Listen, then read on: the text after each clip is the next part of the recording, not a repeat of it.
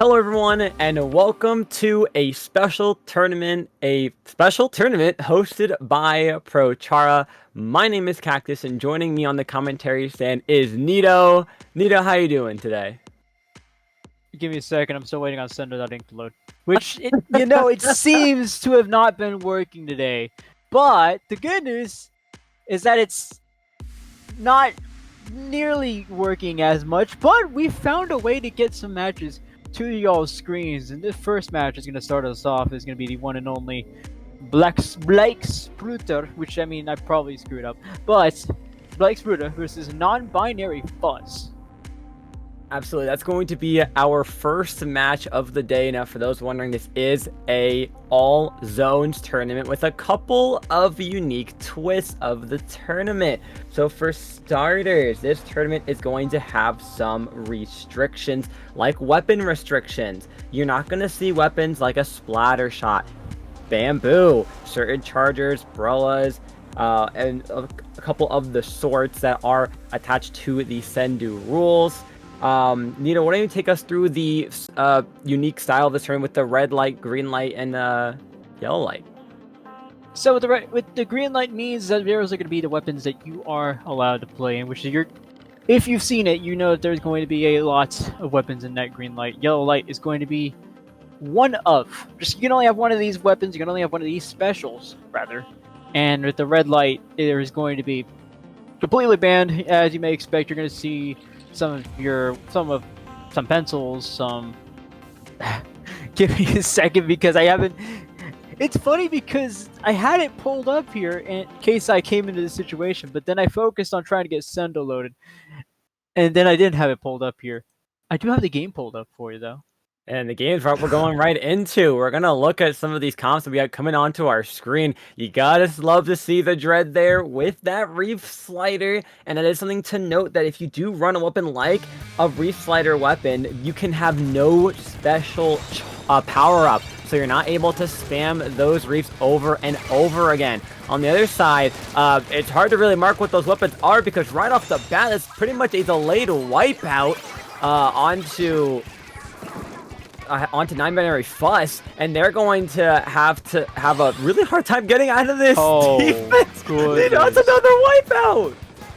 All right, okay. So there's really not much for you to talk about here. This is Blake Spruter just completely shutting down everything non-binary Fuzz is coming to him. There was a stamp, or not a stamp, a zipcaster went straight for the crab. Doesn't work out too well. Non-binary Fuzz just has nothing here. Let's see if this cooler does anything to change that, but so far, no dice for him. They go 2 players down. Nothing is changing here. Blake Spruter and an absolute tear, but they do go 3 players down. Yeah, finally, Black Spruter found their way to get out of that defense that they had to try to put on for so long when such an aggressive hold by Black Spruter. Now non-binary Fuss is taking huge advantage here, using that crab to allow them to go forward. You are going to see Bleach get 1 player down with that sword, but they're going to trade off for that. Fisk is going to look to see if they can make some magic happen on the duelist as the crab is ready for their own accord. And the players on non-binary Fuss are just trying to make it as hard as possible for them to get in, as a reef is going to come down, get the blaster on this head, but they get punished. Nito, non-binary Fuss is doing a pretty good job at holding Black Spruter off, especially getting 2 more down. Oh, absolutely. It's still very tight here. It's not like either team has a solid lockout here. There's still very much some uncertainty going on between both of these players. I do want to mention the Dread Ringer on the side of Blake Spruter right now, because that is one of the weapons that falls between the yellow and the green light. You are allowed to play Dread Ringer, but you cannot have special power up on that weapon. You're going to see a lot of weapons under that fall under that category. So we're going to see how Blake Spruter works around that, but it's all non-binary Fuss for now, as we're about to see a possible knockout coming for them. But they do.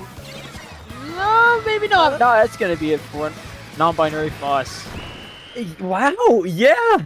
Once non-binary Fuss was able to get in, they completely reversed it, securing that game 1 for themselves after what looked like an extremely dominant Black Spruter game. I mean, that was an incredible start by them, but getting locked out in the beginning seems so treacherous, and they completely turned that around. Wow, that is a nice little start here from both teams. I mean, Blake Spruter had its fairly convinced that that was going to be the game for him, but then non-binary fuss comes around. Like I said, nothing was too certain in this match, and boy, both of these teams prove it. Non-binary fuss coming in at the end here, even with the Reef Slider coming in from Mr. Egg, not enough to cause a complete zone change. Non-binary fuss takes the first set. Yeah, you know, I gotta give props to Black Spirited there. It seems they have their offensive holds down to a T, but on the defense it seemed a little bit of a struggle. Now, they had some opportunities they were able to go in. At some point we did see the Reef Slider try to go in at the end to try to cap the one side of the zone, but with no real teammates to kind of come around and support them, it was just the Blaster trying to poke. There wasn't a lot for them to play off of. You can see even there, Julie tried to go in, see what they could pull off, try to hold that zone, but just a couple seconds too late. How will Black Spooter, though, be able to turn this around after non-binary fuzz gave them one heck of a comeback of a win? It's definitely something to think about, because not only did you have a lockout at the beginning of the game, non-binary fuss flips that around and gives you a knockout. So now you're thinking, well, the way I saw that knockout at the beginning, it was very, very solid. So you have to think about what had you lose that. It was probably going to be the triple that I saw that got non-binary fest back in. But you got to make sure you aren't, once you get staggered, how do you get yourselves out of that staggering? Once you get into a lockout, how do you get yourself out of that lockout? And I want to see more of what we saw from that first push from Black Splitter against non-binary fuss in this next match. Reminder, by the way, this is all zones only, so we're going to just look at maps, and the next map is going to be Mahi Mahi Resort. All right, Mahi Mahi. This is going to be a quick, short map in the beginning. Once you reach that 60 to 50 point range of the zone, if you want to be able to have control when that drops. That opens up a lot more of the map, opens up a lot more paint, and we're going to see a little bit of a change up in the comp. I believe we're going to see the new stringer that's going to help with a lot of the object shred onto the dualies on the other side of Black Spooter. Right now we're seeing a lot of trades go on the map, but it's ultimately going to be Black Spooter taking control of the zone and finishing one last pick as the sword holds. Or I say it too early as they're trying to still cap the zone, finally going ahead and getting it. This Blaster in trouble, but look at that team coordination, teammates supporting each other to get that player out, trying to play for a stronghold here. And it's going to be a strong hold for the time being, but maybe not. No doubt there's one player down going. One player down, that's going to be the splash on the side of non-binary fuss. But so far, so good for Black Spooter. So even though they do go a few players down, it's still hotly contested here. They do still have a strong amount of players here. All they need to do is regroup. They already have one cooler up, so all they need to do is figure out a way to get back in from that left side. Non-binary fuss leaving a lot of space there, and maybe this could go well. Oh, maybe not. Black Spirit already going 3 players down there. Non-binary fuss takes the lead. Oh, and just in time, they get the wipeout. And unfortunate timing for them. The map drops, allowing so much more of the map to be painted for Black Spooter so they can charge up those specials. And already look at that, 3 specials online. 2 of them popped, being the Cooler and the Killer Whale. The Crab comes out on the top left side for non-binary fuss, trying to get rid of one of the players. They get rid of the Zap. The Dualies are trying to stay alive with Crab here. If they could just barely hold on, that's going to be not enough for a lead. Zip's coming out to try to get another pick, but it's not going to be enough. It's going to recall back. And non-binary fuss barely holds on to that lead by 1 point. Okay, there it is! I was saying okay a lot. I saw the Reef Slider coming out, and just based on the positioning alone there, that was going to be a perfect Reef Slider. Black Spooter now in control once again. That lead, like you said, 1 point separating them both, so it's going to change pretty quickly here. The question is, how long are they going to hold on to that? Because like we've been seeing so far in this match, it's very, very close. So whatever lead Black Spooter can get here, it's probably going to go away in the split second with how well both of these teams are playing off of one another. Non-binary fuss taking control of the zone. You can expect this lead to possibly go down sometime soon. Absolutely. Talk about holding a quick stop sign to that player there. They're going to try to go in here with the Reef Slide. Unfortunately, not being able to cap that zone. Trying to find the picks first if they can try to cap the zone with it, and they will. These dualies trying to shut out Nerdy Adam, but they're holding alive, and they secure a wipeout. Nerdy Adam just clutched up the game, pulling off a 2 to 3 picks on the other team, holding on to that zone, and they're going to try to build up a Crab to continue this lockout, and get the lead right back where they had it. And this is why non-binary Fuzz is glad Black Spreader doesn't have a special charge up on that Dreadbringer, because this is a perfect. This is going to be the opportunity for Black Spreader to take it back, and they probably will. But my goodness, I mean, when you got players like Mary Adam on your team, all you need to do is let them do their work and then just let everything else fall into place. You can't let Black Spreader get any chances to breathe here. Non-binary Fuzz doing an excellent job here. We're going to see how they retake the zone here. It's them in the lead right now, but Black Spreader currently running down those penalty points until Bleach gets 2 players down. This could be another zone contest here. We're going to see how things go here. Yeah, and right now we're going to start off with non-binary Fuzz taking re-control of the zone. They do have a Zipcaster ready online. They're looking to maybe pop it soon. Probably waiting for that crab, or after that wellspring gets popped with 2 players going down. Maybe not. You get to hold on to that special, as now your penalty points are over. The other team of Black Scooters now going to try to start feeding forward. Here comes the Zip. They're looking for a pick. They see this player on the ledge here, and they're going to end up getting that zap off in the corner. The Blaster trying to poke on the front line, but that's going to be a wipeout. Non-binary Fuzz, Nito, with only 15 points to go and a crab online. It seems impossible for Black Squirrel to get in here and get the zone back. And it looks like, yeah, it was a bit of a desperation play there just to get something on, but non-binary Fuzz takes the whole set. That's going to be a 2-1 win there for non-binary Fuzz. Excuse me. I am just, I don't know. It's like we saw 2 different games here. One was very lockout heavy, and then this one was like, all right, anything goes. Go towards the zone. See what happens. Yeah, I mean, non-binary Fuzz with an incredible first game reversal to then a very back and forth game too, but ultimately securing it due to Black Spooter trying to go for the zone in desperation plays. It felt like they had the right ideas, but just not coordinated at the same time. Earlier in the match, we saw the Reef Slider go on in, but was followed up a couple seconds later by the Dualies, by the Blaster. Not enough time for them to come on forward, as we see with these replays from that first game. I mean, these players were diving on in, but there was not enough time to support it. Second game, same case here. You have the Reef Slider going in, trying to get a player or 2 rather than the zone, and the players funneled forward, but unfortunately could not match that energy, not going in at the same time. A little bit of that delay on the gas pedal, and unfortunately could not cap that zone.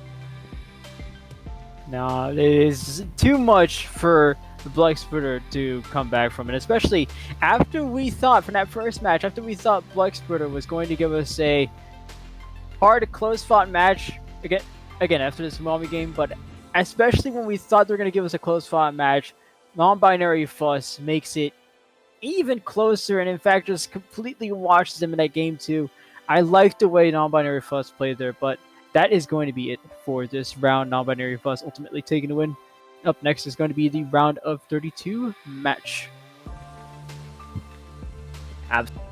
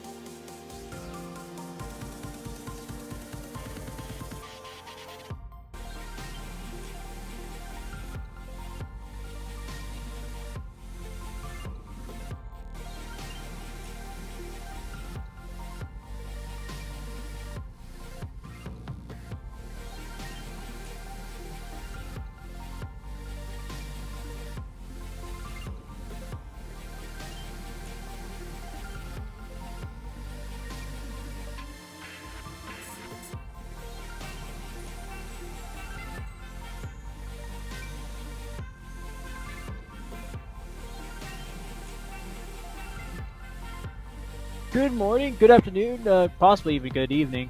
We are back with another episode of a special tournament. The tournament that is special. It's very much special, I think.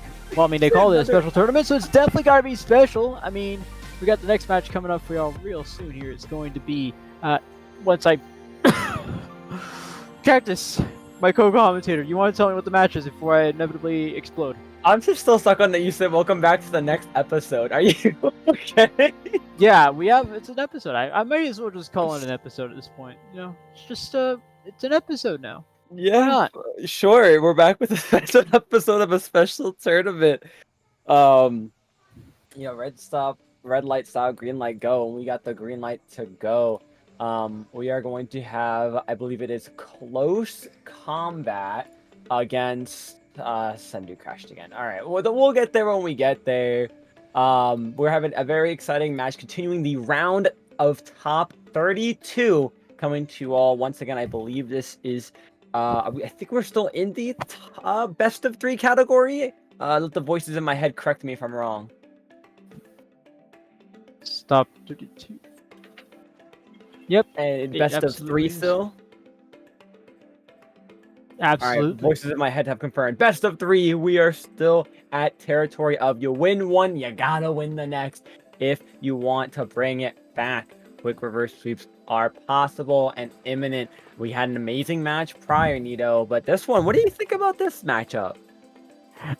I want to just tell y'all right now that the next map is Flounder Heights, and honestly, I kind of like spot zones on Flounder Heights, and I want to see more of it. So I'm glad this tournament's going to bring us a little more of Flounder Heights splat zones, and I want to see what both of these teams bring to the table here as we get things started. Actually, this next match should be coming up real soon for y'all, but like I said, first set on splat zones Flounder Heights. You want to work with me, screen? $5 wizard prize. That was the other team's name before Sendou decided to throw everything out the window. We're gonna see a double bucket comp out of $5 wizard prize. I would expect nothing less on a map like Flounder. Of course, you will also have crab and strikes with those weapons respectively on Splash and the Dowsers. A very interesting pick. And on the side of close combat, we do see a unique pick of a Nautilus. That is the Nautilus with Splashdown. It's the weapon that just went down in the first 15 seconds of the game. And right away, $5 wizard prize is absolutely annihilating this cap of the zone, forcing all the remaining players of close combat to jump out and put them in a struggle of a defense. It's interesting to note that those Dowser Dualies you're only allowed one pair of Dowser Dualies on your team, so that's one thing worth watching out for. But all of these weapons, they are all allowed as per the rules, so we're gonna let both teams hang out, see what comes up. But $5 wizard wizard prize. I wonder. I don't know what the prize is. Where is it? $5. Anyway, they're in the lead. Five below. You're right. It's some dollar store stuff. Some dollar store of a name. And looks like close combat is giving $5 wizard prize a run for their money, trying to push forward. One player, Harry, is holding the zone against 4 players and jumps out. And then the machine jumps in to get the pick on the hammer, and they are still contesting the zone. Although close combat will finally get a cap, it is repeatedly getting flipped over by $5 wizard prize. They are giving close combat an impossible task of trying to push forward, Nito. They can't even get past the zones. That was rough too. The way there was a sloshing machine on the right side of the screen, and there was like two other players right there ready to enter the zone. That could have been a perfect pincer there, but unfortunately close combat, just too much for $5 wizard prize to fight against, and so far it's still just a little too much. But $5 wizard prize looking to get things started again. Astro, the only one left, going to go back and try to save some of that special. They already popped the cooler, so there's definitely not any specials to save here. But we're going to go ahead and get maybe some jumps out. $5 wizard prize still holding on to control, but do go one player down though. That's right. With one up player down, all these strikes coming in to hold it. Coffee through their Stamp. Unfortunately, not finding any player. Stamp is an interesting special to want to choose on this map as well, as it's only going to really help you if you're able to get some picks off of the ramps. They're trying to go on in. Trades will happen on the field. 3v3, 3v2, 3v1. Eider gets a quad and drops a cooler for their teammates in the front line of that zone. And with these points counting down, this might be a shutout. This might be a shutout indeed, but we're going to see what Close Combat has. They do have one special. There's a stamp, which can be very aggressive, but they do miss the stamp, though. That's going to be crucial. See how much that affects Close Combat. $5 Wizard Prize still could actually Close Combat still could control of the zone. They do have that Rapid Blaster. Should be able to get some chip damage there, but not enough. The other player went down. That would have been a perfect 2v1 there, but $5 Wizard Prize holds on, stays strong. Only 10 ticks left now. 10 ticks to go, and a crab to try to end it off. That crab will actually get the splashdown there in the air before it fully cancels out the crab. That is a 100-0. $5 Wizard Prize secures game number 1. Well, all right. $5 Wizard Prize. It was a little shaky there too. Close Combat at some point looked like it was going to completely flip the game script there, but $5 Wizard Prize holds on so well. I mean, we look at this beginning here. It's just about every pick they got, it seemed like they would always move forward after a single pick. So here comes YOLO. Goes one player down. Already trying to take out 2 with this sloshing machine. Those 2 at the top almost get the perfect pincer there, but unfortunately that sloshing machine goes down. There's all the leverage they had there, but with every pick they got, it was always just go a little bit more forward. Either they're taking advantage of taking advantage of that positioning, and it was just working out so well for $5 Wizard Prize. Yeah, they played that so well, especially that early on, towards the end, that flank Eider was able to perform on that bucket play, getting 3 players down, and a great pinch opportunity that they took on this map. I mean, that was a wonderful game 1, but like you said, it was a bit shaky. There were some comeback moments that Close Combat could have had to continue trying to push for a further lead, and maybe Flounder wasn't their map. Going into a map where you're fighting a comp of double bucket makes it pretty hard because they're so dominant on this map. But the next map might favor them. Hopefully Close Combat's able to work with the comp they're going to run if they stick with what they've been running, and hopefully secure this game to give it a good back and forth. I like this tournament's rule set. Not only because you have to think about what weapons you got, but now you're also thinking about specials and what we're gonna bring. What can we bring? And then also and later on in this tournament, what do we bring as a counter pick? Because not only does that counter pick affect what you're bringing out, it also affects what specials you bring out, because some specials work a lot better in certain map modes than they do. So Flounder Heights, it was a lot of high ground, low ground. You can easily just put a crab on top and call it a day. This next map we're gonna bring out for you real soon, it isn't obviously the same, but you're going to see, I believe, a bigger difference in these specials and the weapons they're considering. Yeah, absolutely. That's something I didn't even think to consider, is that counter picking map, and you gotta hope that it will favor the weapons you're even allowed to bring in, hence the whole reason for this special tournament. And it looks like we're going right to Museum d'Alfonsino for the next map. A pretty good ledge campy map for buckets, and with a little bit of a stall loading into the game. Let's look at these comps, and it looks like we're going to see a blaster come on out. We're pushing away from that double bucket comp completely, going with a zap as well for some paint support and cooler, but pretty much an identical comp still that we saw last time from Close Combat. I want to say that is the vanilla range blaster. That is not the custom range blaster you might be used to seeing in comp here. So that is going to be sorry, that is going to be not bubbler, the beacon thing. Wavebreaker? How did I forget what wavebreaker? Alright, whatever. It's okay, I got you. Bigger beacon. It's a bigger beacon. Bigger beacon. I like that. Yeah, so you see that coming out, and with these with these rules, because you only have 1,000 duelies there, you aren't able to spam as many ink strikes as you may like. This is what a focus of the tournament is, just making sure there isn't as many specials being used. Now it's more about skill, more about strategy, it's more about how do we use our players and how do we use our specials. A little more focus on the specials.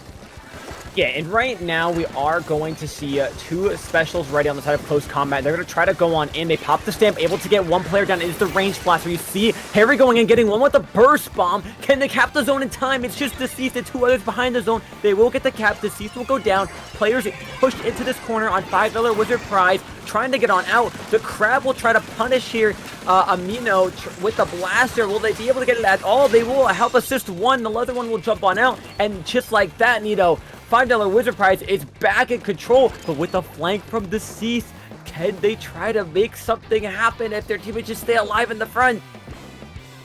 Gotta keep it alive, but they do jump out, so maybe they saw something they didn't like their $5 Wizard prize. So they've already got one player in spinner. They've got the cooler in spinner on the opposing spinner too. So you gotta watch out for that. There's a lot that $5 Wizard prize here, and it's gonna be very scary. But Yola, oh, coffee goes down. That is the stamp that goes down. That could have been a huge stamp, but they've gone down. Two players going down for close combat. $5 Wizard prize still holding on strong here, and that was a dangerous stamp there. If they got it off, that vanilla range could have easily gone down, but it's 3 players down for close combat as $5 Wizard prize closes off the set here. You blinked, you missed it, and just like a broken street light, that green light did not last long. $5 Wizard prize secures game number 2 very dominantly and fairly quickly with just such an aggressive comp, Nito. I mean, they were up in the plat of close combat before they even fully had that cap of the zone once they got 2 very reliable picks. These players on $5 Wizard prize knew how to play with those weapons, with their specials accordingly, and they did just that to secure a beautiful game win. Oh wow, this was a pretty good work. I mean, this obviously this stamp drop is this hammer drop is very unfortunate there, and that cancel though is very useful. Great job from Yaga there on the Dowser Dualies, but $5 Wizard prize just doing so well. It appears almost on every end of the game here, making sure they held on to control and they held it on well. They did have a great understanding of how their weapons work, and I think that's what brought them here to the win, to the 2-0 victory. Yeah, absolutely. Like you said before, it's such an unfortunate the stamp fell in the water, because that could have been, that's what really helped them in the first time get recap of that zone. They were able to push the players of $5 Wizard prize into a corner and kind of corner them there. Unfortunately, though, they were able to sneak on in, get a couple of great picks. But if we've seen from these replays here, that $5 Wizard prize, they just knew how to lock out and they knew how to come back real swiftly. Yeah, it is wonderful stuff here from $5 Wizard prize. Close combat though, I do like the way they were able. I did like the way they contested most of them. Is that they did wait for their specials, obviously. So they did wait to have more leverage with their pushes. So I did like that. But we are going to take a short break here. I think. What do you think? Did we take the red light here? I think we take the red light, put a little bit of stop on the gas, collect ourselves, and we'll be right back with winners round of 16.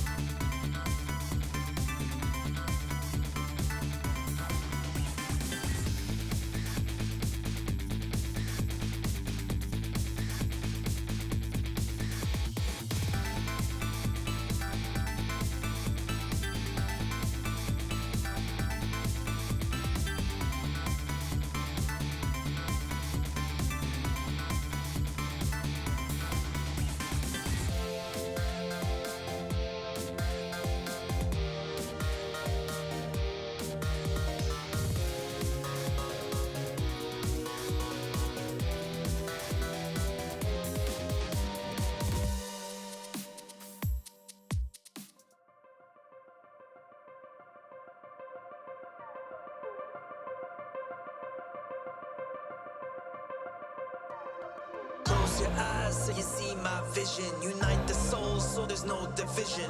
Look into the future, we see all seasons. Aiming for the top, but what's the reason? Hands to the sky and realize we're free. We become the legends we were meant to be. Now open your eyes and you will see. I can lead you home, just follow me.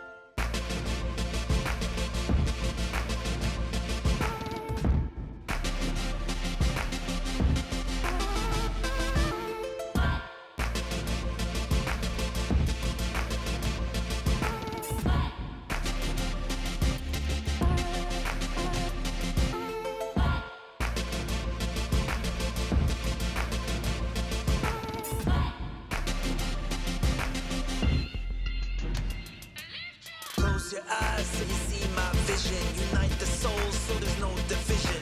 Look into the future, we see all seasons. Aiming for the top, but what's the reason? Hands to the sky and realize we're free. We become the legends we were meant to be. Now open your eyes and you will see. I can lead you home, just follow me.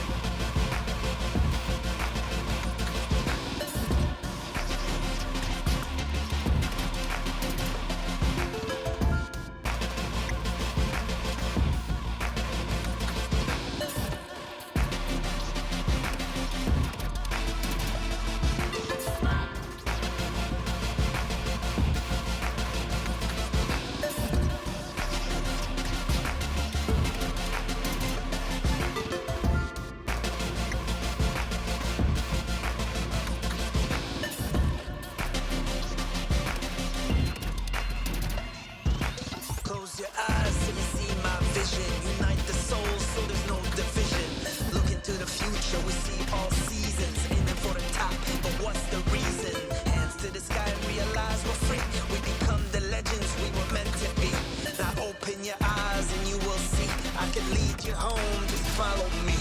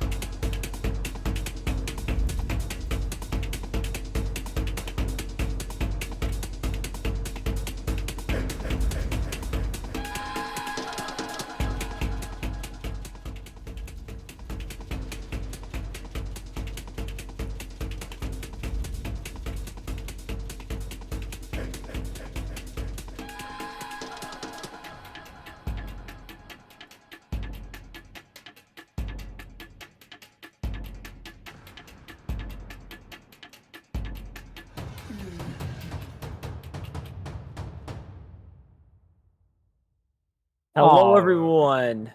Welcome back to a special tournament. You ready for top 16, Nito? Sure, why not?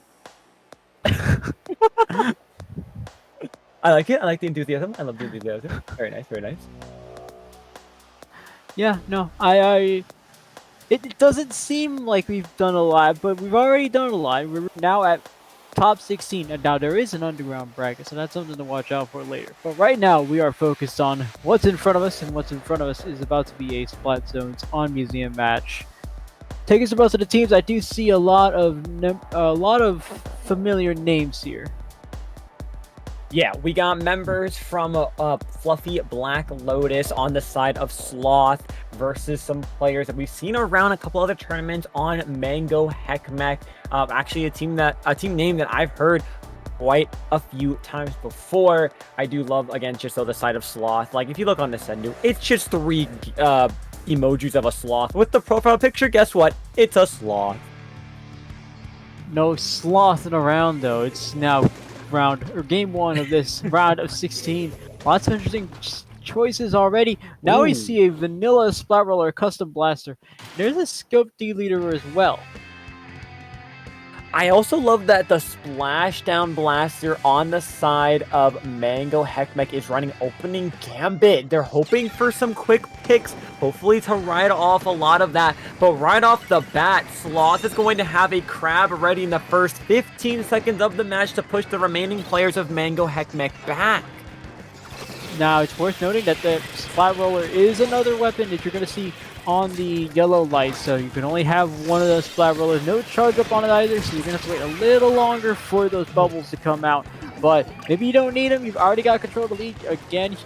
They've got control of the lead already. We're going to wait to see what they're going to come out with Merc here on the head. It actually goes down here. Nango now waiting for a strike. Already has some great positioning here. See what else happens. Yeah, Mango Heckmech is doing a really great job holding the zone and holding the plat of Sloth. They're trying to find an opportunity to poke on out, but oh, Nito, that's a DC for Mango Heckmech, and I believe they might be past that point mark. I'm not sure. I believe so. Yeah, we're gonna look at TDC rules unless the voice in my head wanted to correct me, but I believe that is, since we are looking at neither team going past 50 and the time not going past half, I believe we are good for a replay here. You're gonna see most teams come back pretty soon as well. Yeah, that last player should be able to come on in. Yeah, DC replays permitted if both conditions are met. Neither team has scored more than 50 points. No more than 2 minutes and 30 have passed. But it might be a situation of these players and teams doing a gentleman's agreement to keep things going, regardless of the DC, which I've been would be fact pretty checked nice. by Extreme. So no, we actually have gone past 50 remaining. So we are, like you said, it's either a gentleman's agreement we look to here, but we have gone past the 50-point condition.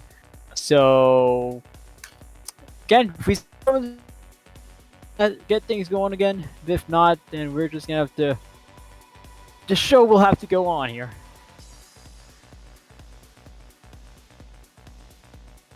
Oh, So right at that is a good point. We were just informed by production, our wonderful Jorian behind the desk helping us out here with the stream. It was 1 sec. It was really, oh man. Literally, as you can see it on your screen, right at the 50. So technically, they can replay it, right? Technically. Now, okay, so we are at 50 right here. Slow it down. So no team has scored more than 50. Then we get the DC. I think, if I'm making a call here, I think we're still good for the replay. Okay. I believe I heard that right. We are from. It would be a gentleman's agreement to keep things the replay going.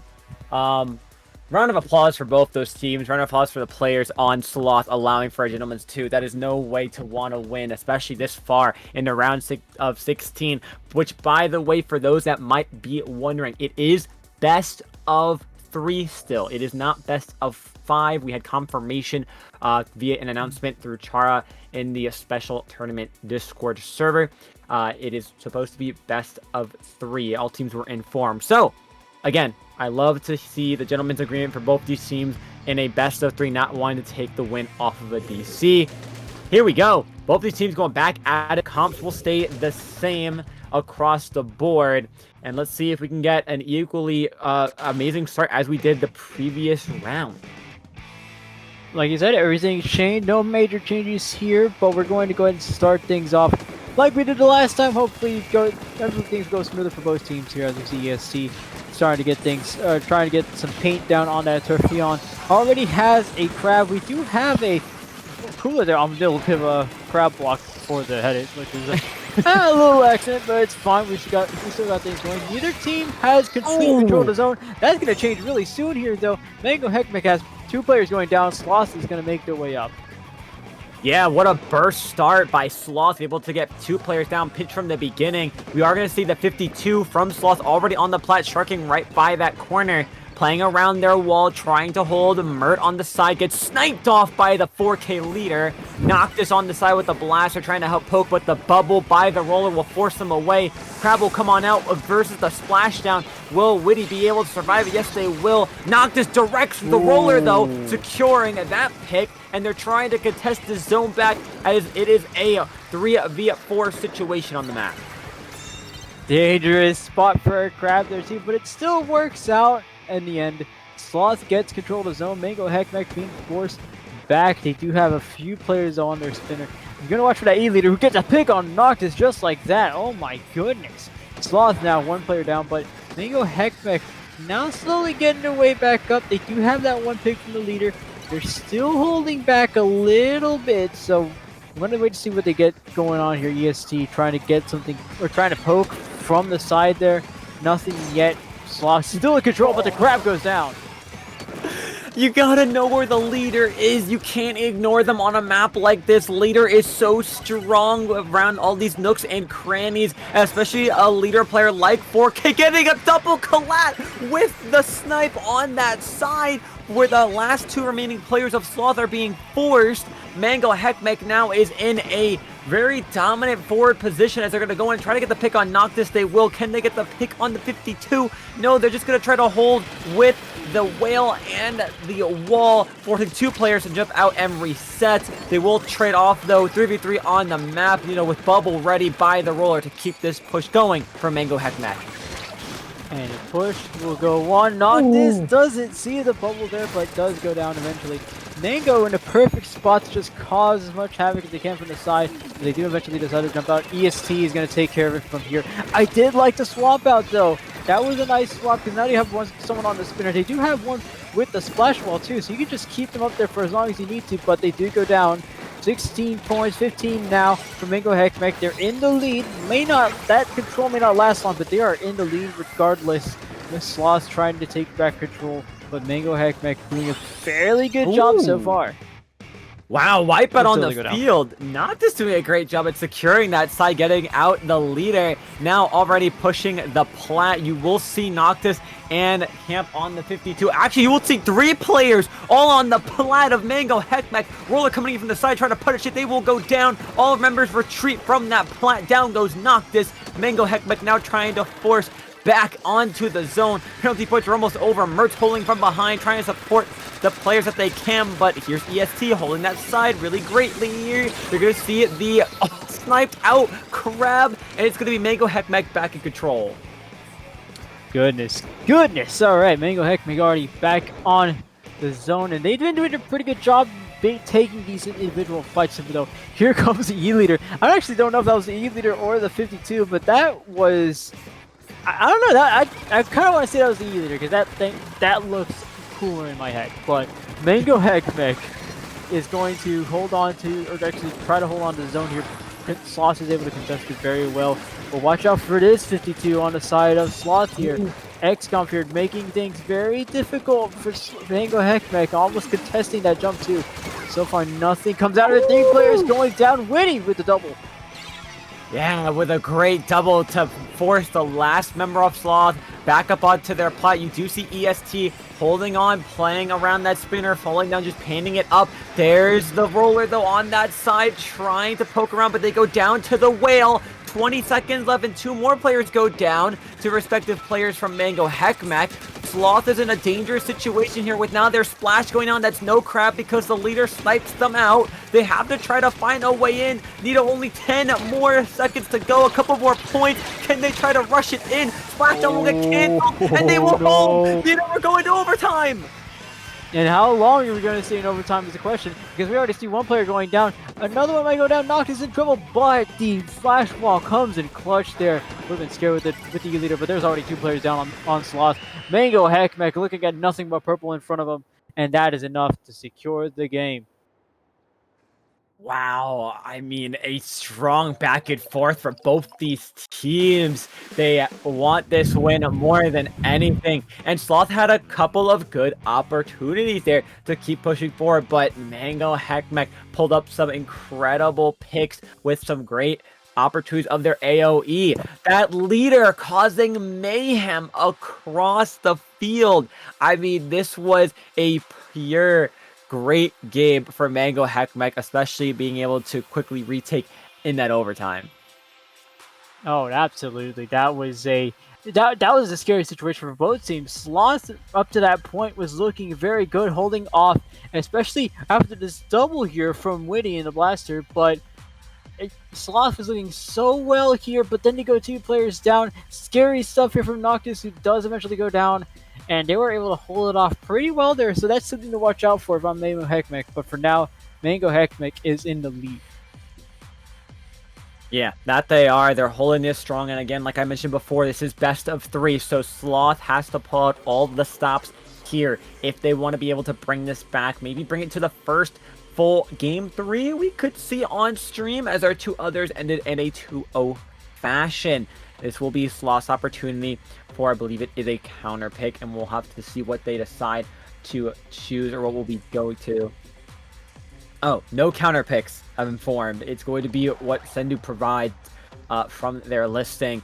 So hopefully it's a map that, for Sloth's sake, that will be very beneficial for them, especially when it comes to the weapons they might be playing with the limitations that this tournament has.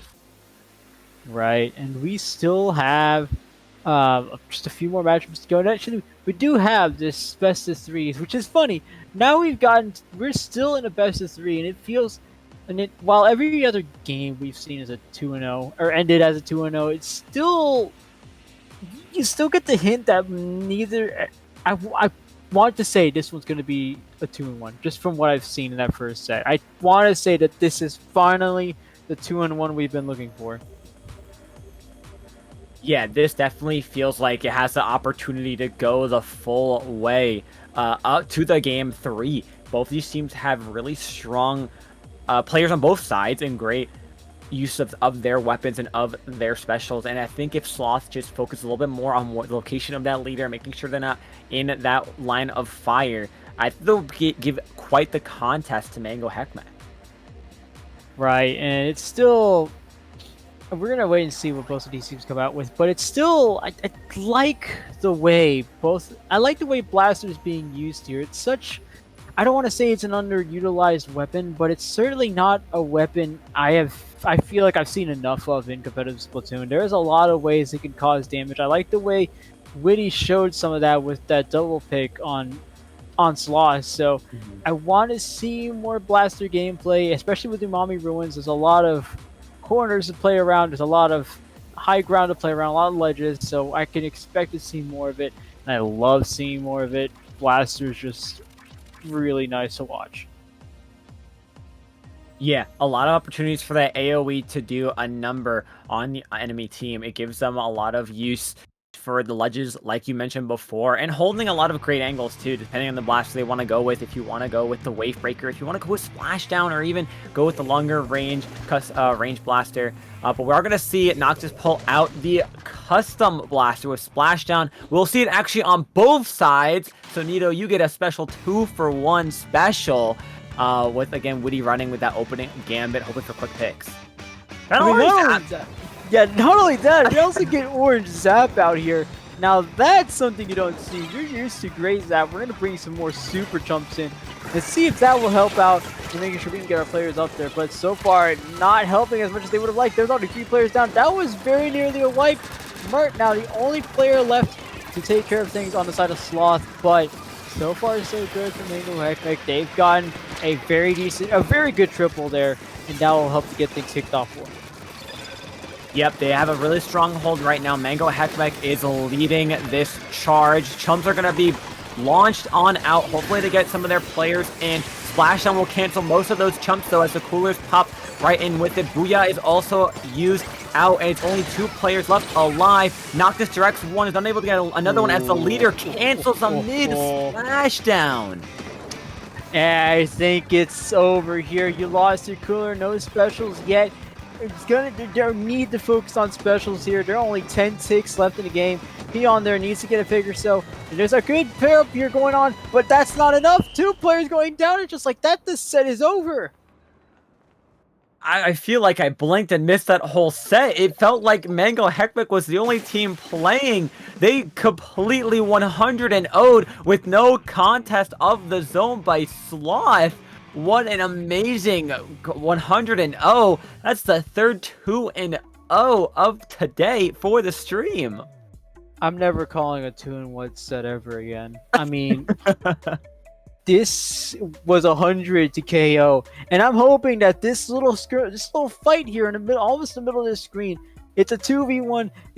Something good has to come out of this, or else Sloth is going down to underground bracket. But they go down, and immediately they lose this. One of them loses this fight. It's both of them actually. Noctis is the only one left standing.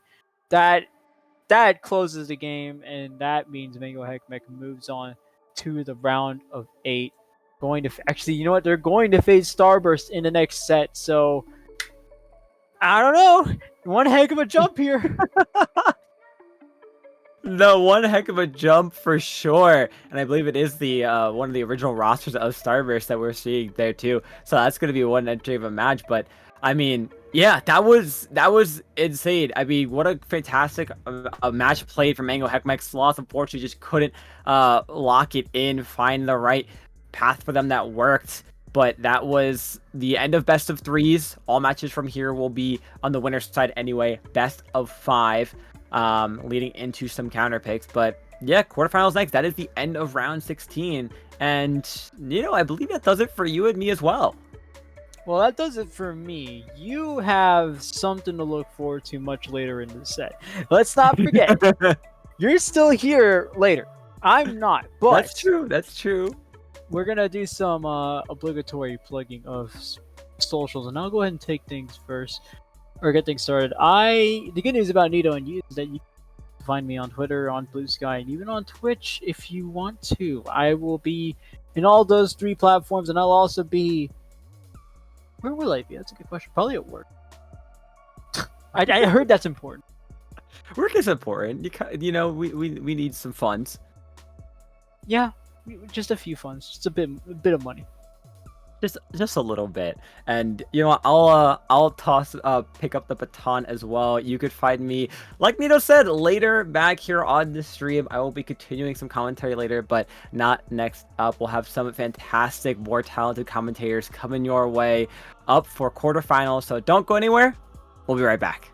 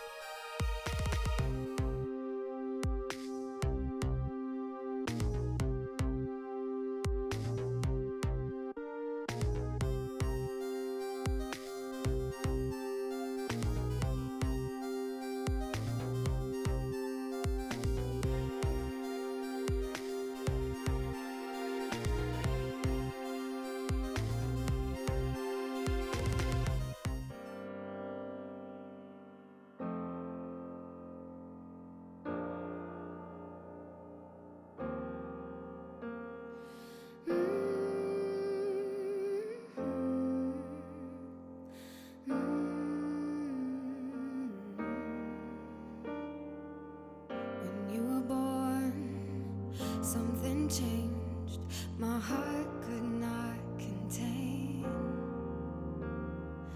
the miracle of this world and all that it creates. With every passing day, the winds might grow stronger and carry us away, but we will hold on to joy to light the way, to keep the reminder that love does not escape. I'm yours forever. There is no end in sight for us, nothing could measure the kind of strength inside our hearts. It's all connected.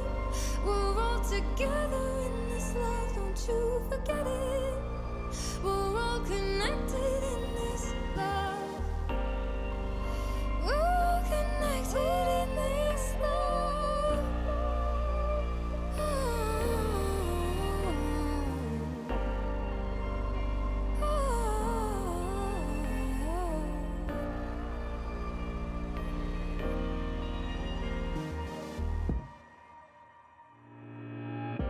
Even if each of us are miles and miles away, we'll build a bridge from our love to come back home again. With every passing day, the winds might grow stronger and carry us away, but we will hold on to joy to light the way, to keep the reminder that love does not escape. I'm yours forever. There is no end in sight for us, nothing could measure the kind of strength inside our hearts. It's all connected. We're all together in this love, don't you forget it. We're all connected in this love. There is no end in sight for us. We're all connected in this love.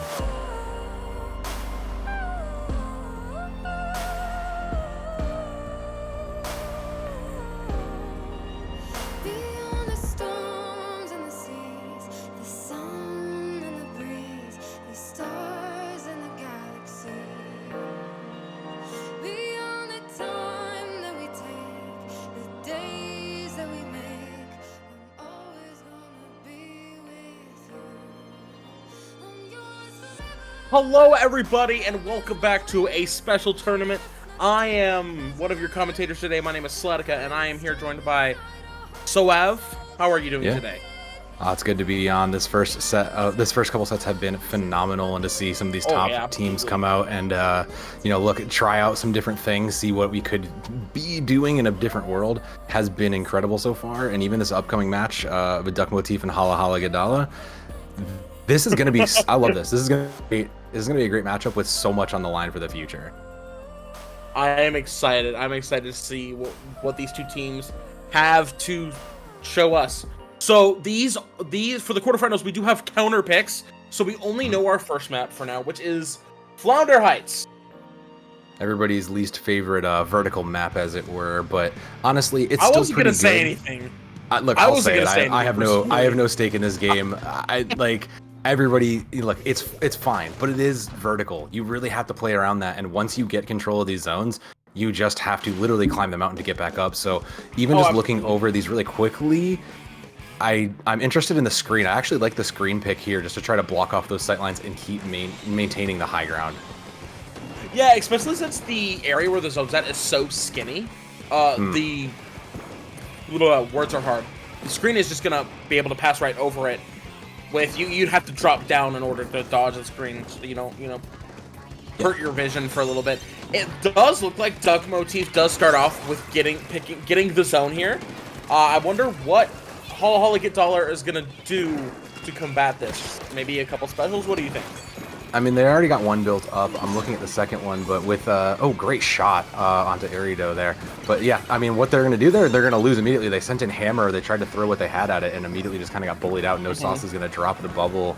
And I mean, I would just get out. You have no stake in this right now. I mean, at this point, you still have enough time to get back in. I mean, I personally would just build up my special.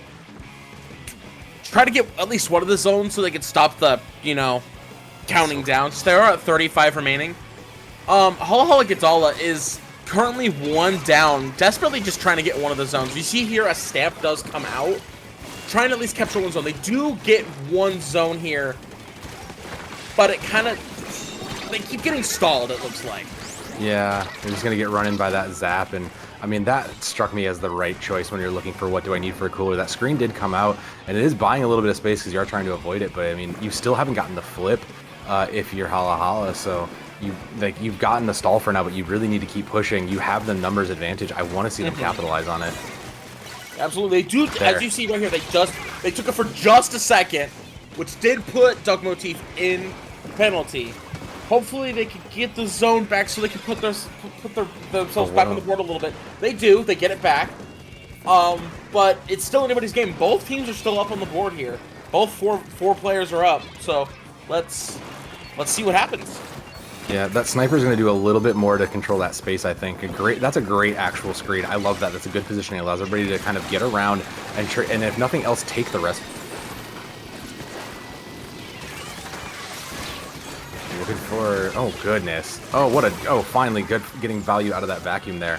Grabbing Milk Tea. Still has the stamper, but still can't quite get it. Finally, they'll get it back in control. And I mean, 220, that's still a long way to go, but considering it's going to be under a minute to tick in total, it's going to cost about 2 fights to maybe close this out if you're Hala. I mean, right, but they have a pretty good, I was about to say, they have a pretty good chokehold on the zones here. They have all of Duck Motif in their sights right here trying to get up on the zone. Duck Motif has actually gone around to try to, like, get the other home. As the points slowly inch slower and slower down. Duck Motif is 2 down at the moment. We got somebody jumping in. It does look like they do have a chance to get the zone back here, but Hala Gadala takes it back. It's overwhelming, but the zone's going back and forth. Yeah, I mean, a lot of that was on the back of Milk Tea's vacuum there, just kind of keeping the safe. You rarely get to see something like that thanks to this tournament. The way this is designed, we're getting to really see how useful that vac can be. And now with just having to burn down this penalty, they should be in a good position. They don't have their cooler up, but Duck Motif just kind of has the positional advantage here. I mean, what they want to do really is just hold it till they break penalty and just try to get those points down a little bit more. They do have about like a minute, just a little over a minute left before the game's over if they don't knock out. So all I'm saying is they should get the zones and then play heavy defense. As we see, the screen does come out on the side of Duck Motif. Ooh, an excellent charger shot from Duck Motif as both, I was gonna say both teams. Whoa, Duck Motif goes. There's the wipeout. All 4 down, and Hala gets all, stuttering, my apologies. Okay, that's a long name, but they still have a long hold ahead of them. 40 makes at least 60, a full minute on this, which means that they have at least 2 pushes, and with 45 on the clock, overtime is going to hit. The early cooler, I actually like that. I like that response with the early cooler. That should give them a little bit of a comeback here. Especially with Hala Gadala's penalty that's it's so close to getting through. They're only 4 points ahead, but Duck Motif. Wait, no, my apologies. Hala Gadala got another knockout on Duck Motif and got the zone back and is about to break penalty. Do we see a lead here? Oh no! Oh, what? 3 down. Okay, they do take it back, and they do take the lead with 10 seconds left on the board. I don't know if there's much Duck Motif can do with 2 down. I don't think there's anything they can really do, and they even get the knockout. Great comeback play from Hala there. Wow. Knowing that they went down quick and just had to play a little bit. Yeah, once they got control of the tempo and the pacing of the game, really kind of got their specials under their, when they wanted to use them. It really just turned their way. Duck Motif came out strong though, and I do think that that's something that works really well for them. It might be worth revisiting the comps though, because there's a couple things that I might have changed on just my side, but like I'm not sold on the brush. Particularly, it's a good idea, but I still think you'd rather just have Wiper instead. I get what you mean, especially since it is, I guess it depends on the map, in my opinion, because I feel like Rain is decently good for this map, specifically on the zones because of how skinny the bridge up top is. But I would say, in the same vein, the Ultra Stamp is still also pretty good, as you can see right here. Yeah. It still works on the skinny bridge. So yeah, I guess you have a point, but at the same time, I feel like it's all right that they used it. Yeah, it's not the worst. It's not the worst crime they could have committed there. I think that it just is a little bit. It's literally just one of those things of like, I think maybe that would have taken, you know, when you're looking at the different, you know, modes and maps, and then throw in your weapon ban list, you really have to consider so much, and sometimes what seems like a good idea in the moment just kind of ends up being like a little bit of a mistake. But I will say the one thing that wasn't the mistake was Milk Tea's ink vac. Look, I'm an ink vac hater, I'll admit it. But I do think that it was a great pick to kind of help Duck Motif get those pushes really going and kind of let them be aggressive without fear. I really just want to see them, you know, work more around when Milk Tea has that ink vac if they're going to continue to play this. You can't just kind of throw it in willy-nilly. It has to be timed for the full blitz forward. Oh yeah, absolutely. I'm wondering if we're gonna see any weapon changes. Like we kind of discussed. It's the most vertical map. I can't imagine you're playing the same things here. Right, especially since now that it's counter picks, Duck Motif has a chance to pick a map that maybe they're stronger on. They have a pretty solid like play style on with certain weapons. The gameplay really gets interesting once you start introducing counter picking, because you know, instead of it being a set map list, the team that lost the last game gets a chance to be like, hey, this is a map that our team is good at. Let's throw it in, and it's only splat zones, so it's really easy to focus on like, okay, so this is it's just one game mode, so we don't really have to think like, okay, what's the game mode, what's the map? It's just like we can focus on just the map and the comp, which is probably easier to, you know, juggle, I guess. Yeah, it allows you to kind of flex a little bit more into the mental side of the game, right? Like just knowing that what did you scrim and where are your own strengths does give you a little bit of an advantage. It's like I said, in a different world where you have more than just splat zones, it gives you more of a full advantage when you can pick map and mode. But considering it's all splat zones, and that's everybody pretty much scrims that relentlessly anyways, like you are, you know, it's the small advantage you get. It's all you're really going to get in addition to figuring out. Because the other part is you also saw what your opponents are bringing out weapon-wise, and now you can look and say, okay, we know they're going to be bringing this special. We know Hala Hala likes that hammer. Let's try to play to counter that as well. Right. That is a good possibility to think about. Like they could be thinking about if they don't change up their weapons, what they could do to counterplay. Yeah. Which is an interesting thought. I didn't think about that at first.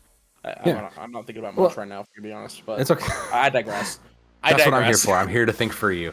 Because trust me, when you look at these, because when you look at these maps, like we have quite a big map pool, all things considered, still.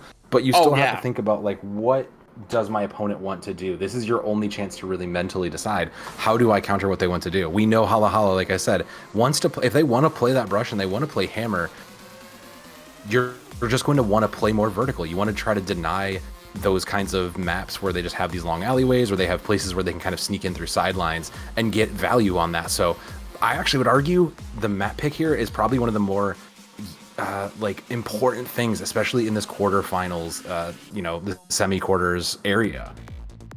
Yeah. Question: is there any maps that are banned?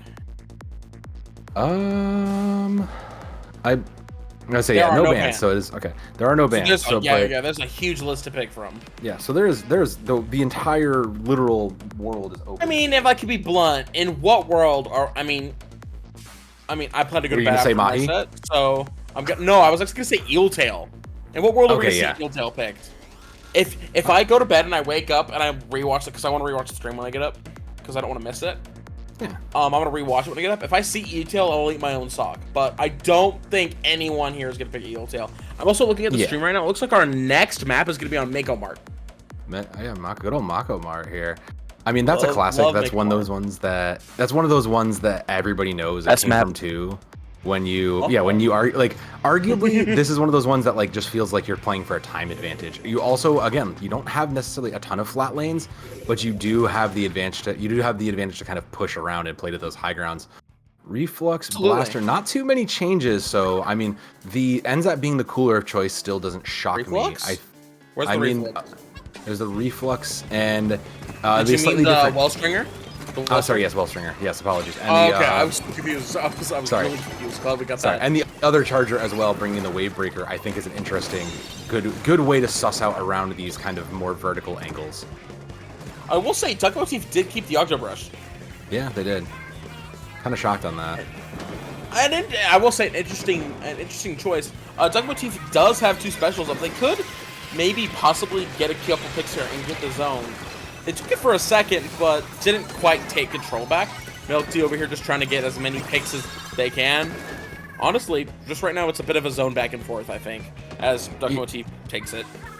I mean, Duck Motif did just also have Cooler up. It's so, like, the right call is just to disengage from that because you will not win that battle, even if you win it, it's just going to do that. But the Duck Motif taking the aggressive spacing here, I actually think is the right call. You're buying so much more space for Milk Tea just to hit shots.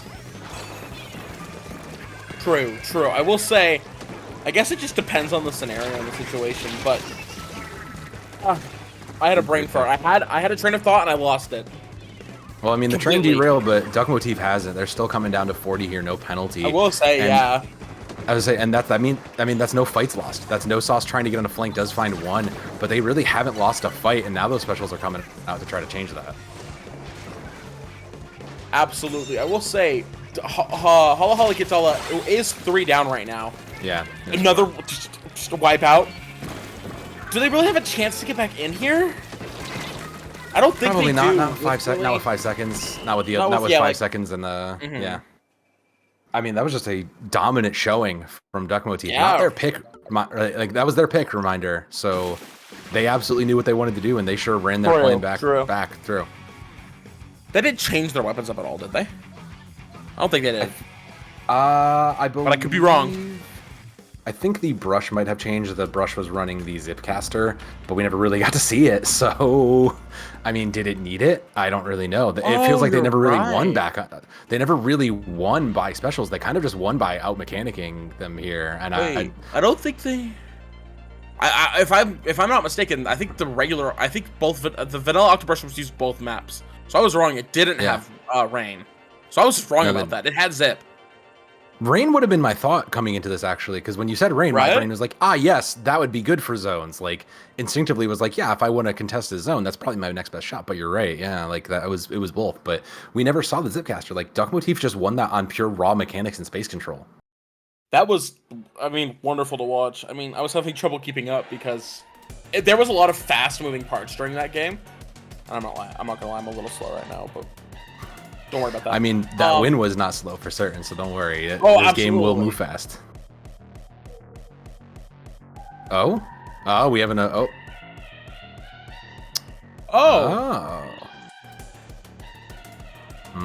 that's unfortunate. Change of pace here. So we just got a. Do we say this on stream? I don't. Yeah, I would assume we need to announce that. Okay. So I will. So we just heard from production. Do you want to say it? I mean, I got it. You got it. You got you. We just heard from production. It is still 1-1. However, Duck Motif did cheat. 52 gal is banned, and they were running 52 gal. Weren't they running it in the first game as well? I think they ran it both. They might have. I mean, both these games came very quickly, so we'd have to go double back and check that. But yeah, with 52 being banned, because of I mean, even thinking about it, not that it was super impactful. I think in the second game, it was. There it is. They had it on the first, and both on the first as well. First and second, there's the 52 gal. All right, we'll have to check and see if that changes. Are they replaying? I'm seeing on the stream. Are they replaying game 2? So it is game 3 now. We're just gonna roll on. Okay. Yeah, so game 3 now. Okay, awesome. Good to know. Good to know. It makes sense. No one caught. We didn't really catch it until now. It feels like it was a mistake. I don't feel like that was intentional. A mistake. I don't think it was intentional. Absolutely. Yeah. I mean, let's be real. We all have our comfort picks. Yeah. Yeah, I don't think anyone's considering this. So like a malicious like I'm gonna go out of my way to pick. No, it was probably just like you were saying, like, oh yeah, my brain's like, oh, this is what I'm gonna pick. 52K. Yeah. That's what I use. Yeah. I mean, let's be real here. This is also a bit of an odd duck tournament in a lot of ways. It is quite literally a special tournament. We are odd duck, really?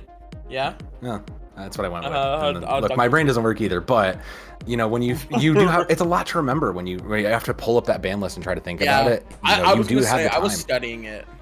Yeah, you really had to kind of pay attention to it. So you really like those mistakes do happen. No hate there. Yeah, I was reading through the chart and the ban list, and I was like, because I wanted to know these things for the tournament because I'm commentating. I couldn't.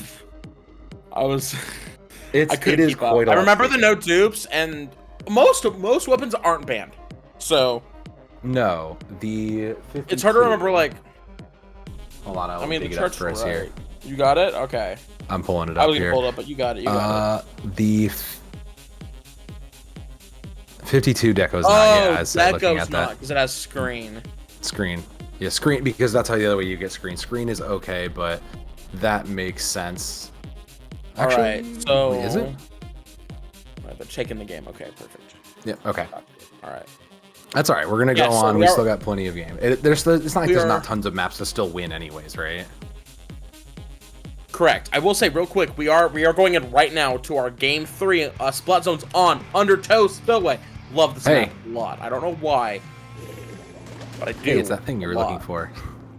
I mean, I'm very curious to see. I say it's one of those things you were looking at. Let's see what changes. I mean, I don't see any changes. I feel like these teams are pretty committed into these weapon kits. When you look at the adjusted meta, I don't see anybody really thinking like there's not much of a need, especially with how long and this map is in reality.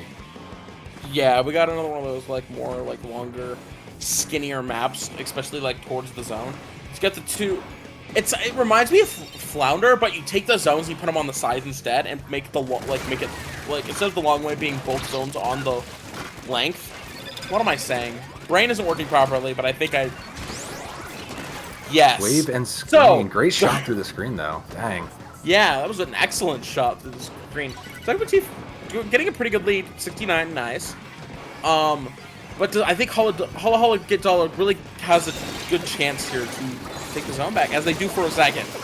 Oh, I gotta say, that was a good read to try to get that hammer shot out there, but again, that vac just finds so much value, especially when the team rallies behind it. So that's really one of those things I think Duck Motif has done very well to get them this far, is just realizing what specials work in their favor. Yeah, absolutely. I mean, it's also, like, I feel like using your specials, like, in conjunction of each other or, like, around the same time is important, especially for when, like, you have to get into the zone, like, if you're being, like, spawn camps.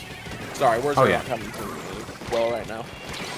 Yeah, you want to layer them, but you want to layer them in a way that everybody can find value on it. Usually you don't necessarily want to, in the sense that you'll lose value, but if this is what it takes to get through a vac, then you have to. Right.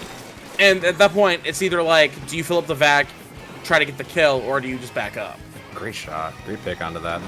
That's a shame, because that hammer just keeps going in hard with no value. You really got to play that hammer just kind of from the side angles and get a flank on it if you're gonna catch somebody out.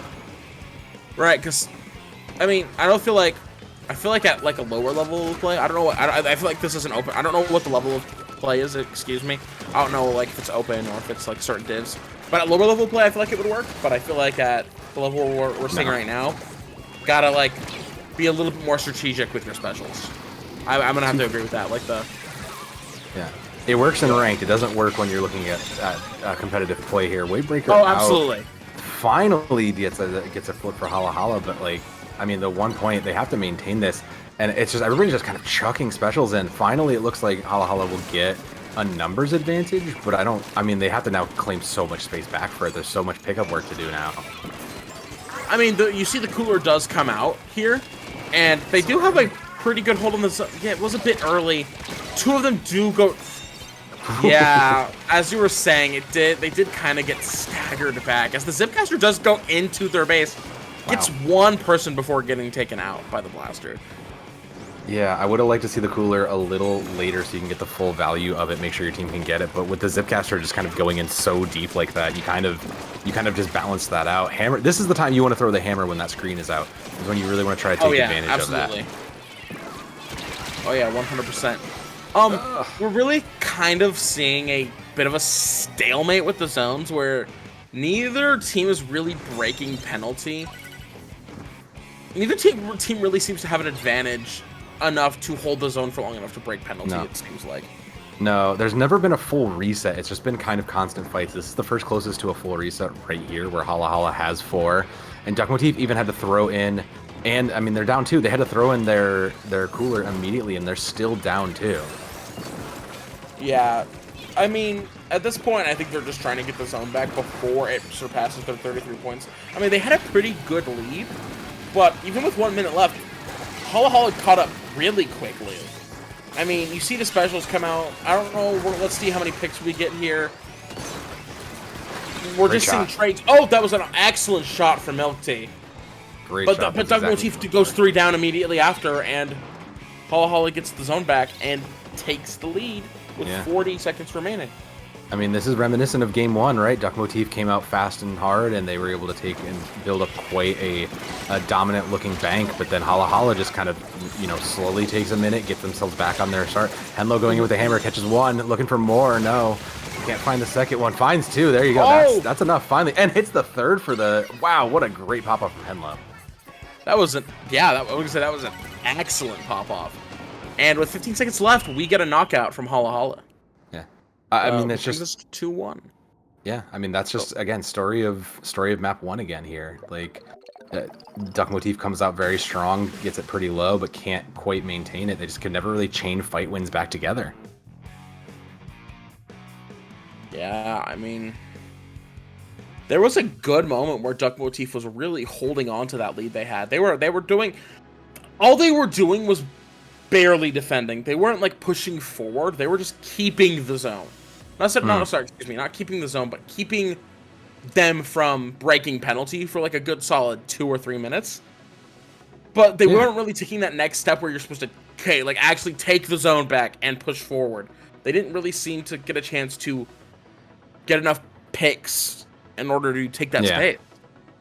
No, yeah, I agree. The space was never really taken by Duck Motif, and the 1 or 2 times it was, we saw the Zipcaster go deep, and unfortunately too deep and get punished for that. So realistically, Duck Motif, like I said, like they can win the first fight, but they really do seem to be struggling when it comes to maintaining space control. You have so many ults on your side that can do that. You're playing screen, you're playing vac. Those things do control space, but they're way more defensively when you need to be moving offensively. Yeah. So I would love to see them try to be used a little bit more aggressively if they want to control the space. Yeah, you have a point there. It's like they were keeping them from Hala Hala from progressing past penalty, but that's it. That's it. They weren't taking more space. Like you said, they were using those specials very defensively. Yeah. Which, it does work. You can do that. But if you have to be very far ahead to do that. You can't be, just kind of holding down fort all the time. You need to make sure you get ahead and then, have a big enough lead that even if you lose a fight, even if you drop the zone for a little bit, you cover that. Splat zones and museum. Museum. So we're doing splat zones on Museum D'Alfonsino. Whenever I say D'Alfonsino, I think of Super Mario Sunshine. I forget what part of it. Yeah. But... Delfino Plaza you're thinking of. Delfino Plaza, yeah, probably. Yeah. That's actually like really... Why didn't I... Don't worry about it. Museum splat zones, which I feel like I don't see often in tournaments. Zones, museum. I feel like, personally. I don't play them anymore, so maybe that's why. But that could also be why. I would argue you see it a lot more for other modes, less for splat zones. Absolutely. Like tower. I think you see a lot of tower, and you see even a lot of clams for museum. Even I think more rain and clam than tower, but tower. Yeah, I could see that. Yeah. Yeah. But I do think that it's like, let's be real. It's one of those modes. This is going to be, I believe, this is Duck Motif's pick. So, when you look at that, it's still one of those. I don't know that this is a strict advantage because everybody scrims this map. Everybody plays this map. Oh yeah, for sure. This one, Inkblot. Uh, I wanted to say I was gonna say ramen, but I feel like that was around the time I was just playing. Ramen has gotten popular though in that regard, so like I could see that too. All right, let's see. Any changes coming through? Doesn't look like it. It Leader will be instead of. Oh, okay. We got a leader instead of the splatter scope. Yeah, okay. We also have the stringer in the back with chumps. Ooh. Okay, I actually like chumps. I actually like chumps here. Oh, is Bo's I did as well. I think Whale is. Whale is, yeah. That's where the other guy was. So I guess Vanilla Bow would also be banned because it has Whale. Believe so. But it looks like, I mean, Holla gets control of the zone here. Both?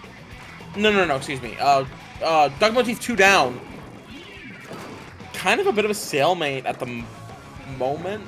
As for like making like progress and moving forward, Holla has the zone, but like not many. They're not pushing into the plat to keep it in, and that let Duck Motif take the zone. Yeah, I mean this is one of those way wider maps that I really am expecting to see the sniper just find a lot of value. Right, you don't have to commit too deep into it.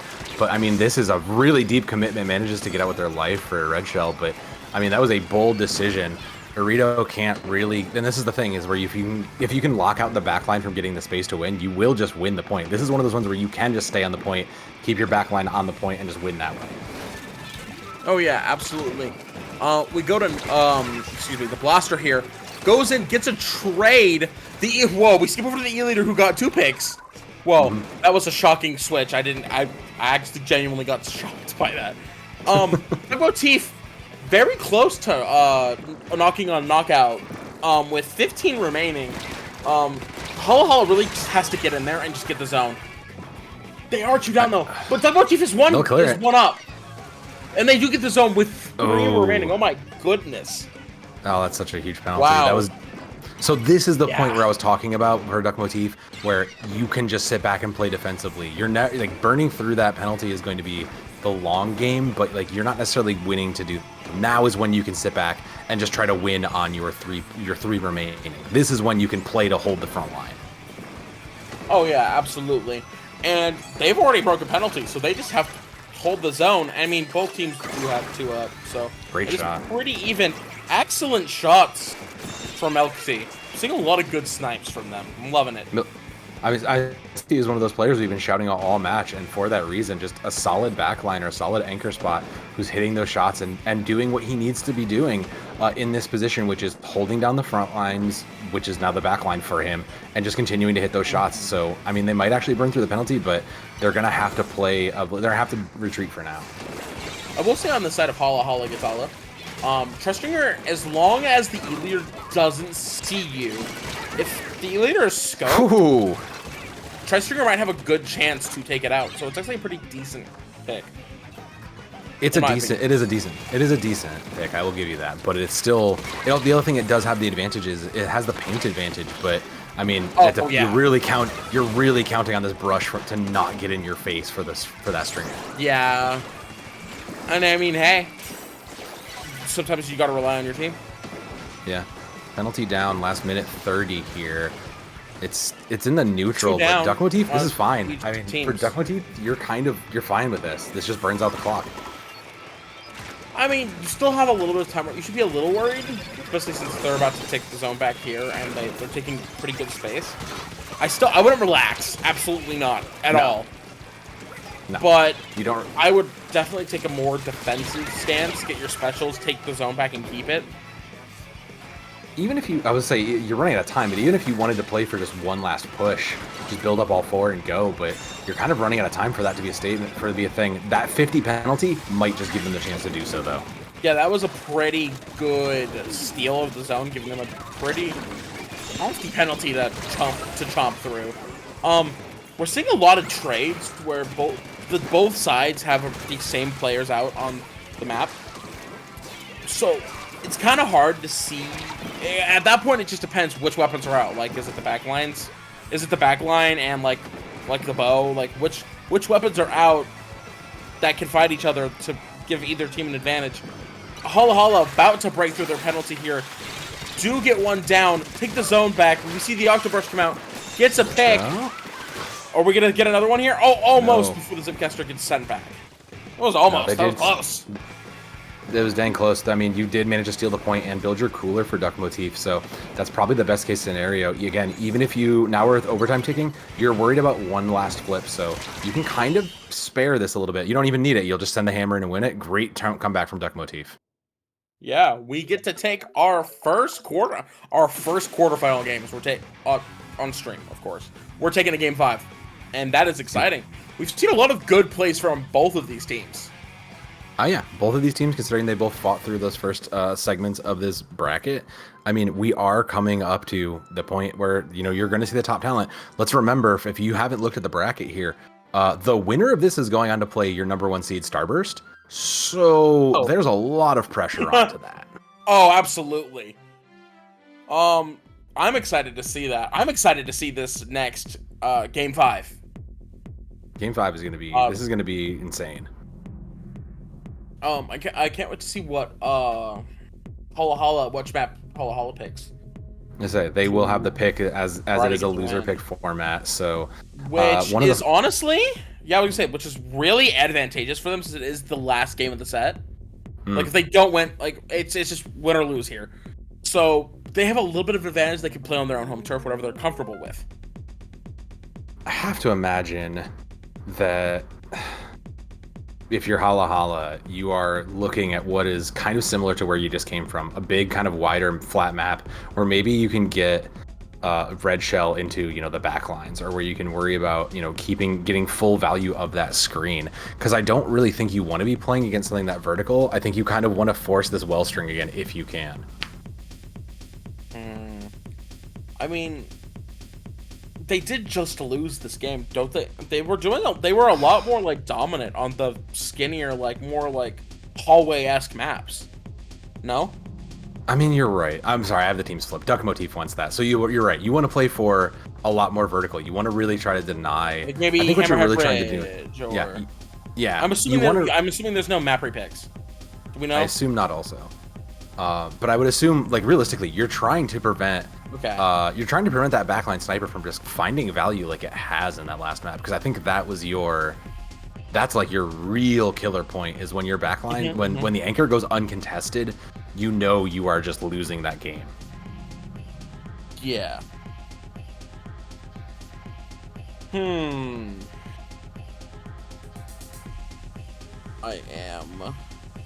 I mean, considering also neither of these teams are likely changing, I think we might see a change in that anchor position from Holla Holla. I don't think that they would necessarily wanted to play that. Like, the Wellspring was probably one of those, like, this is the best tool we have for this map. I don't know that they're going to try to, I don't know where they're going to see that again, but I don't imagine we're going to see many other changes from the rest of the players here. And it looks like we have our final map. We've got Splat Zones on Robo Ramen. You have anything to say about this map? I have concern, Slat. I have concern. What's your own? I mean, so the one thing Duck Motif does have working for them is, you know, that Milk Tea has an incredible backline sniper. This is a relatively good map to post up on and find value with those long ranges. So I mean, I think if you can count on a player to get back there and contest them and bother them, I think you're okay. But I'm a little concerned for that in regards to Holla Holla.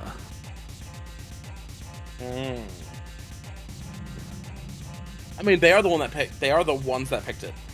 Yeah, that's why I have to assume, like, their plan is to, because like I said, I have to assume that's their plan is to, this is a good map for getting around and sneaking around onto the backliner. So that's my assumption is their plan. But like I said, you have to do that. If there's none of that, if that doesn't happen, this might as well have just been a Duck Motif pick then. Yeah. Well, I mean, let's not cut them out just yet. They did pick it, so they might have a pretty decent reason for it. Like I said, I assume they know what's up. I assume that they've planned and thought this out. There's a reason they're playing right now, and we're on this desk. Oh, for real. Absolutely. I mean, ouch. But also hard facts. True. Yeah. I quit comp to focus on commentating. Yeah. I mean, that's just the way it is. I mean, Truly. to come to this though, and think about this. There is, you know, I believe this is single, correct? This is single and with like a. There is no redemption bracket, I believe. Oh, this is double. Okay, so there is a redemption bracket, but you'd really hate to have to fight through that. Oh, for sure. Especially this high into the tournament.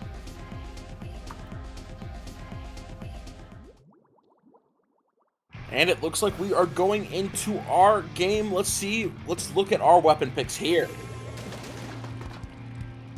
Ooh, we got to edit. Edit. Whoa, okay.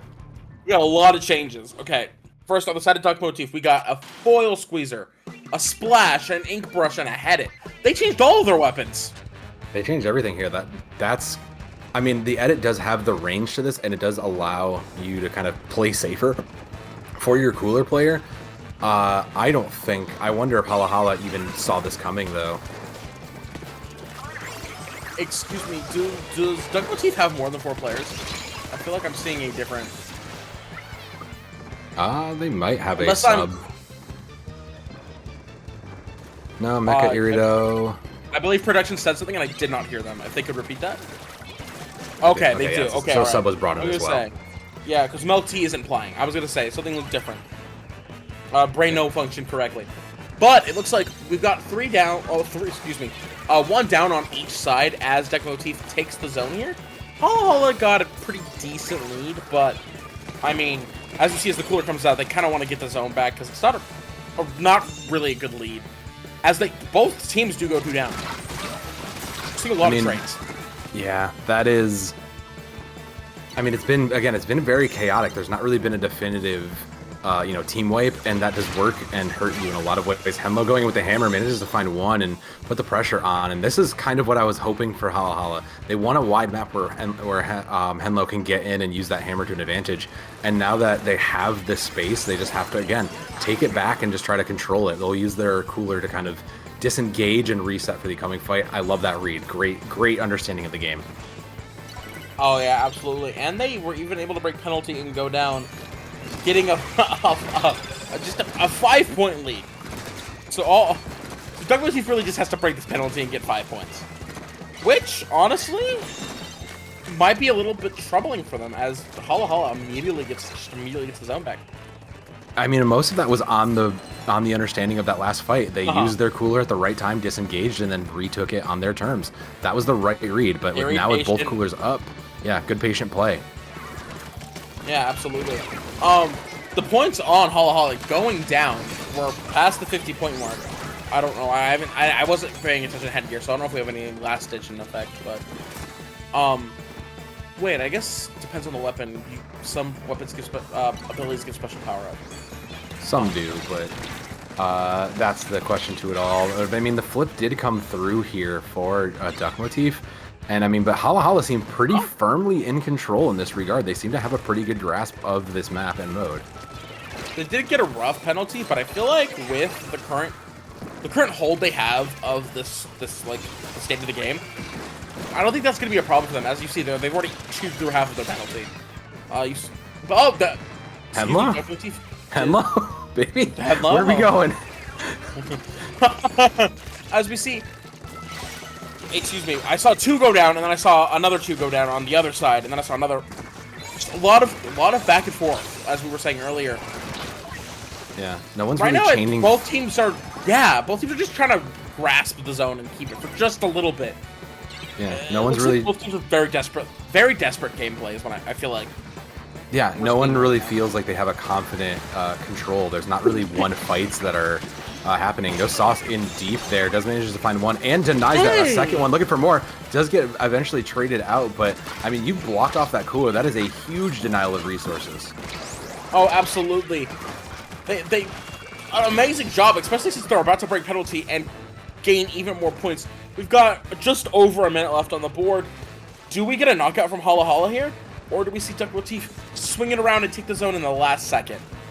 I don't think that crab is making it. No, it's going to be the knockout. So Hala Hala steal out the game and prevent the steal from Duck Motif. I mean, you asked me who was winning 2-3 maps ago. I would not have seen this coming. Well played to Hala Hala. Absolutely. Absolutely. I wish I was paying more attention. I'm a bit slow today. But that wasn't a reverse sweep. It was like No, back and it was forth, it was right? a back It and was like it was a back and 1-1, forth. 2-2. Yeah. Okay. A right. reverse sweep would have been way more height, but unfortunately we just have to. We'll unfortunately get a checkerboard map 5, which is still really good going into the quarterfinals. So, I mean, yeah, Hala Hala- both teams were very on equal footing. It felt like this was literally anybody's game. Amazing job to Hala Hala. Good to Hala. I haven't seen the full name. They won. That's they won right. the quarterfinals. They earned it. They didn't win on yet. the name. Yeah. Put respect on it. Put respect on the name. That means they will go on to the upper bracket. They have to play the #1 seed Starburst. I do not envy them in any sort of way. So, I mean, it's going to be well deserved and hard fought for. But again, you have to carry on. You can't drop any of your momentum now because there is a rough road ahead of you. Absolutely.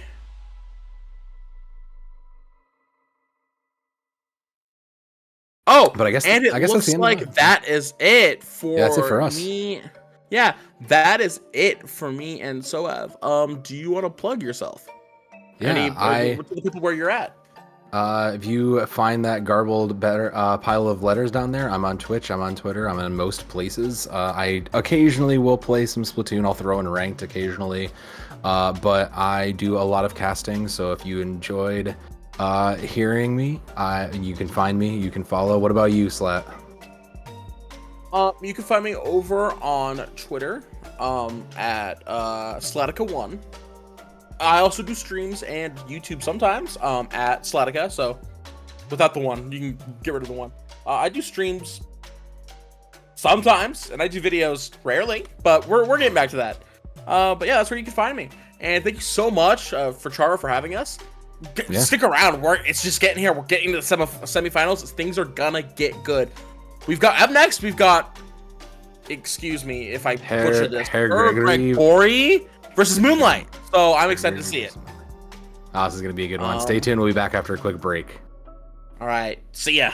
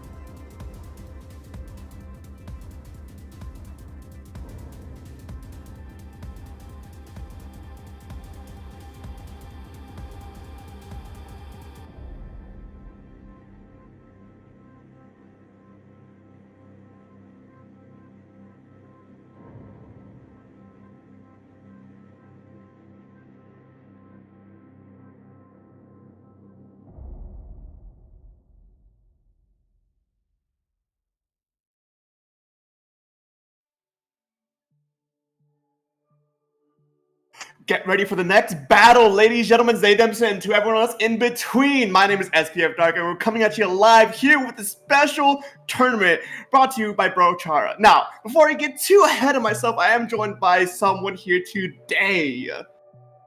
Hello, I'm Sudakari. I'm joining Dark for the cast today. We have our semifinal set so far. We got Herr Gregoire versus Moonlight. Dark, we have a pretty sick matchup between these teams so far. How do you feel about it? Well, I'm excited to cast this. I've seen Moonlight play so many times already, and I can already tell you that I'm pretty sure that this is going to be a very explosive match here. I don't know much about Herr Gregoire. Every time I'm casting, I always mention that I'm so terrible with team names and who's on them, so I really have no idea what to do, but they made it this far, so that's gotta mean something, you know? Oh, yeah. This is a very, very solid pickup team. It is Gray and Zeraz, and then two players from Japan, I believe, in Wami and Arsa, and I think I see Goss on the roster as well, but I don't think Goss is playing. So really interesting mix of players. I don't know what the Wami and Arsa play, but I mean, we know Zeraz is a stamper. We know Gray is just a monster with everything, primarily blasters. So them playing against Moonlight is going to be a very interesting thing. We're going to be opening up on Museum de Alfonsino zones. What do you think we're going to expect from both these teams here, Dark? That's a very hard thing to say because as per this tournament, there are a few weapon bans and certain weapon comps you can't run. So it's a little bit hard to say exactly what we might expect. But you did mention some players who play a stamper, which since Stamper's not banned here, I do expect that to see some aspect here. And as I mentioned that, we do see a Stamper off of Greg, and we do see an E-Leader off of Moonlight, which I am a little bit surprised to see, actually, in all honesty. Yeah, I mean, E-Leader's pretty solid now. You know, a lot of the very strong cooler options are banned, primarily Pencil, which Leader has often struggled into just because Pencil paints a lot. It still has a lot of range and chips out, and it's going to show as Moonlight already takes very early control of the zone without using that many specials. They pop the cooler from, I believe, from Shadow here, and they do maintain control of the zone down to about 80 points. However, Herr Gregoire is moving forwards as fast as they can, going to jump into the buzzsaw of Omega and Nolan's Kraken, though, and I don't think that they're going to be able to recap the zone just quite yet. As I say that, though, they do flip, and the members are moving back into the mid of the map. Whale is banned. Wait a minute. There is a weapon. Killer Whale? Allegedly. Killer Whale, I know Killer Whale is one of the banned. No, it's Rapid Deco is one only from here, actually. Rapid Deco is one only, so you can play Rapid Deco. Okay. Yeah. Little bit. Rapid Pro Deco is not a banned weapon. You can bring one of them just because it has Whale, and just now Herr Gregoire is going to take full control of the zone. We already see Arsa moving into the plat, as well as the Rapid Pro Deco. I believe that is Gray on it.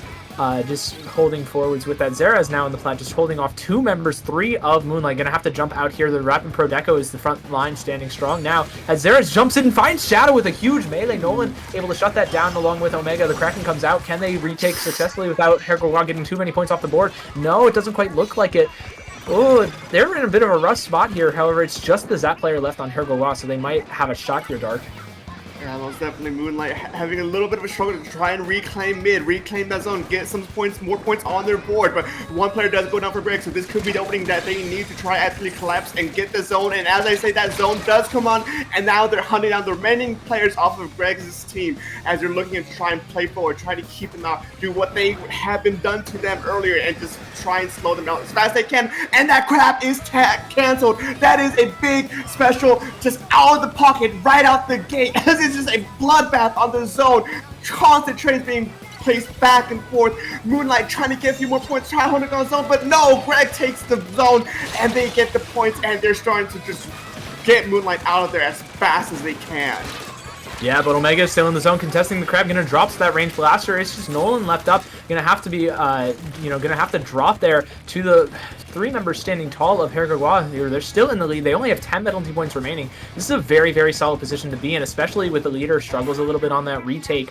However, Moonlight does have a crab to work with. Omega's going to pop it in the middle of the map. Zeraz is going to jump on that immediately, just try and make sure that crab cannot make anything happen. Looks like the pinch is going to come through from our Zap player on Herr Gregoire, and and that's going to be successful. The zone gets neutralized, but Hergregor still maintains control of it. They're already past their penalty. They're down to almost 20 points left. Moonlight needs to move now, Dark, to even make anything happen. This is do or die for Moonlight. They need to make some magic happen, and magic has happened as 3 goes down for Hergregor. Moonlight now has control over the zone, and they're looking to try and maintain their control as best they can. As there is just a stray lone stamper on the left side of the map, coupled with the Rapid Blaster, which takes down the cow. And that's the opening Gregor needs to finally flip the tables back once again as they maintain control yet again. Yeah, it's, you know, a successful retake from Hergregor. They have control of that zone. You know, Moonlight really needs to get moving. They only have a minute 20 remaining here. They're going to have to pop one special, almost finding a pick on the Zeraz. There's the successful one, but the Zappa already got aggressive on the Shadow here, looking for the second one with that range, with that Rapid Blaster, with the range of it. 3 members on top of Omega. He cannot stay alive, and Hergregor is moving through the penalty. They're down to 10 points remaining. This looks locked and loaded for a map 1 win for Hergregor here. Yeah, I think at that point there really isn't much Moonlight could. They did try to make a last-ditch effort to neutralize the zone, in which unfortunately the zone did get neutralized after the time was called. But unfortunately, this first game does go to Hergregor. Yeah, solid play from them. It looked a little bit dicey. You know, Moonlight got down to 50 relatively early, but they were able to answer back, play incredibly well. I want to highlight really how well they shut down Nolan and Omega's specials. There were multiple times where they just kind of prevented any kind of crab tank or Kraken from getting a lot of use. I remember specifically there was one time when they were trying to retake the zone, where Nolan tried to pop Kraken to stay alive and provide some jumps behind a wall, but immediately got shut down by about 3 members of Hergregor. It was impressive to say the least. Hergregor has been playing at a great pace, and it shows. That first map was huge from them. Yeah, this is a lobby full of just seasoned players. They know each other very, very well, especially in Moonlight scenario, who has been in the upcoming as of recent months. And to say that Hergregor managed to take a game off of Moonlight is an impressive feat in itself. And now it's going to be the talk of, can they keep this momentum up? Can they keep up with Moonlight, or will Moonlight outshine Hergregor? As we head into this next match, we're now in a counter pick scenario, as we've seen from a few games earlier today. So we're just waiting to hear back on what these two teams are going to be picking as their next map mode. Looks like it's going to be Mahi Mahi Resort. Definitely a smaller map, able to lean into a lot of that longer range. You know, Basil's on that leader is going to have a massive, you know, grasp on everything in the map. Just from snipe, you can look into the enemy spawn with that E-leader, basically. As well as a lot of specials having, you know, some incredible range, like the crab tank we were mentioning earlier. However, that does go both ways for Hergregor. So the real difference maker is going to have to be Nolan on that Kraken, I feel. Can he get that, you know, popped early enough? Can you shut down specifically, I believe, Zeraz and Wami? No, Arsa. Arsa's on the dualies. My apologies. Can you shut down Zeraz and Arsa especially? Arsa kind of had a monster game there. Just preventing Moonlight from really doing anything. Wondering if Nolan has something to say about that for this game too. Most definitely. And what I also like to say about this map, specifically with on zones and Mahi Mahi, is the fact that the game really doesn't actually open up until that 60-point mark, when the water level drops, and then you have a lot more room to play with.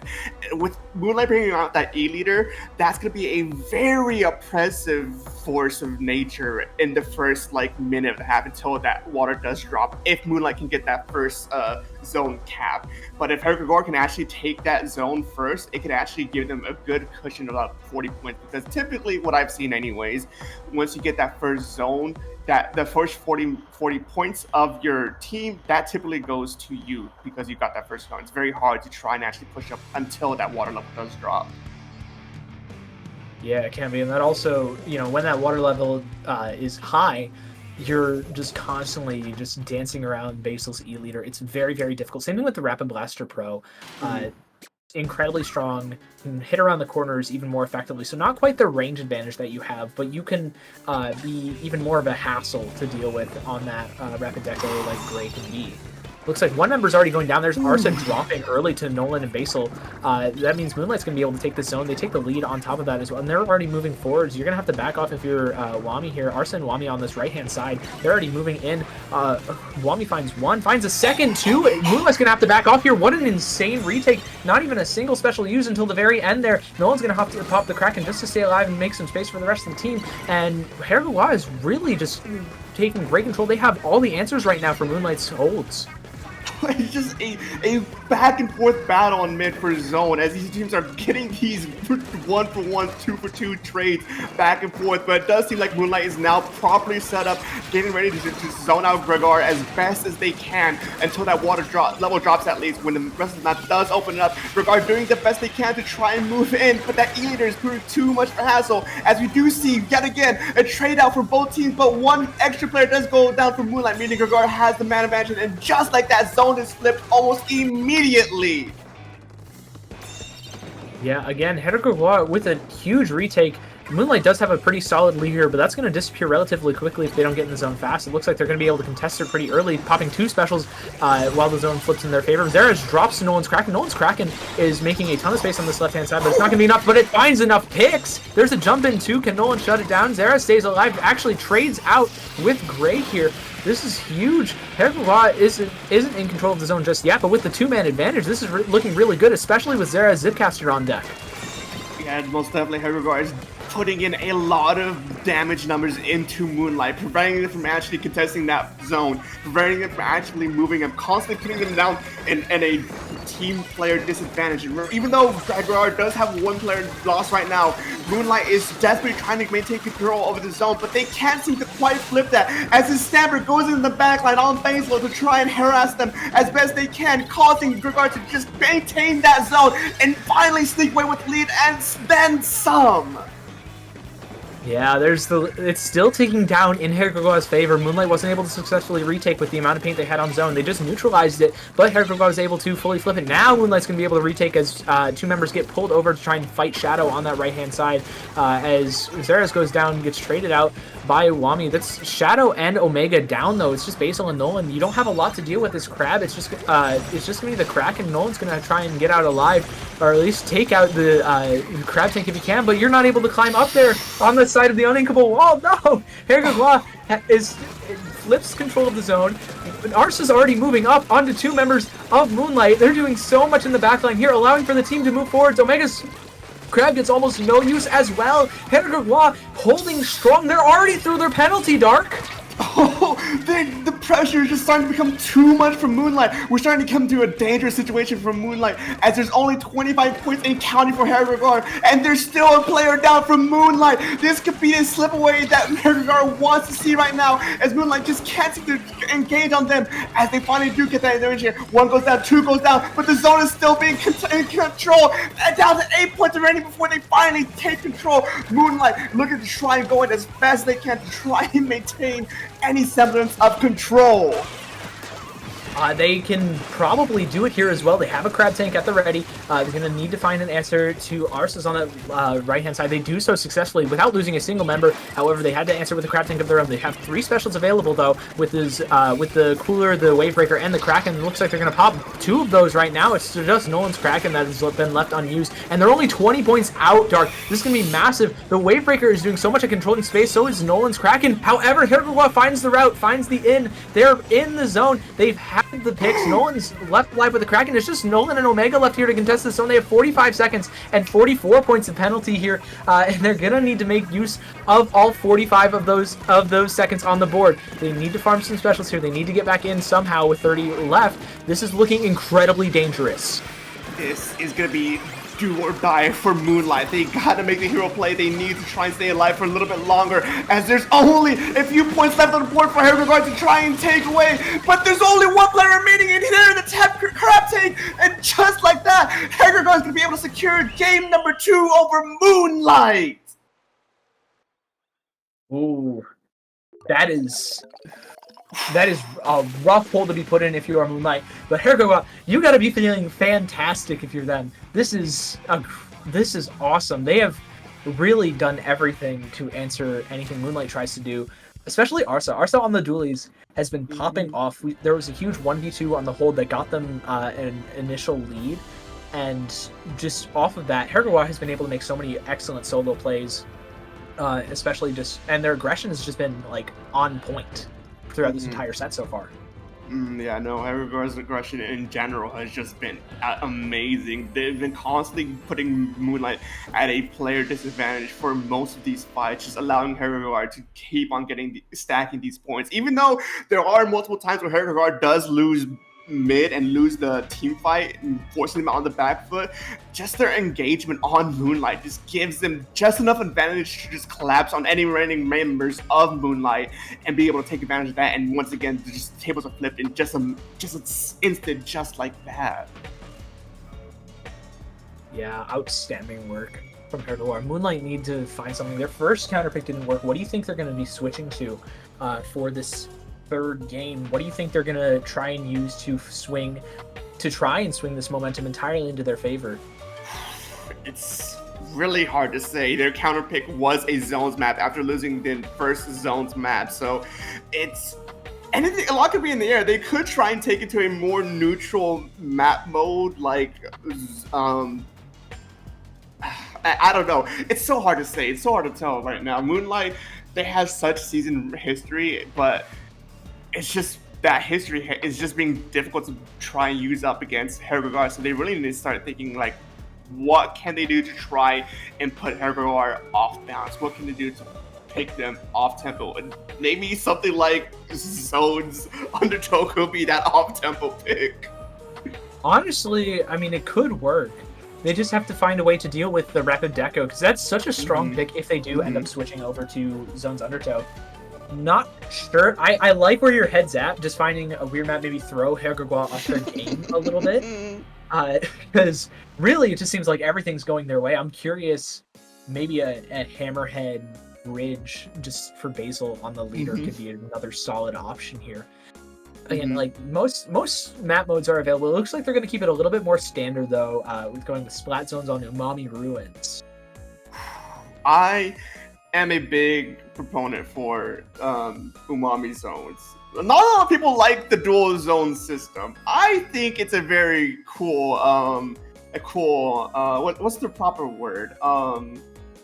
Just not necessarily idea, but it's just a fun thing to watch because you have both zones to look after for. I would love to see Umami Zones. I mean, I guess part of the reason why I also said that because Undertow Zones is also a dual zone map, so I guess my bias did show a little bit earlier there, but I genuinely like Umami Zones. I think it's a very entertaining map to watch. It's a very entertaining map to play on, and I think more people should try it out. I'm apprehensive, but it could be a pretty interesting one. Haven't seen that in a minute in Tourney. I think I've maybe seen it once, like 2 months ago. But seems really interesting. Bit of a very similar to Umami Ruins, actually, with the higher midpoint just between the two zones. I can see it shaking down a little bit similarly, actually. And you mentioned the E-Leader too, and I think E-Leader does have a decent standing here. There is that annoying glass wall on top of the purchase on both sides that blocks you from a good half of the map with your sight line, but positioning well with an E-Leader could be absolutely devastating because there are still a few angles you could take to be just an utter nuisance with that weapon. And I think Umami with E-Leader, I definitely do expect a few just nice picks here. Yeah, let's try and take a look at it. We're just on the verge of loading into this game. Everyone's ready to up. Everyone's raring to go.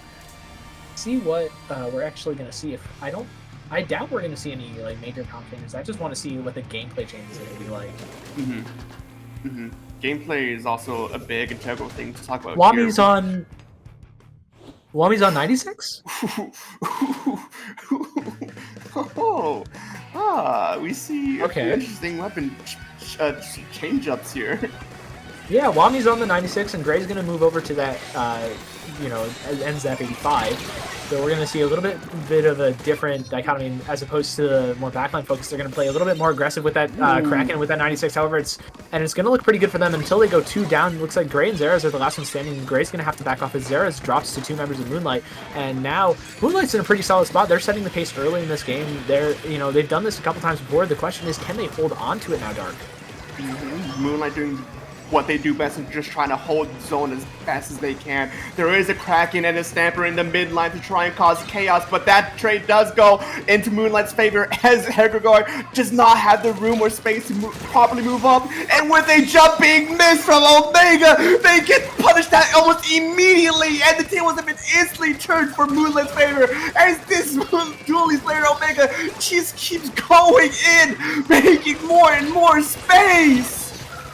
That's an insane dually play. Just the positioning, the knowledge of rolling back as well, punishing the jump camp that really should have gone in the favor of Arsa there. But Omega, just a phenomenal awareness, and then playing immediately off of that super aggressive, helping the team get multiple picks. They're already down to 10 points remaining, Moonlight is, and Hergregard is going to have to pop 2 specials. They're not even using them to contest the zone, though. They have to make a mad dash for it, and Moonlight are alive in the set. They have answered back with almost a full 100-0. Just like that, Moonlight brought this game down immediately over Hergregard, not giving them any breathing room. Omega just being an absolute monster on the dualies. I genuinely think that unfortunate misplan getting the incoming Omega off of that jump pretty much virtually costed them that game right there. Yeah, that was just a monster play from Omega. I can't get over that. Look at this. Look at that. You can't script this. How do you do this? This is illegal. This should be outlawed. You cannot get away with murder like that. Oh, I know this loss has to sink for Hergregard, especially with how the past 2 games were before this one.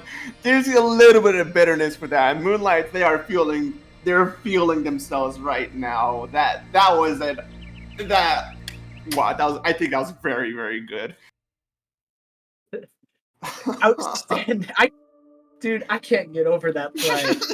Insane stuff. That's exactly what Moonlight needed to try and get back into the set. They got what they want, and now we get to see Hergregard's counter pick. We haven't seen them on the back foot yet, so I'm very curious to see where they're going to go for their maps.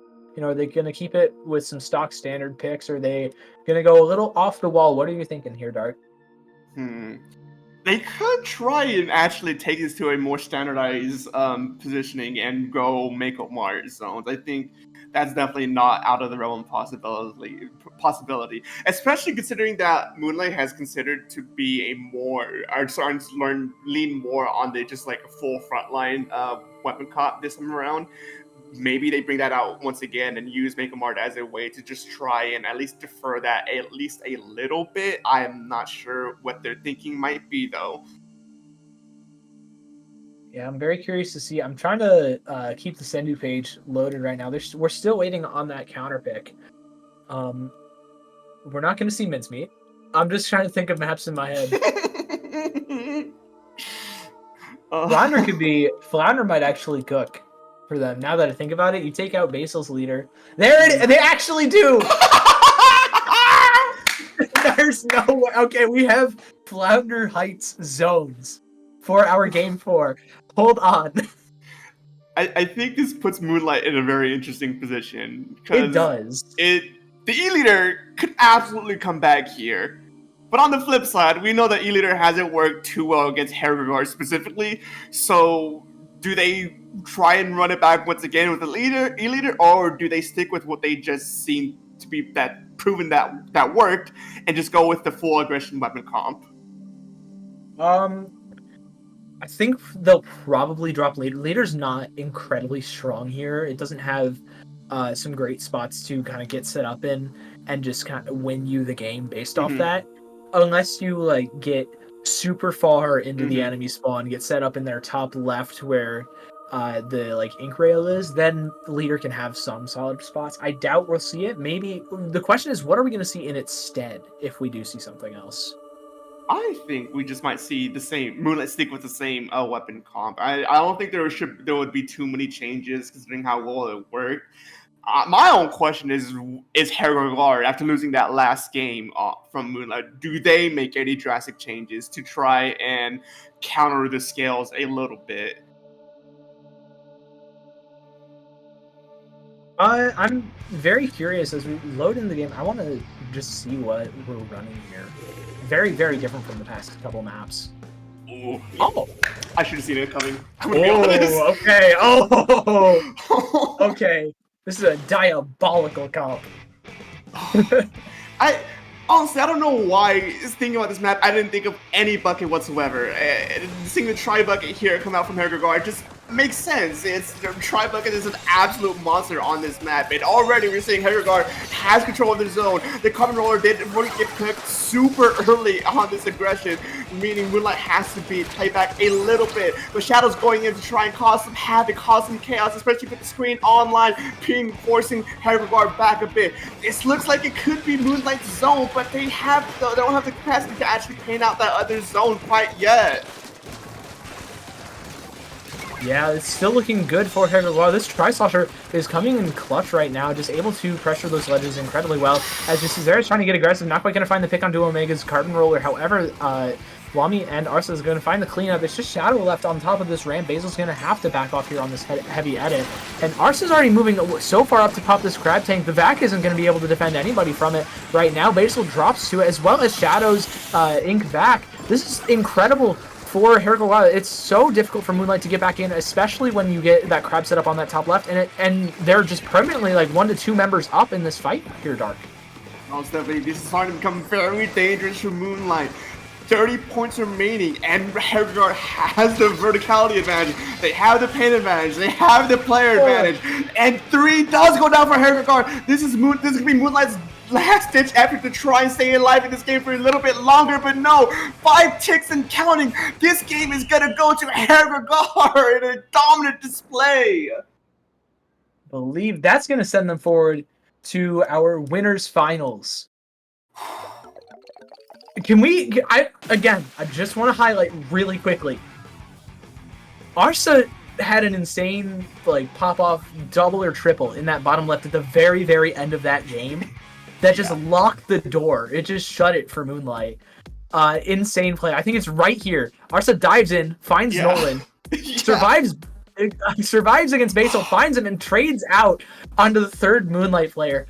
Absolutely monstrous. These dually players are different, man. Holy smokes. I'm gonna be honest, I don't know what I was looking during that moment. Why I just completely missed that. I have no idea what I was looking at. Why I just did not see that play happen, because these dually players are just a different breed, man. Like it's either an over/under, whether a dually player is gonna be very, very good, or the dually player just can't do much because the players who they're going up against just know how to deal with the dualies. It's such an over/under, but if you can hit that high, you will just utterly dominate. Yeah, it's looking fantastic so far for Herogard. They're going to move on to winners finals, where they face the winner of this next set. On the opposite side of winners semis bracket, it's Starburst versus Hala Hala Big Dalla or Get Dalla. That's a team we haven't seen in quite a while. Starburst, I don't think we've seen them play since. No, is it Sendou season finals? I think you're right. I don't think we've seen them in a hot while. And even then, Starburst, from what I've seen on the roster anyway, Starburst it's only half of what Starburst used to be. There are 2 new players who are playing with them. Well, at least new in this contest. I'm not sure if the 2 players that weren't originally on Starburst have played with them in practice behind the scenes, which I'm assuming they have, but it is just half of Starburst from what we originally know. Yeah, it looks like Bram Bagel, New Jeans, who, if I recall correctly, that's Ice, and then King Julian from FT Win. I'm not sure who King Julian is. outside of the Madagascar character, the silly ring-tailed lemur. So I really don't know who King Julian is in this sense. Is it? Oh, it's Biscuit. Okay. Oh, So it's Biscuit. It's basically it's just Starburst. Yeah. so I got mixed then. I got mixed by the aliases. Yeah. And That's then cool. Hala Hala Alright. Gidzala. Yeah. Hala Hala Gidzala. We've seen before. We saw them just before on stream from Soab and Slat. It's Hanlo, it's No Sauce, Erito, and Mecha up for them. So I'm very curious to see what Starburst are going to bring. You know, we've known them for some very consistent, heavy in the shooter style comps.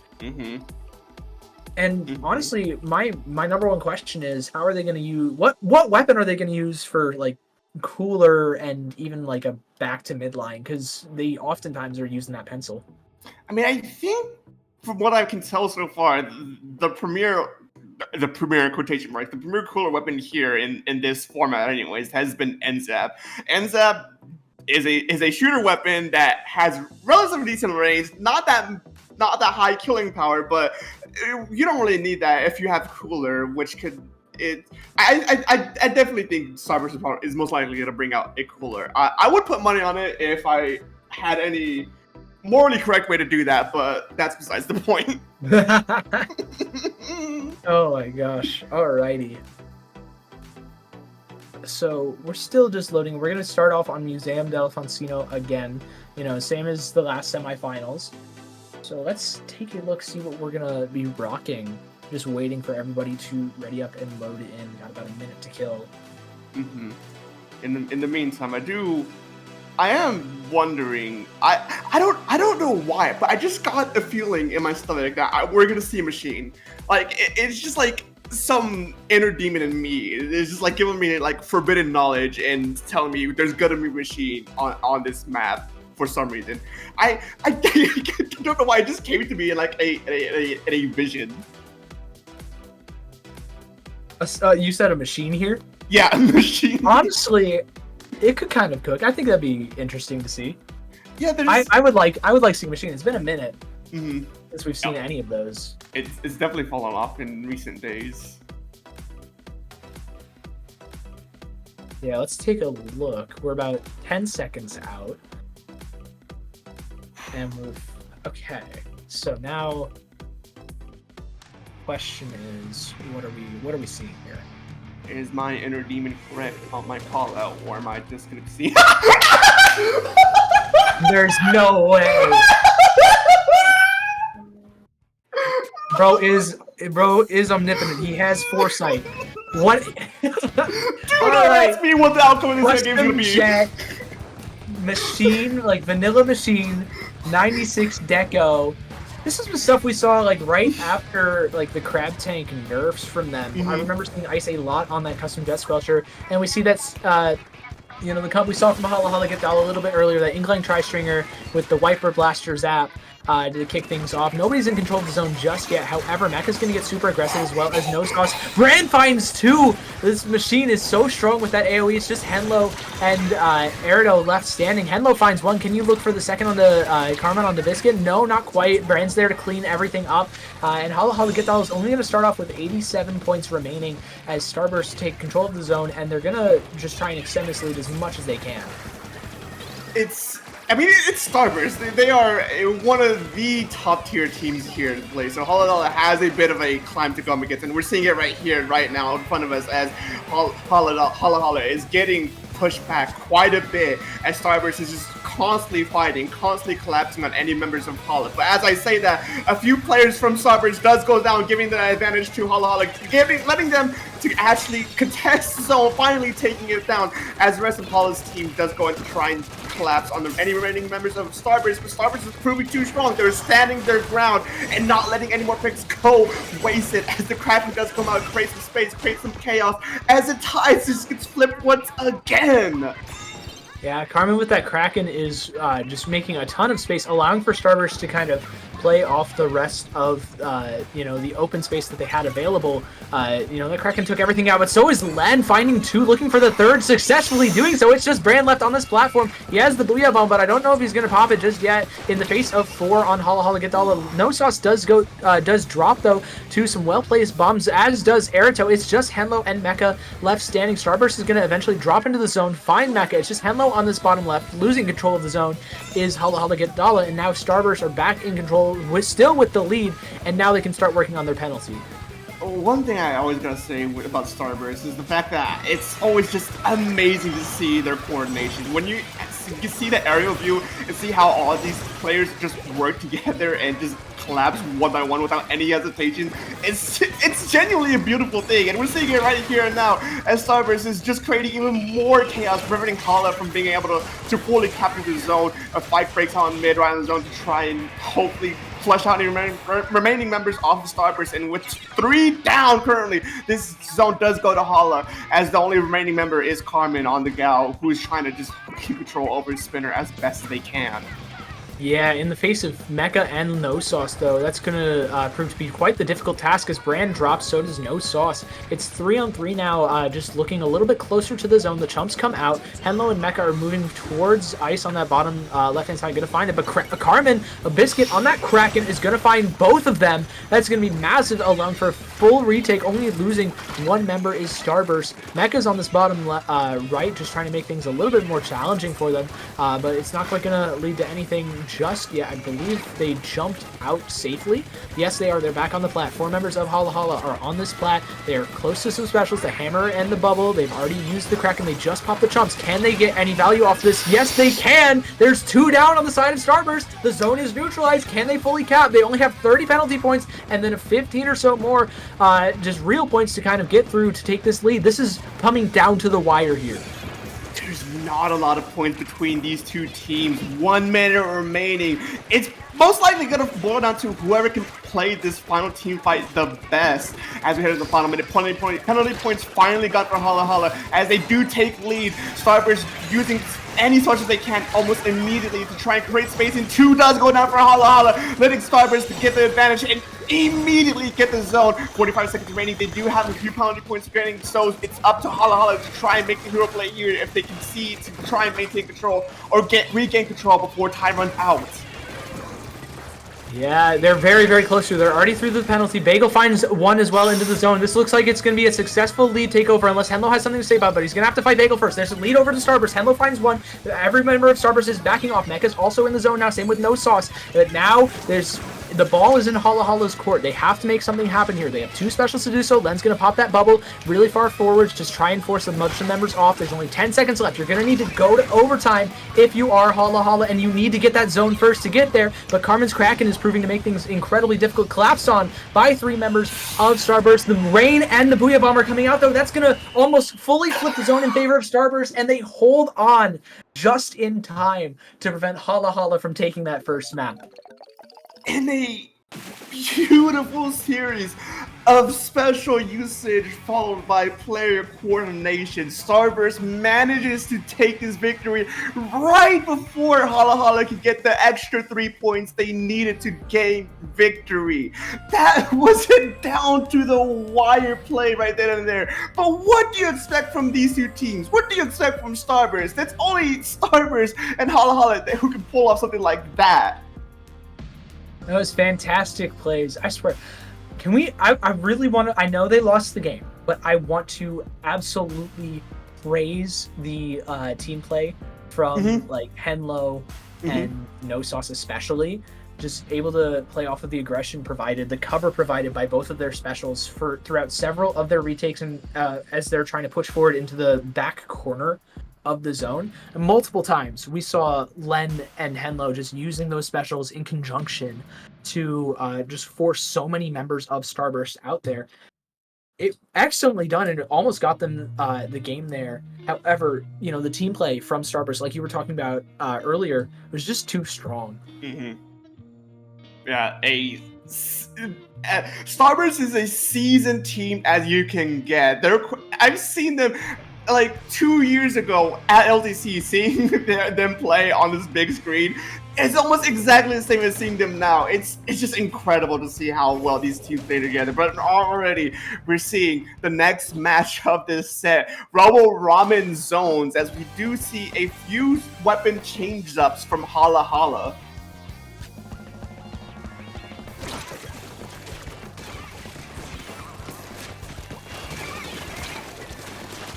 And an explosive beginning, 2 down for Starburst. Make that 3. Hala Hala not here to mess around. They lost that first game and they want vengeance as they are going in on the aggression, trying to keep the space that made for as long as they can for playing against Starburst. You know, it's only an inevitability before that pressure does eventually fall down. The Starburst is taking their time, just playing it slow and steady, getting the specials ready so they can make one giant push to almost immediately play that. But no, 2 does go down for Starburst.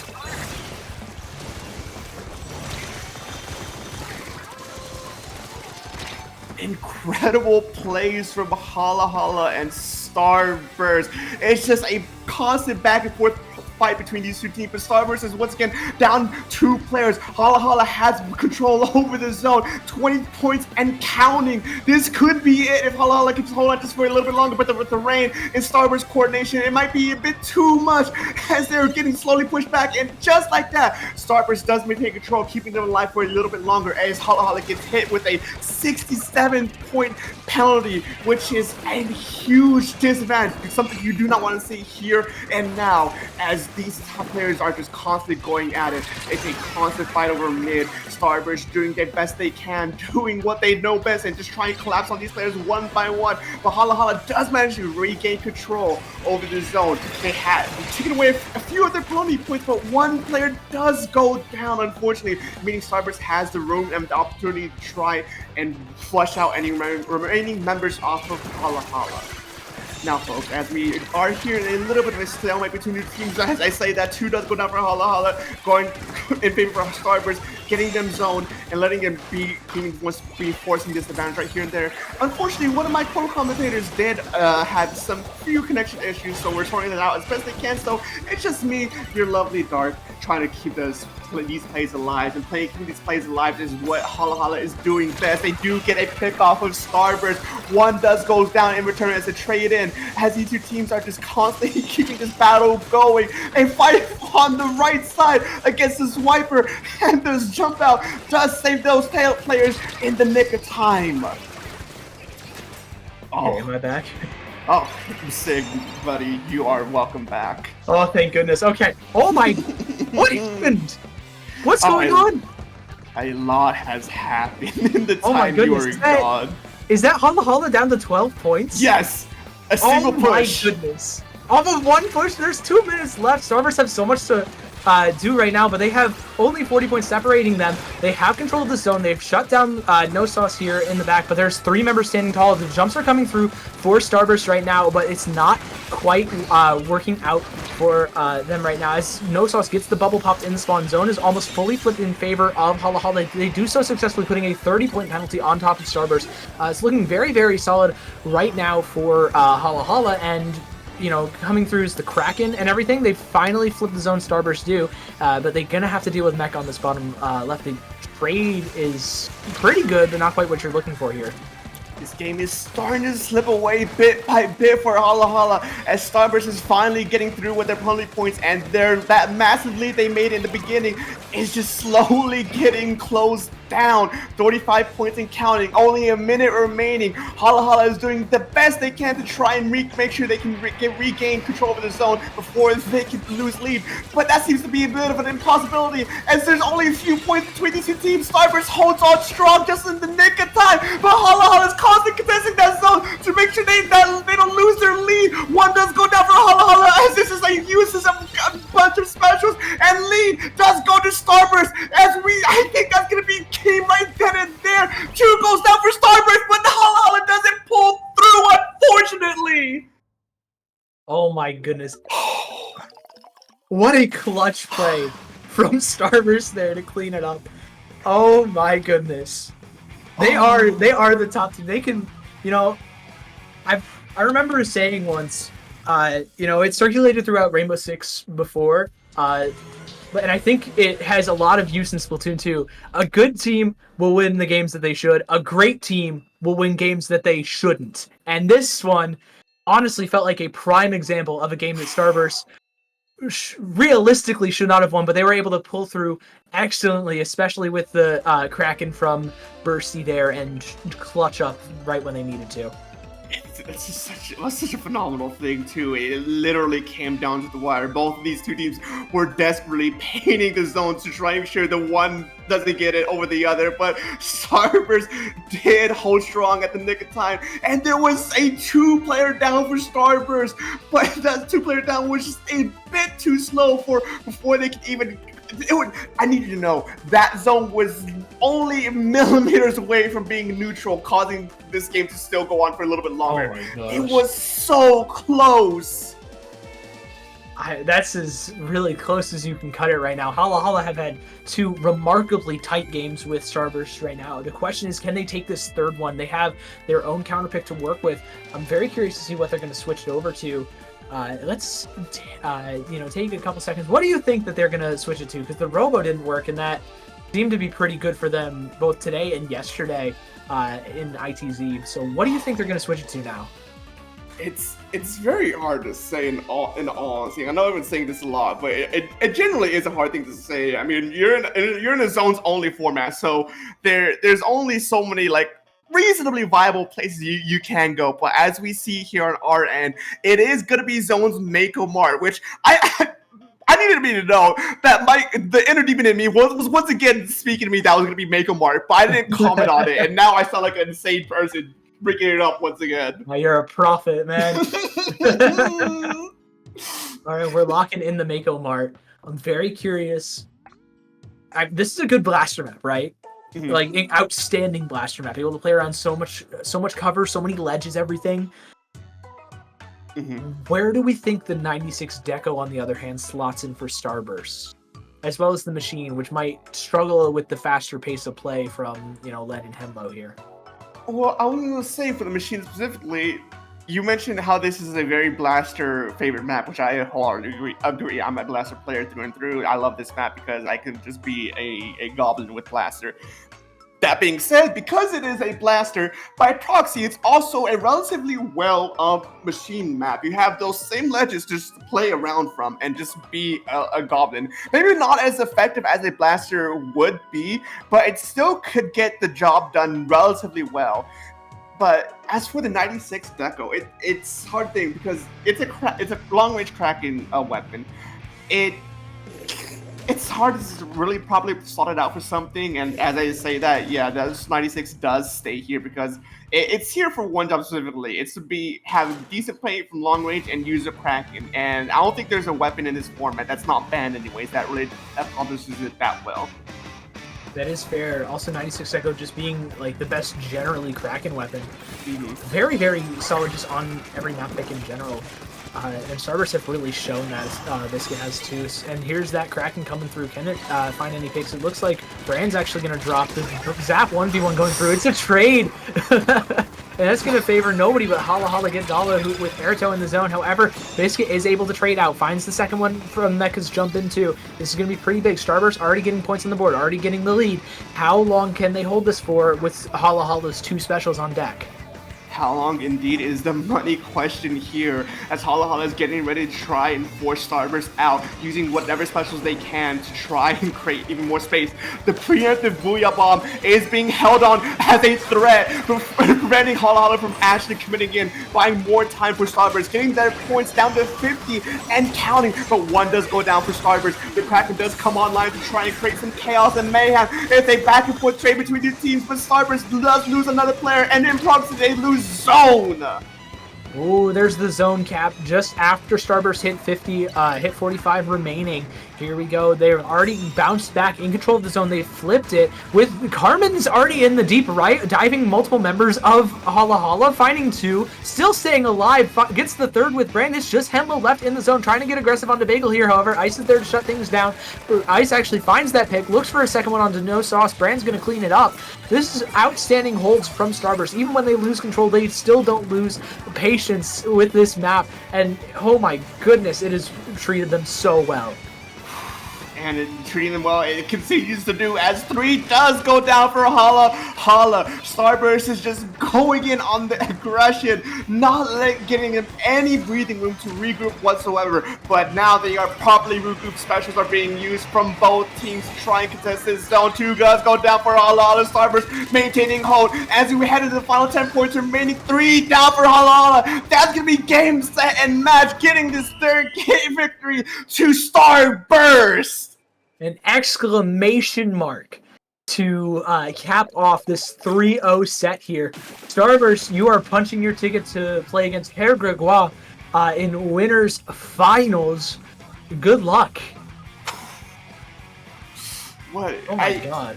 I gotta say, what a set this was. Hala they brought Starburst on the back foot so many times, but it just was unfortunately that this was the game where Starburst just absolutely locked in and gave Hala no breathing room whatsoever. It was, once they properly set up mid and got their ball going, Hala really had not many good options to try and fully counteract Starburst. Yeah, and Starburst able to hold incredibly well. We didn't even get to super highlight the Vanilla Heavy coming out from, I believe, Ice. Not something you see often, especially since it struggles into pencil, but with it banned, very, very solid weapon in its own right, able to keep pace with a lot of these faster moving weapons and fight incredibly well, and Starburst was able to use that to their advantage wonderfully here. Mm-hmm.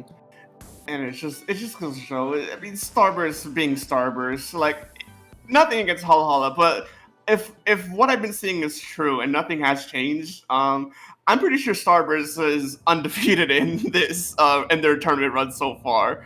So Yet to drop a map undefeated?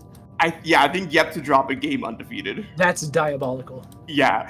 I think going up against Starburst at this point, seeing that they're undefeated, it's just kind of an inevitability kind of thing. Like I said, no offense to Hala. They've done extraordinarily well, and I do want to see them make it through once again.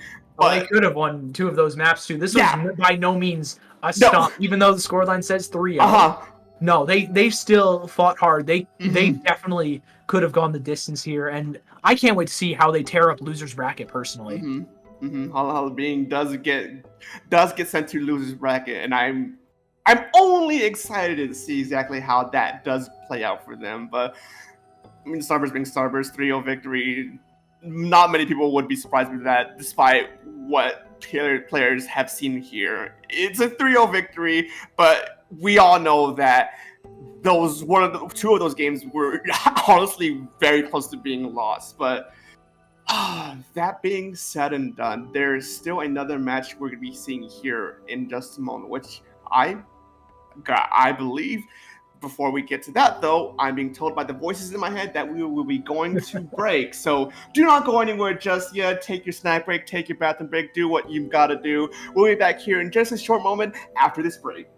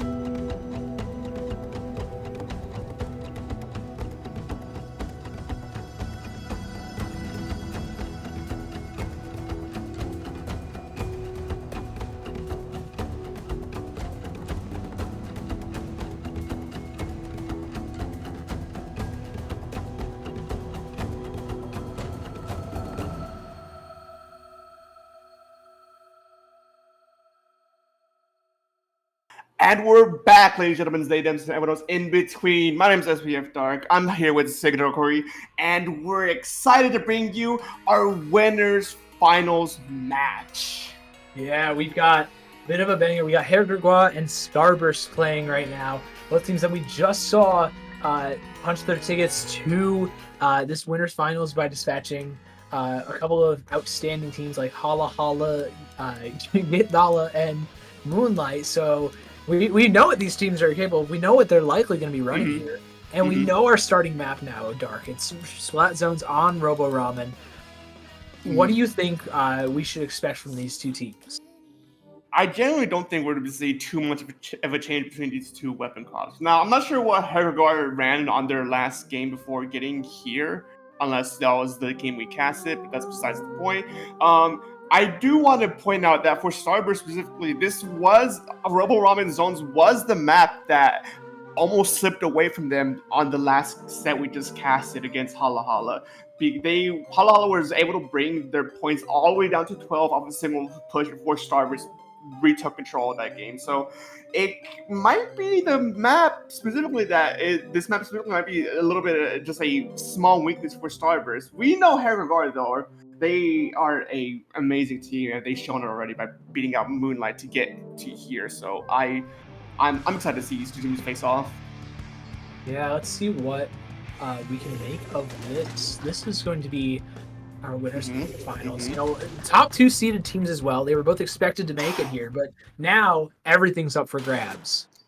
Ooh, I just realized that the dualies might be a little bit of a troublemaker, as they're both the 96 and the machine are slow firing weapons. But as I say that, the dualies gets picked off almost immediately. Hergregar, 2 down, Starburst going in and making this opening. Kraken doing in the work to potentially get another break. No, the dualies got saved by the weapon, but 2 does go down for Hergregar, giving Starburst the player advantage right here and now. Yeah, they're going to take full advantage of it as well, finding so many other picks, just staggering Hergregar. They're able to get back in the zone just now. And the Booyah Bomb there, it's not a threat, it's a promise. It's fine in gray. And Starburst maintain control of the zone with 2 members going down to the 3 still standing tall of Starburst. Arsa's going to pop this crab tank. They're going to find 1, 2. Can they look for that third onto ice? It looks like their ice is going to back off just in the nick of time as Zerez goes down just behind the zone. Hergregar finally are able to recap it and just put a penalty on Starburst, but it's looking incredibly dicey for them still. Most definitely. Starburst is just such a force to be reckoned with almost immediately in the time that Hergregar is trying to make sure that Starburst can't actually push up against them properly. They almost lost the zone right then and there, but in the process of maintaining control of the zone once again, 2 does go down, 3 does no count. Could this be a delayed quad for Hergregar? Starburst just instantly retake control and hold strong. Yeah, excellent plays from Starburst. I believe that's Bagel on the zap, able to find a lot of value just by camping out those jumps and creating a lot of space for the team. Now Brand's able to pop this Booyah Bomb. Not quite able to stay alive, actually gets shut down by multiple members. Zera's sword just doing so much damage to the armor of that Booyah Bomb. And now the Crab Tank and Zipcaster are coming through. There's 2 members down on the side of Starburst. Zera's looking for a third with the Zipcaster. Same thing with Wami, who drops down to, I believe, Bagel again. It's just Zera's left in the zone against 2, trying to protect this jump. Finds ice, but can you find more? No, not quite. Arsa and Wami are left alive. It's just the 2 JP players on Hergregar. Can they make anything happen? They're able to maintain control of the zone, but Arsa drops to a flank bottom left. However, the rest of the team is finding a lot of trades. Things are starting to slow down a little. Hergregar is able to play their game. They have maintained control of the zone, and now they have some space to work with here. This is Gogo's opportunity to try and stall out Starburst as best they can. Use whatever tools necessary to make sure that Starburst doesn't get properly set up. And with 4 tacticalers going out to each of these players, and an immediate pick off of the end zap, the Kraken going and creating space, Starburst immediately flips the zone back into the control, giving a hefty penalty to Gogor before they can finally retain control of the zone once again. But they are still in the lead. 2 minutes remaining. This game could genuinely still go either way still. Yeah, it's incredibly tight here. Hergregar having that lead is pretty big. They have some penalty to work through, but they've already gotten the most of it out of the way. They're gonna have to hold off this offensive from Starburst though. Losing control early. Starburst have a Kraken to work with now. The question is, what are they going to be able to do with it? As Biscuit finds one already without needing to pop it, now you have it ready for the hold. There's a jump here. It doesn't get camped out just yet. Actually traded out. It is one member of Starburst. The Kraken does find Arsa though, and it's just Gray in this bottom left. Just trying to stay alive. Little does he know, the Kraken's behind him. He's going to have to jump out here. Zera is inside of the zone. Just one member popping that zip caster now with Arsa and Wami here just moving forwards, just trying to get back control before Starburst can take this lead. It doesn't look like they're going to be able to cap. They're going to have to play from behind. They have a minute 10 left, though, to work with, so they need to get control of the zone. They need to find some picks with this Crab Tank here. 5-point differential. That's the only thing. That's the only thing separating these two teams right now as we head into the final minute of this game. One player is down for Starburst, so Gregor has some time to play with to try and sneak away this lead a bit later. But no, it's constant back and forth trades between these two teams. Starburst does have the player advantage as well with their wave break and try and create some more space, forcing Gregor to back up a bit. And the Kraken does go around. It is Gregor's, it is Starburst's main shining special weapon to be able to recap this. But the lead is taken away by Gregor as they take this lead away. The zone and constant control. 2 down for Starburst. This could be Gregor's game. Oh, it's looking incredible for them. They only have 10 points left. Can Starburst do anything? They need to make a last-ditch dive with those fizzy bombs with ice on that. They're able to neutralize. Can they flip it in the face of the Crab Tank? Yes, they can. They have 15 seconds left. They have 30 points of penalty and 20 points afterwards to make up, though. However, they lose neutralization of the zone. Herkogwa is able to take it back, but Starburst are able to flip it. It's so close here. This paint is just going back and forth and back and forth. Herkogwa in the dying seconds, they take control of the zone, and 3 members of Starburst are down. Herkogwa take map 1 from Starburst here and put themselves up 1-0. The first team this tournament to take a game off of Starburst, mind you. Herkogwa has done the work, and they managed to outplay Starburst here and now. And now the question is, can they keep this momentum up? They know what makes Starburst tick at this point. They know what to look out for, and they proved it by taking this game, maintaining hold at the very end in order to take away this game from Starburst. Yeah, excellent plays from Herkogwa there. They knew, like you said, they did exactly what they needed to. And some of these hero plays were just massive. Look at this at the end, though. Just moving forwards inside of, like, just while Brand is popping Booyah Bomb, Wami finds the pick there as Arsa is holding off the right side of the Crab Tank, so Wami just has a 1v1. And if you're a Zap, you can move so quickly and just dodge around, make life incredibly difficult for the Machine. We've talked about it a little bit beforehand, where Machine can struggle into these very, very fast weapons, and Wami just showing exactly why that's the case. It's such a beautiful play by these two teams. Herkogwa being able to just take advantage of the few weaknesses that Starburst has and just take away this game. Game 1, a huge congratulations to them. Now, we're to be seeing exactly what Starburst is going to be picking next for their counter pick map as we head into game number 2. Let's see, what are we going to get for our game 2? We're waiting a little bit on these counter picks coming through. Wondering what we'll see here. Now, they did pick Flounder Heights the one time they did get a counter pick last in their semi set. So what are we going to see?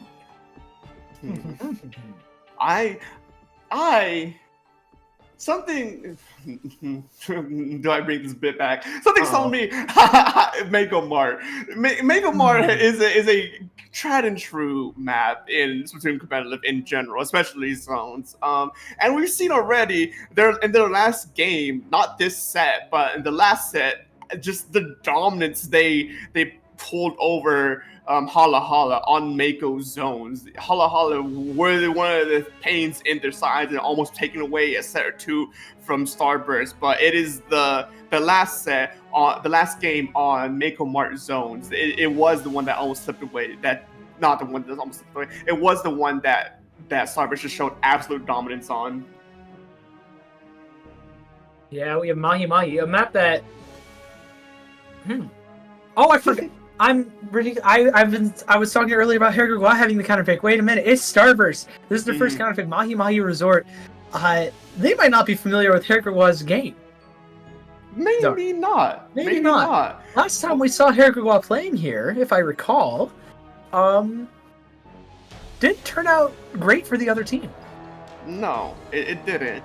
No, But, not really. The main point of contention here is that opening gambit. If you can get zone first and properly set up, those first 40 points before the water level drops is practically yours. And whoever does get the first zone, typically anyways, are really the ones who actually make it through into that water drops. And that's when the map opens up, and that's when Mario really becomes a legitimate map. Beforehand, it's genuinely going to be a fight of whoever can get the first pick. They're most likely be the ones who can actually get that first 40 points. Yeah, let's see how it opens up. We see Brand switching over to the Rapid Pro Deco and Ice on the Splash-O-Matic instead. Everything else staying relatively same-ish. Biscuit does drop, though. That's going to be pretty tough. Wami almost finds one as Arsa just straight out the crab on the opposite side of the map. Gray dies in the zone, though, so with 3 members down, Hergegwa is going to lose control of this zone. They're going to have a bit of a struggle, but they're still maintaining, like, neutrality of it. This is pretty big. Long enough for the rest of the team to find a 3-man advantage. Zera is already moving into the spawn. Hergegwa has maintained control of this zone. What is happening? How are they able to hold control of that? Hergegwa is doing what they've done in the past and just being able to outslash the other enemy team. They got that first opening pick and the first zone clip, and even though it was neutral for a good amount of time, they're the ones who got the first 40 points, and now the zones drop 50 and counting. Starburst is constantly down players. Hergegwa is just absolutely taking this game and just running away with it. Yeah, they're already down to 30 points left. Can Biscuit's Kraken come through, find anything for Hergegwa? It's not going to look for Gray. It's looking for Arsa on this backside, but they're going to run out of duration on that Kraken. Ice is going to have to pop this Crab Tank to try and find anything, but Gray is there on that left-hand side, just chipping it out, forcing it to reposition a little bit, and that's the full duration of the Crab gone. There's 5 points left, but Starburst are able to flip the zone just in time. Great play from them there, but it gets immediately switched back into Hergegwa's turf. The Crab Tank from Arsa goes down, same thing with Zeraz here. However, thanks to a lot of proactive play, they have a ton of paint on the map and a ton of stuff to work with, but Brand finds 2 as well as the rest of Starburst. This is looking dicey. Starburst do have a real chance here. We've seen them come back once. Do you think they can't hear Dark? It's definitely in the realm of possibility, but with how Hergegwa has been playing thus far, they're definitely Starburst. I can't believe I'm saying this, but Starburst definitely has a lot to work for here, as these 2 teams are now finally clashing once again on mid, trying to see who can get the first pick. Crabtake is out to try and create some space, cause some delay, stall them out a bit of time, but Hergegwa does use their own Crabtake. Killer Whale comes out, Tactical comes out. It's a bloodbath in zone, but 3 goes down for Starburst. Make that a delayed wipeout. Hergegwa takes control of the zone, and they're looking to go in and stall it out as best they can. Oh my gosh, this has been stalwart from Hergegwa. They have really just not let go of the zone outside of, just that little bit there, and they've tacked on a pretty hefty penalty back onto Starburst here. It's pretty rough out here for Starburst to work with. They have 2 specials, a third one on deck soon, and the cooler already popped. So what can they do with it? Brand already pops one, finds a first with the Killer Whale onto Arsa. Does the Kraken find anything? Yes, it does. It's just Zera's left in the zone, finds Brand, but you need to stay alive against 3. You get a second one. The Zipcaster comes through. Wait, this is so winnable. Hold on, this is actually entirely possible with the Zipcaster. You're staying alive for so long. Oh my goodness. Zeraz, can you live? Yes, you can. Wait, Ice has the Kraken. No way. Zeraz, how do you do that? They're doing the impossible. That's what they're doing. They managed to stall out Starburst, not letting any points, additional points go for Starburst's favor, causing this game to stall out and giving Hergegwa enough time to properly reset, properly regroup, and probably get their bearings straight. And now, even though Starburst has control of the zone, not without that much of a not much points, or what they could have if Zeras didn't make those plays. But they gotta be careful here. This is when things could be very dicey, especially with the current state of the game right now. 28 points and counting. 2 players are down for Hergagar. There's only a minute remaining. If you don't play your games right, all the work that you did just beforehand to get to this point can be washed away. As 1 does go down for Starburst, make that a fight for his zone, trying to contest as long as they can. 2 goes down for Starburst. Not before the lead goes taken away, and this game gets taken to wipeouts. There's only 2 points the differential between these 2 teams. Oh my goodness, what an insane hold from Starburst. Biscuit with that Kraken made everything happen just at the end there with 2 massive picks and staying alive immediately afterwards. However, Starburst able to come back just in time with Hergagar able to come back just in time. Xerath does go down though for this hold. This is pretty tough first spot for Hergagar. Starburst popped the Crab Tank and the Kraken. Here we go. There's 1 down. There's Wami. Can they find Gray? Yes, you can. The zone fully flips for Starburst. It looks like they might be able to take this first map. It's just Xerath's left. I don't think he can pull off the same magic as he did just before. There's the first step though. There's 1 pick going in favor of Hergagar. You have 7 seconds to fully flip the zone though. You neutralize it. You flip it. But Arsa goes down in the Crab Tank. This is incredibly tough. Can Hergagar hold on to this with no specials in the face, or with 2 specials? There's the cooler. Where's that Zipcaster going to be used from Xerath? So they need control very, very soon. The Crab Tank from Ice comes through. There's full control. There's the Kraken from Carmen. Oh. Wait, what? No, Starburst have it. Oh no! In overtime upset, Hergagar couldn't maintain control long enough, giving this game to Starburst in probably one of the closest matches I've seen thus far. Oh, that is so rough. Outstanding. Again, this clutch play from Starburst, able to come back when it all looks lost in the face of Xerath's 1v4-2 where he got 3. That's disgusting. Oh man, Sig, I'm gonna keep it a buck. I think this might be a game 5 here. I agree. I think so far I'm inclined to agree, but we have to get there first. These 2 teams have shown they have the stuff to just beat out each other, and they've been going back and forth, especially this game, bringing it to an overtime victory where Hergagar manages to hold on to zone. I need to remind you, in that overtime, they almost lost it because the zone was in neutral state for too long, but they just barely managed to hold on in the nick of time so they can maintain control once again and stay alive in the game for a little longer. But unfortunately, Starburst, they were able to just flush out any remaining members of Hergagar, giving this game to them. Oh my god. That game did not feel real. Oh dear. Okay, well, we still have at least 2 more games to go, Dark. We are moving on. I'm trying to find what our counter pick is going to be. It's going to be Mako Mart here for Hergagar. So now the question is, are we going to see what backline, who's going to be playing like that longer range weapon on the side of Starburst is my question. Are we seeing Brand on that Rapid Pro Deco again, or are we seeing Ice move back to that just vanilla heavy Splatling? I think we might see the Splatling come back here. I definitely do think that. I will say though, the map mode here is funny because last time we were on Mahi Mahi with Hergagar, Starburst being the one that counterpicked that, and in the past we've seen Hergagar just absolutely dominate a Mahi Mahi game. Now we're coming to Mako zones from a counterpick from Hergagar. Starburst, last time we saw them, absolutely dominated this game. We could see the script flip once again, leaving Hergagar being the ones to come out victorious here. We could. I think it's definitely feasible. There's a lot of weapons that work incredibly well on the side of the Hergagar. However, like you said before, Machine incredibly strong on this map, able to play around so much. We're not going to see it though. Opting for that Rapid Blaster Deco instead. We're just going to be running back the same comps. You know, I think this is going to be tight. This is going to be a very tight match.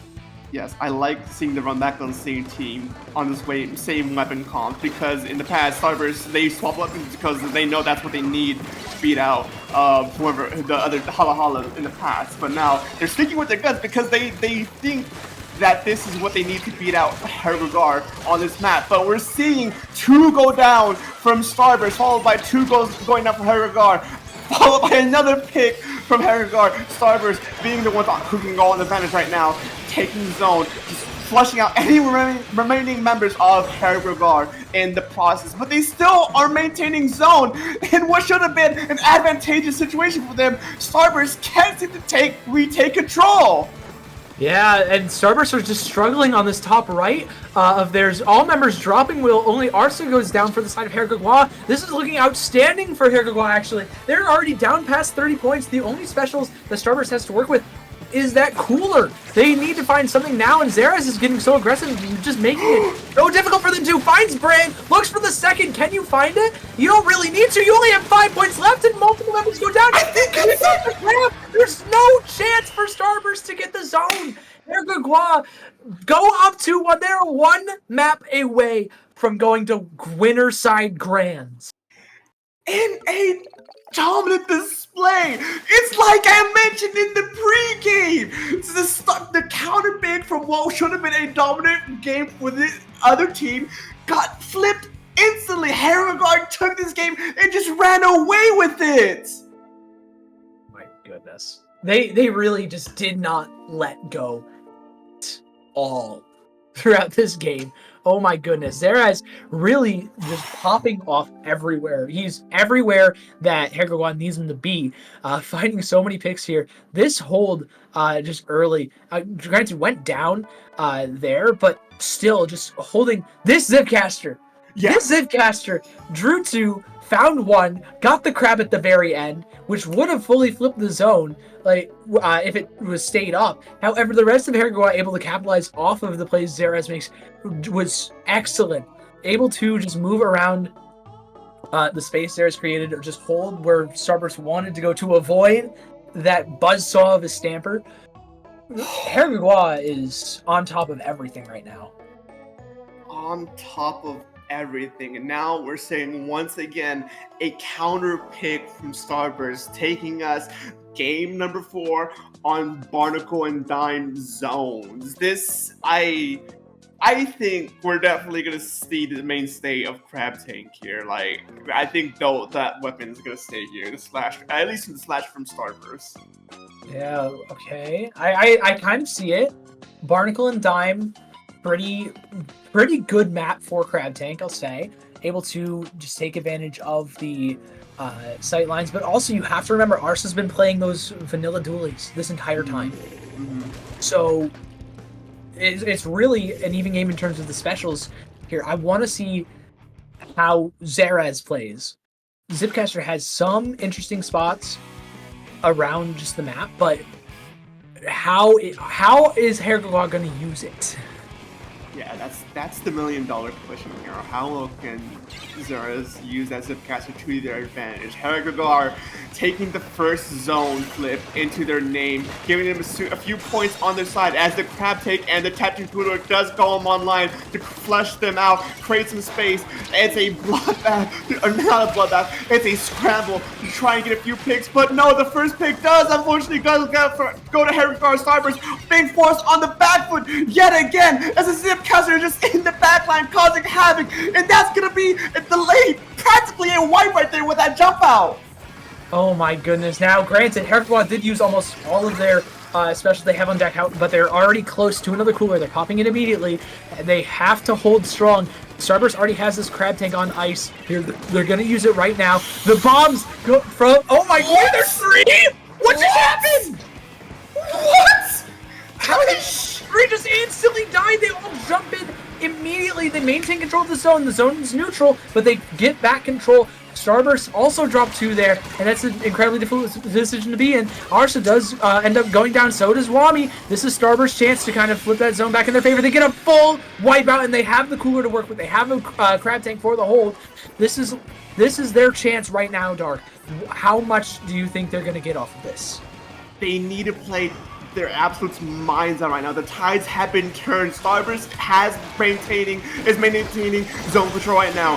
Herregard is slowly inching forward, pushing Starburst back inch by inch, and 2 does go down to 1 player, and we're gonna see the zone get flipped as another player potentially does get pushed back, even picked out by Herregard. And the Zipcaster is gonna do what it does best. It goes on the backline, it gets 2 before finally getting picked out, and Herregard has control of the zone. Starburst 2 down yet again. This game is starting to slip away from them.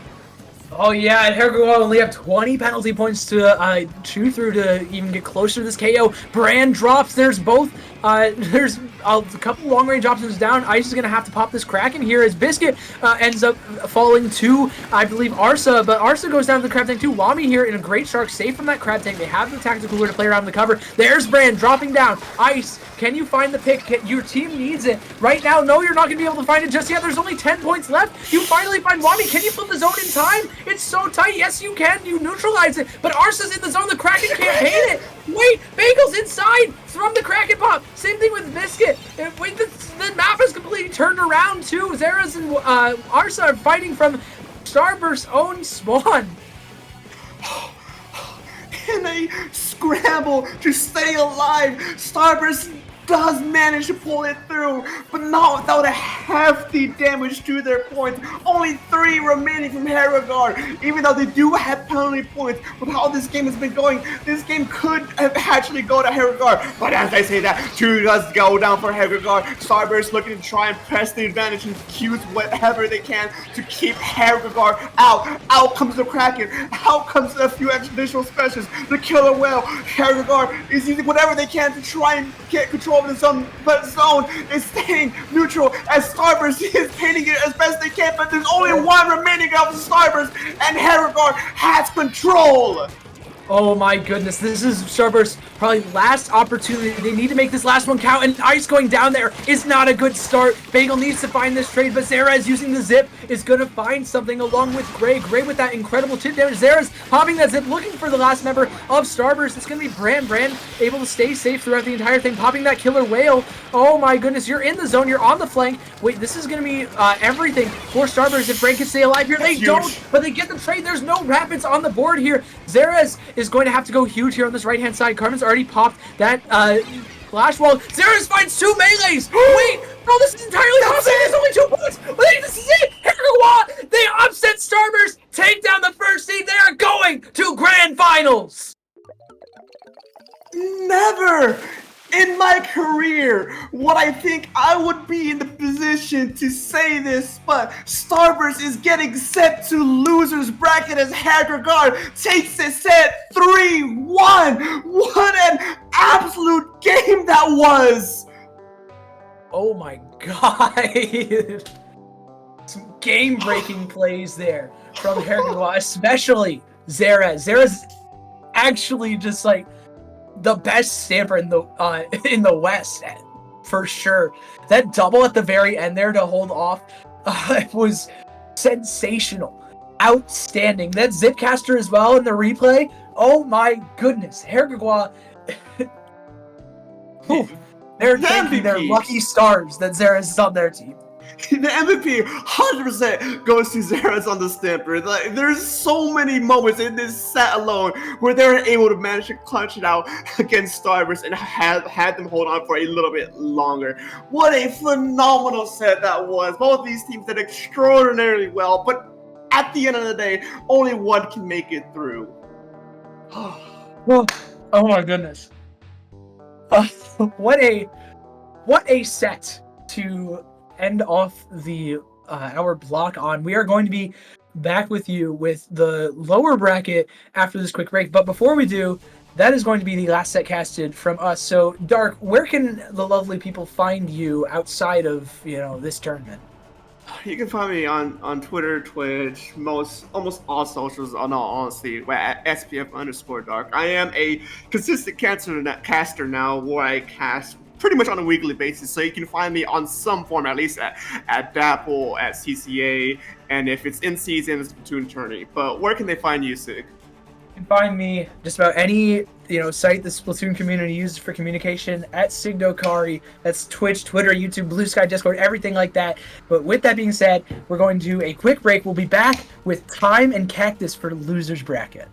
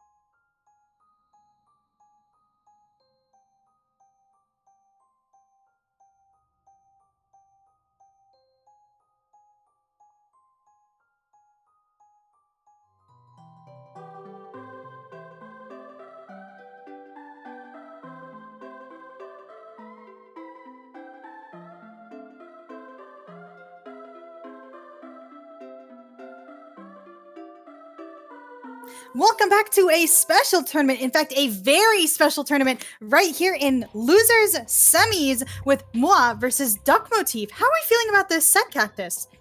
This is going to be such an entertaining set time. I mean, both of these teams have been performing so well. Just prior, Duck Motif took down Moonlight. I don't remember if it was on stream or not. That was when I was during my little lunch break. But performing at their seed, which is amazing to see, but also Duck Motif, a rising team in the scene that players have been rooting for since 20XX. People want to see this team active, and this is the time to see it.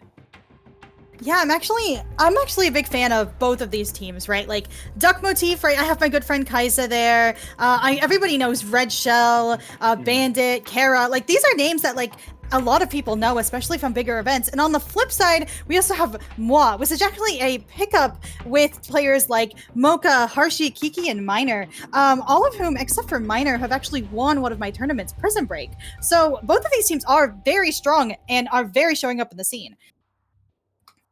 Yeah, these players have been grinding out constantly, time and time again. There's no pun in that. I promise you. I promise you. There's no pun in that. But yeah, we've seen them around, and I was gonna say a lot of these players from WA I've seen around in the community, winning multitude of events, and they're here to pull all the stops in this a special tournament. And without further ado, Splat Zones on Make-A-Mart is our first map mode we're going to be going to. Again, this is an all zones tournament. Only thing that will be changing is the maps. Let's take a look at these comps. Oh, I am a big fan. Looks like Screen isn't banned here as well. So they are bringing out the 52 deco on the side of Duck Motif. And on the flip side, we also have that Rapid Pro deco, which has been shown in this tournament to already be able to take a ton of space, put down a ton of pressure. Like, the only thing really on Duck Motif that can take care of that is this Charger. That is actually charking, or trying to shark at least, getting pushed off of that plat and letting Moi just take this zone. Yeah, Ma's going to have that first cap cooler is popped for them, but they will lose that quickly to Duck Motif, who is now tunneling in the remaining players of Moi, making that for a quick lead swap. Red Shell here using the Zipcaster, trying to find any remaining players, but players are just kind of going down to pretty much everything. I was going to try to comment on how the machine has been pretty much a priority pick for most teams this event, with its amount of AoE effectiveness over most of the maps that we've seen. But right now, I mean, it seems they're a little bit on the back foot. You know, you have triple AoE pretty much from Wa with a double blaster comp, and they're trying to get some work done, but Milky using the back to help get that blaster. I mean, Duck Motif is in just such an incredible position right now to try to take this whole game. Oh, definitely. Like, you can see the way that they're actually holding down mid. And as I say that, actually, looks like Miner gets a crazy double, stopping Moi from being able to move forward, I believe. Just being able to hold this zone, taking down that timer. Like, Moi is now in do or die moment. Like, they literally have to cap this zone within the next 5 seconds or it's over. That's right, they're going to try to hold on to it with the Booyah Bomb, and that will just be enough to get the remaining players out, and that's a complete wipeout. No players on Duck Motif can escape.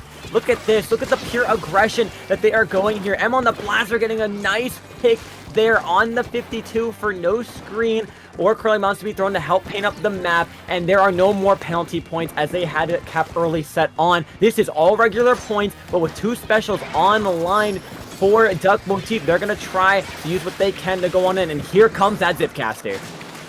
The Zipcaster is going to do a great job at taking the eyes off that zone for just a moment. Duck Motif is ready to make their move, especially popping this vac, just getting that cap really easily. Now all they need to do is properly lock out mid and get members of Moi out. But Moi is not going to go down without a fight, and that is a crazy skirmish as this Octobrush is actually flanking behind, taking eyes off of those valuable members up front. Unfortunately though, it doesn't work. Actually, fortunately, it really works out for them as Duck Motif is being able to hold this zone control. Yeah, holding that zone control, holding on to those stacks. They got rid of the cooler user pretty early on the side of Moi, but now with some specials building up, Moi's going to try to see if they can apply pressure with this Booyah Bomb. They have the vac ready to try to capture that Booyah Bomb, but they get chased away by the whale. That was an incredible technique, but unfortunately it doesn't do much because it got attached to the cooler from Duck Motif. Only a couple more penalty points to go, and this game could be in favor for Duck Motif to take the whole thing. Here we go, 2 seconds left. That is the game. That was incredibly close. You can see Duck Motif barely holding onto that zone. Look how much yellow paint is on there. Like, I'm shocked that it didn't get contested or anything, right? Yeah, no, definitely. They had enough of the power of paint on that ground to try to at least contest it, to hold it for just a little bit of time. But time just wasn't the essence for them. They unfortunately could not hold on even just a little bit. One of those things that makes you wonder if those were a couple shots thrown at that very last take a mark that just weren't enough to flip it over for him. Yeah, it's definitely like once you get down to the wire like that, once there's like less than 20 seconds left on that zone, or 20 ticks left on that zone, you really have to be going in right away. Otherwise, there's nothing you can do. Like, there's no way you can get enough specials. There's no way you can even get into position by that time, so. Yeah, absolutely. And even here, you could see all these players tried to rush on it from the same side, but it was not enough. You had a great combination from the players of Duck Motif, pairing together very well there, pushing in from the stack, from that front entryway of the other side as well, making sure that they're collapsing on all those players. They had tried to pop bubble, but it was a little too far away. When you have that many players from the other side shooting in that direction, that bubble ultimately becomes useless for cover, and they were able to secure a beautiful game, the first game of this loser semis. Right? See, but the thing is about this tournament, right, Cactus, is that it is going to be counter picks from here on out. Every single match, we are going to have to wait a little bit to see, what they're going to be looking at, what we're going to be seeing. And right now, it actually looks like they've picked Umami zones, which is like, I don't know how I feel about the zones that are like kind of semicircles, instead of being squares.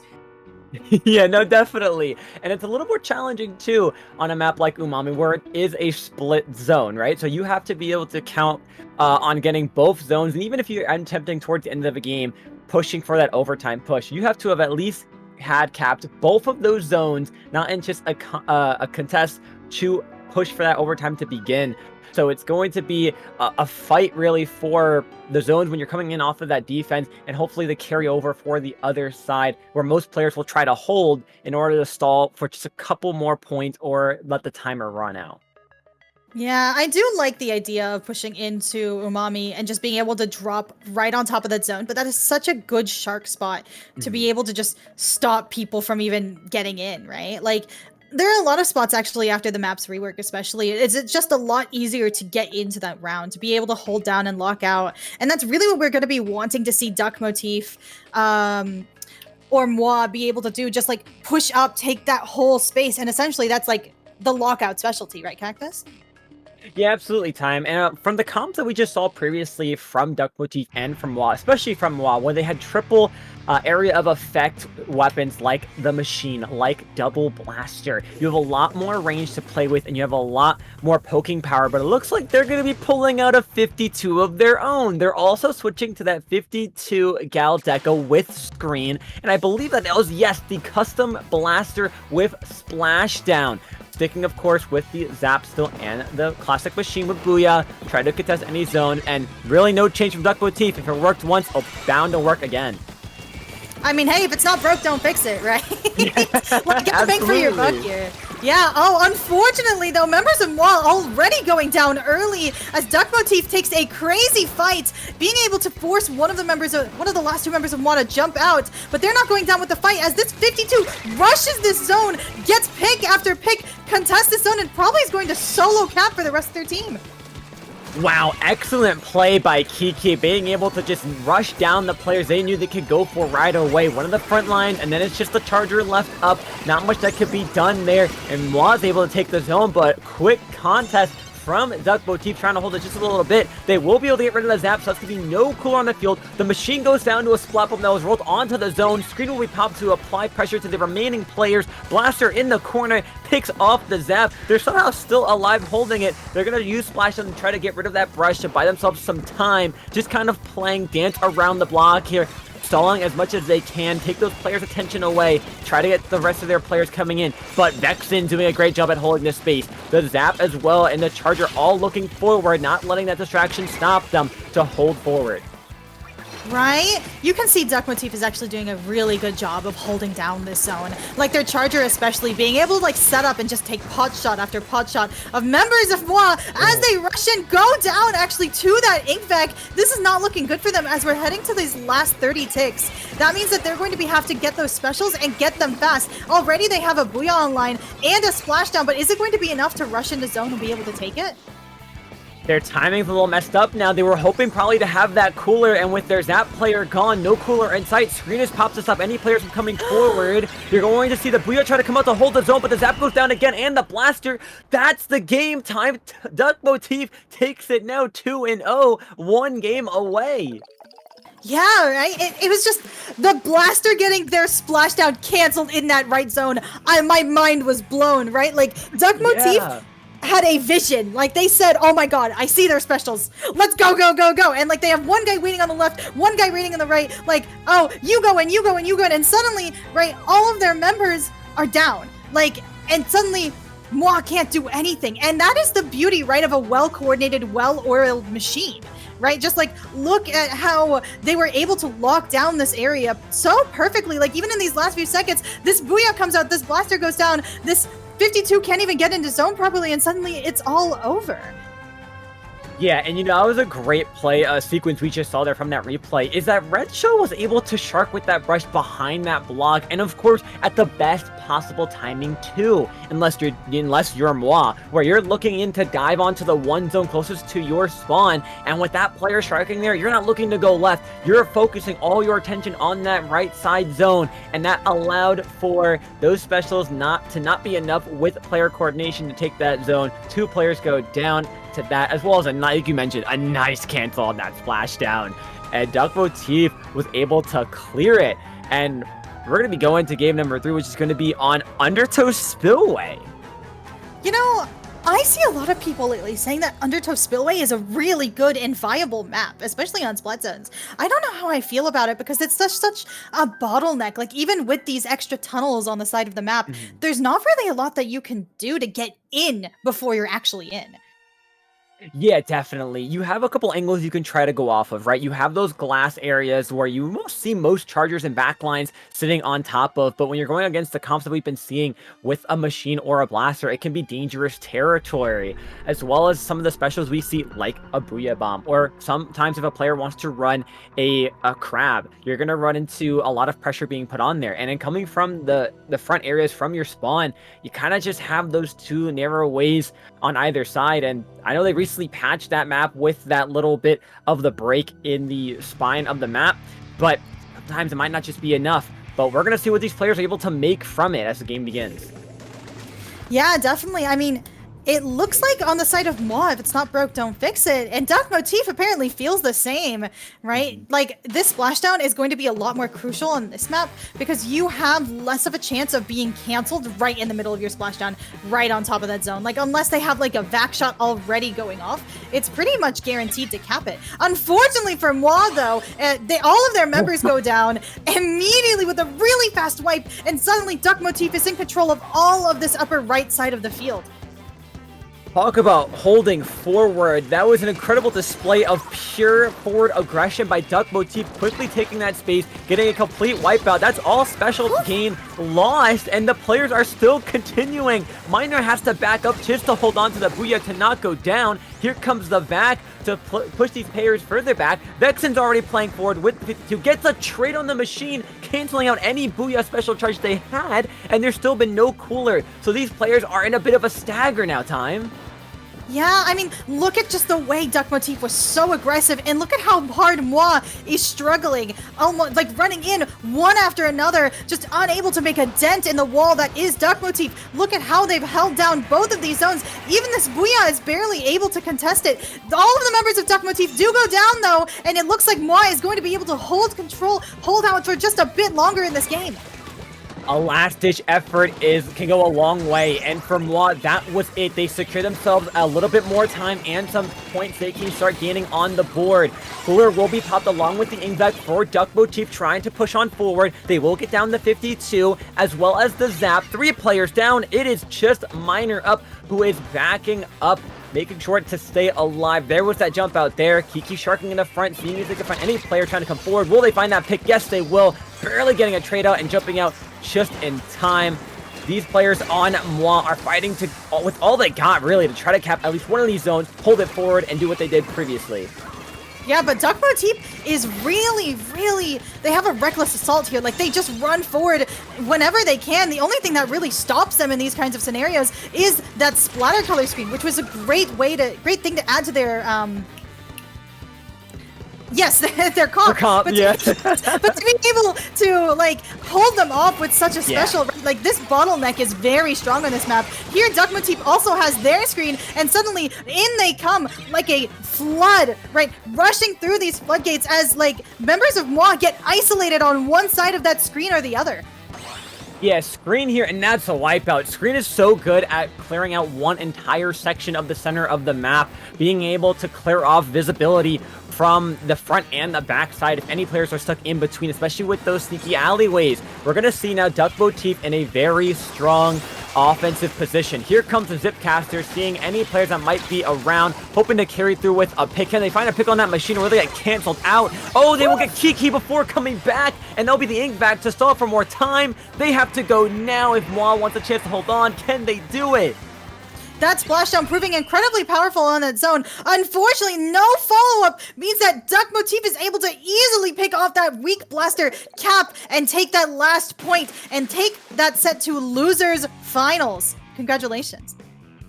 What an incredible display by Duck Motif. They turned on the Jets each game that they had the ability to, especially after that second game. We saw how Moab just rushed them down. They said, we could do that too, and we're going to do it dominantly. A wipeout in the beginning and just a strong stagger to build up so many points, forcing the players of Moab to back up. Like you saw there on this replay, the Booyah Bomb's able to take a couple of these players out, and this bought Moab some time, right? It bought them the ability to take some space, get some of these players out of the way, but ultimately Duck Motif using that screen like you mentioned before, being able to disguise themselves in, get those players down, and ultimately hold a very strong lockout.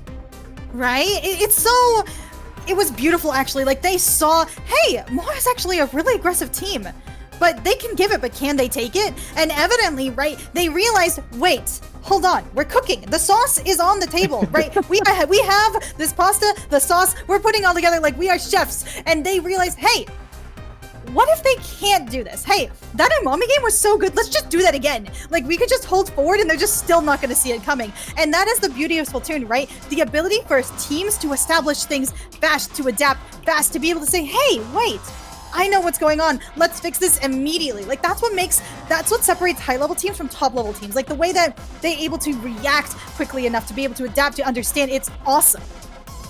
Yeah, you're absolutely right. That's the kind of adaptability that you need to see in a lot of these teams, what separates the best from the greats, and that is just the ability to notice something that simple, that small, that changes the course of an entire game. And that's exactly what we saw Duck Motif do live during those games too. They didn't need to wait for the next game to follow it suit. They caught it fast, they saw it quick, and they matched that energy. They kept it going, they made it move swiftly, and they were able to take that in a convincing 3-0. Right? Like, it's no wonder Duck Motif got Div X last Ludi season, right? Yeah. I think they did, right? Yeah. Like, I think so. I'm pretty sure. Yeah. And it's something I really enjoy actually about that set is you can see a lot of discussion actually in the Splatoon community lately is there's a lack of established teams.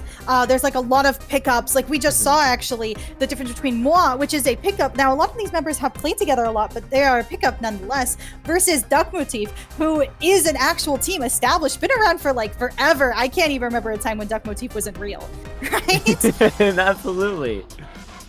Yeah, they've been around for quite a while, and that's what you love seeing too about these more perfectly formed teams that have a bit of a background, right? It's not just these pickups that put up a random name into their team name suggestion. It is a team that has been continuously and effortlessly working together, understanding each other, not just in the game, but as personalities too. Some players are better at one role than the other. Some are a little bit more vocal about certain scenarios than the rest. And sometimes that leads to one player taking charge when it comes to things, maybe even like certain shot calling and call-outs. What you will see a lot from these players who individually stream as well. You see these players coordinate very strongly, very well. And a lot of coordination is going to be needed here because with losers finals here, we're going to see Duck Motif challenge up the seed 1 of the tournament, Starburst.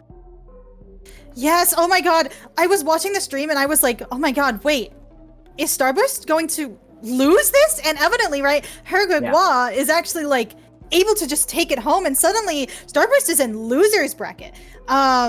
But talk about established teams, right? We have Starburst here, who has been around for a very long time, actually. I believe their actually reign of dominance was around the COVID era, like of Splatoon 2. And yet here they are back again saying, hey, we still have got it. Like they are in losers finals and they are going to try to make their way back into grand finals if Duck Motif doesn't have anything to say about it. But look at the way Duck Motif actually played so excellently last game.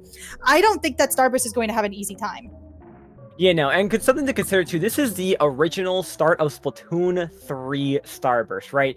You have the original players that were playing at the start of this game where we saw them challenging back then when we had a lot of established teams, and it's really nice to see them all kind of come back together for this event, right? And we do see, unfortunately, a little bit of a DC, but it's okay. Run it back, get that player in. We'll be all right. Keep these Hey, listen, going. the Wi-Fi can get a little nervous too, right? Like, I would be a little nervous, right? Like, hands shaking, like, I'd be like, oh my god, this is so scary, right? But evidently, right, we are going to be heading back into this match in just a moment. Actually, let's talk about that first match, right, Cactus?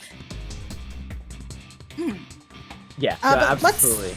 Let's talk about that first match. It's going to be on Zone's Robo, which is, we've seen this map quite a lot, actually. Do you think this is favored among players?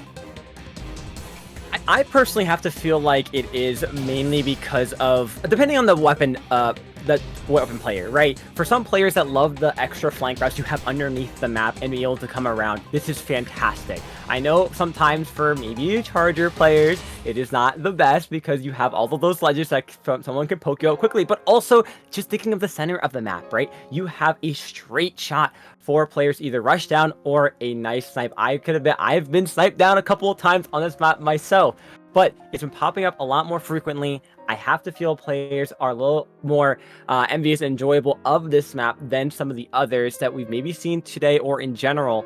And it's a nice change of pace, too. It's a little more different, a little bit better of a map layout.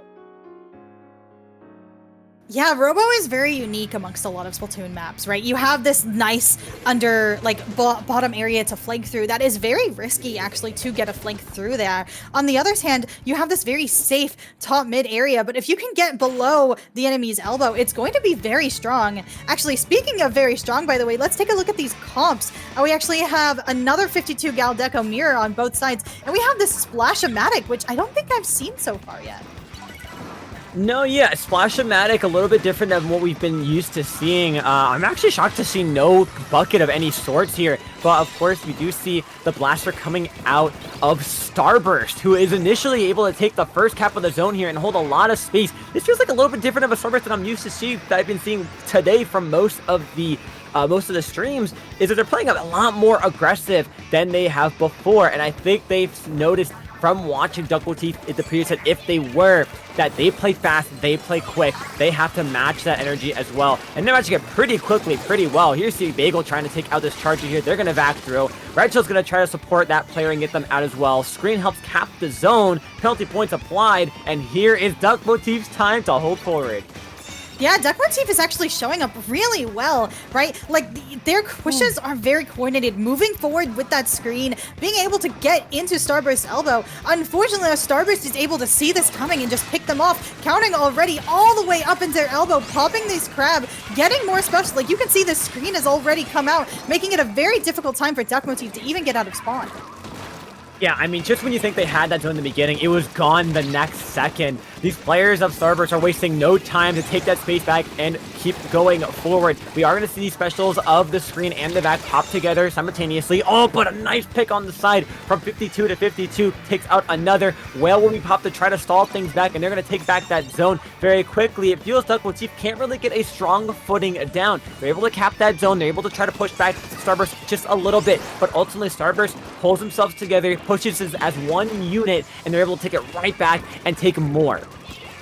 I love that Carmen actually ran forward all the way to Duck Motif's elbow, just taking as much space as possible, even letting that zone count down a little bit more because they realize just how important it is to take that space. Unfortunately for Duck Motif, though, that elbow being taken is detrimental. Like, they are trying their hardest to pick off member after member of Starburst, but we are 15 ticks left in this zone. This back is out, and it's going to be very hard to even hold it. This brush goes down and zip. It's just the Charger, and unfortunately for Duck Motif, Starburst takes this first set of losers finals.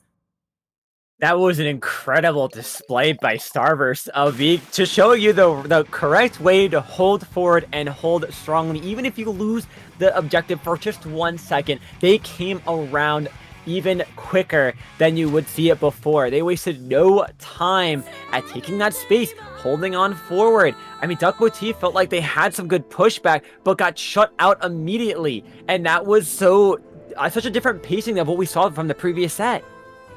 Yeah, definitely, right? Duck Motif was the team that was holding forward in that last set versus Moi, but now suddenly, what, the turntables, Starburst is holding forward on Duck Motif, and hold far forward they do. Like, literally, look at how far they pushed into that elbow, how much they could have done, or tried to do, just to do anything to stop this zone from getting capped. Unfortunately, there was nothing they could do right at the end. Like, Starburst had a chokehold on their elbow, and every time they lost it, they went back in with those specials, and they knew exactly what they were doing, right? Yeah, definitely. I loved what we saw the example too of that push hold that they had from Starburst's side, right? You pop the screen and then you pop the crab behind it, so it's not exactly too visible, and you're able to move around from side to side in such a great elbow position that you're going to be capturing any players coming straight from spawn, either from that far right flank like we saw them try to shoot over by the pillow, or that top left area that we saw Red Shell trying to come out from. I mean, Starburst has such a great coordinated push up together. I'm curious to see what Duck Motif is going to change up, if anything, maybe in not necessarily their comp, but maybe play style on this next map of Mahi Mahi Resort.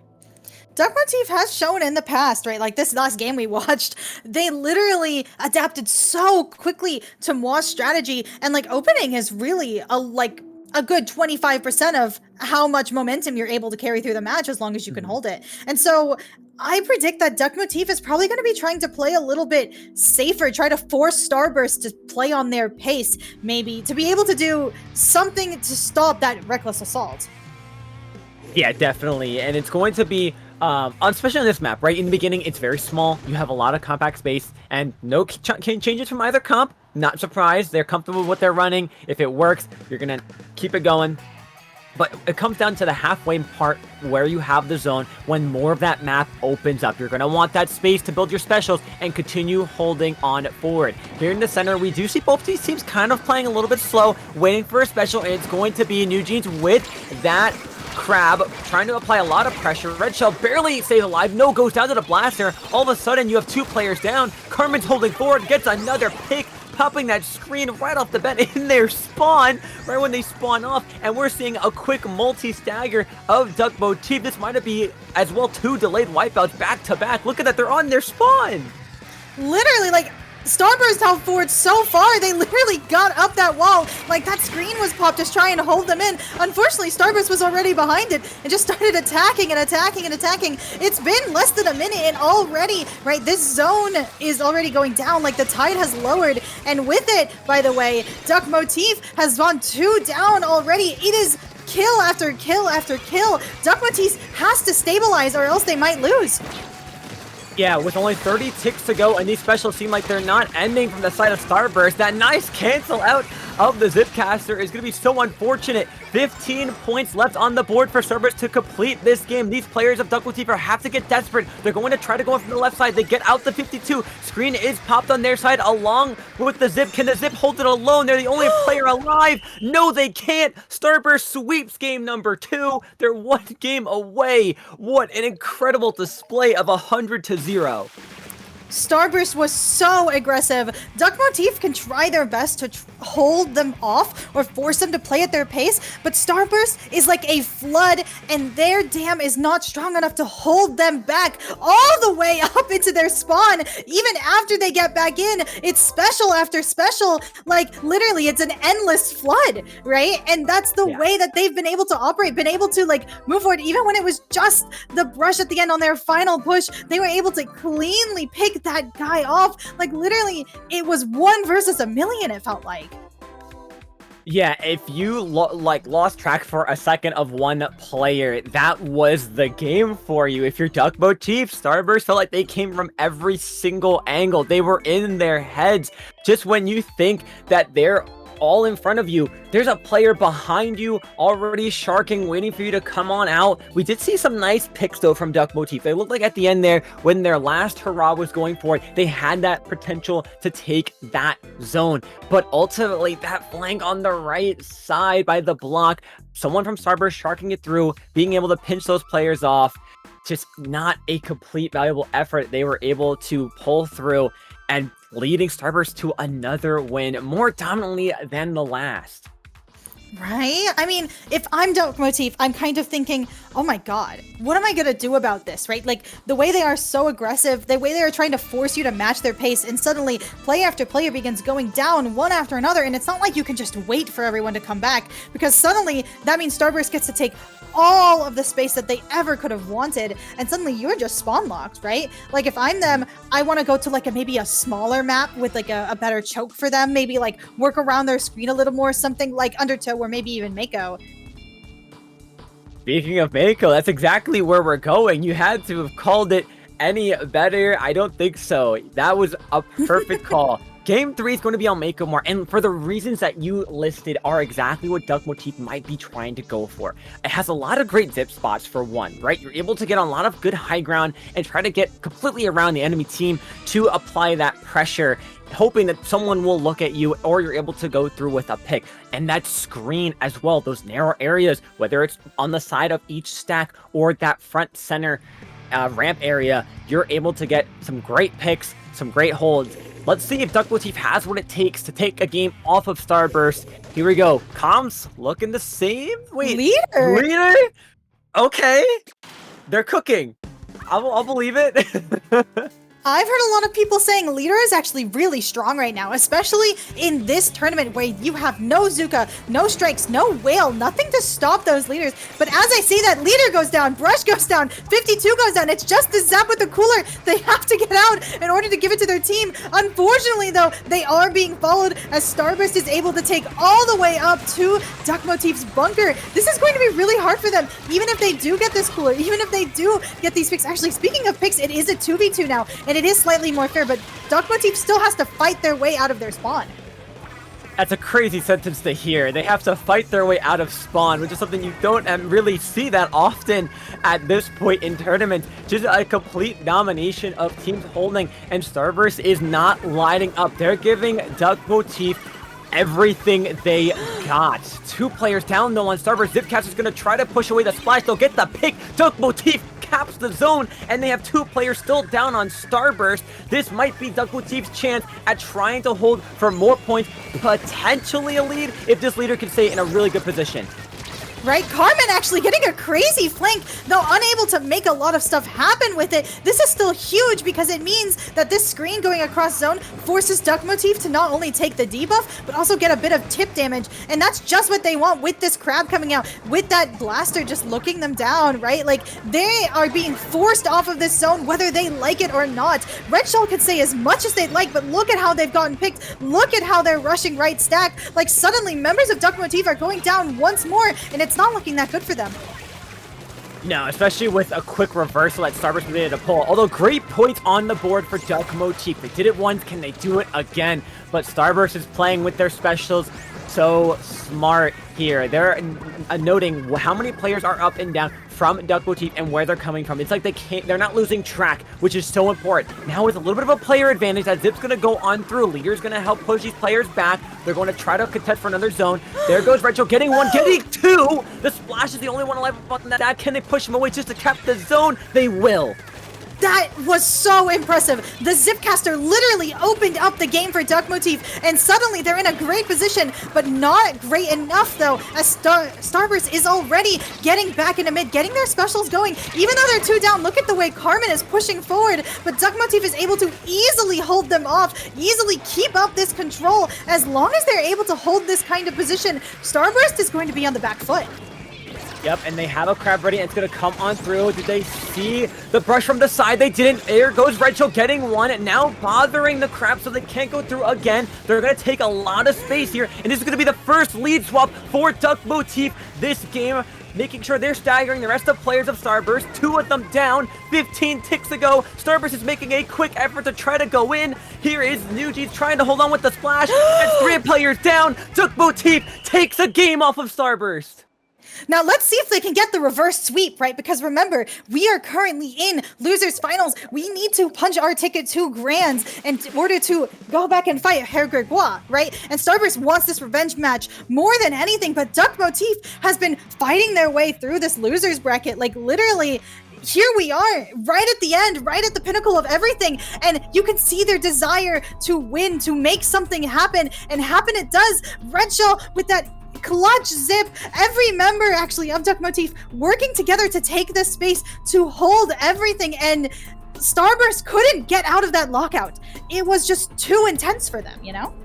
Yeah, and I'm getting flashbacks here to the Ink TV Resurgence League, where Mako Mart really was the map that early on S3 called the loss for Starburst in the beginning. And I mean, that's just something that just relives in my head as I see things like this. But yeah, Duck Motif played that map so well, especially with how dominant Starburst was in the beginning.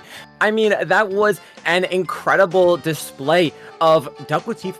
Again, first of all, playing with a weapon that a lot of players probably wouldn't have suggested for Mako Mart, and that is the leader. That was probably the biggest change that we saw in their comp from seeing them really not change in the past 2 sets. So having them bring out that leader, from what you said, I believe it now. A leader can be pretty good on Mako Mart, especially holding good positions once it's set up in a spot that can do a lot more than just be intimidating. And they were able to put up a game on the board. But now with Starburst counterpick of Ink Blot Art Academy, can they bring it to a game 5? That will be the challenge.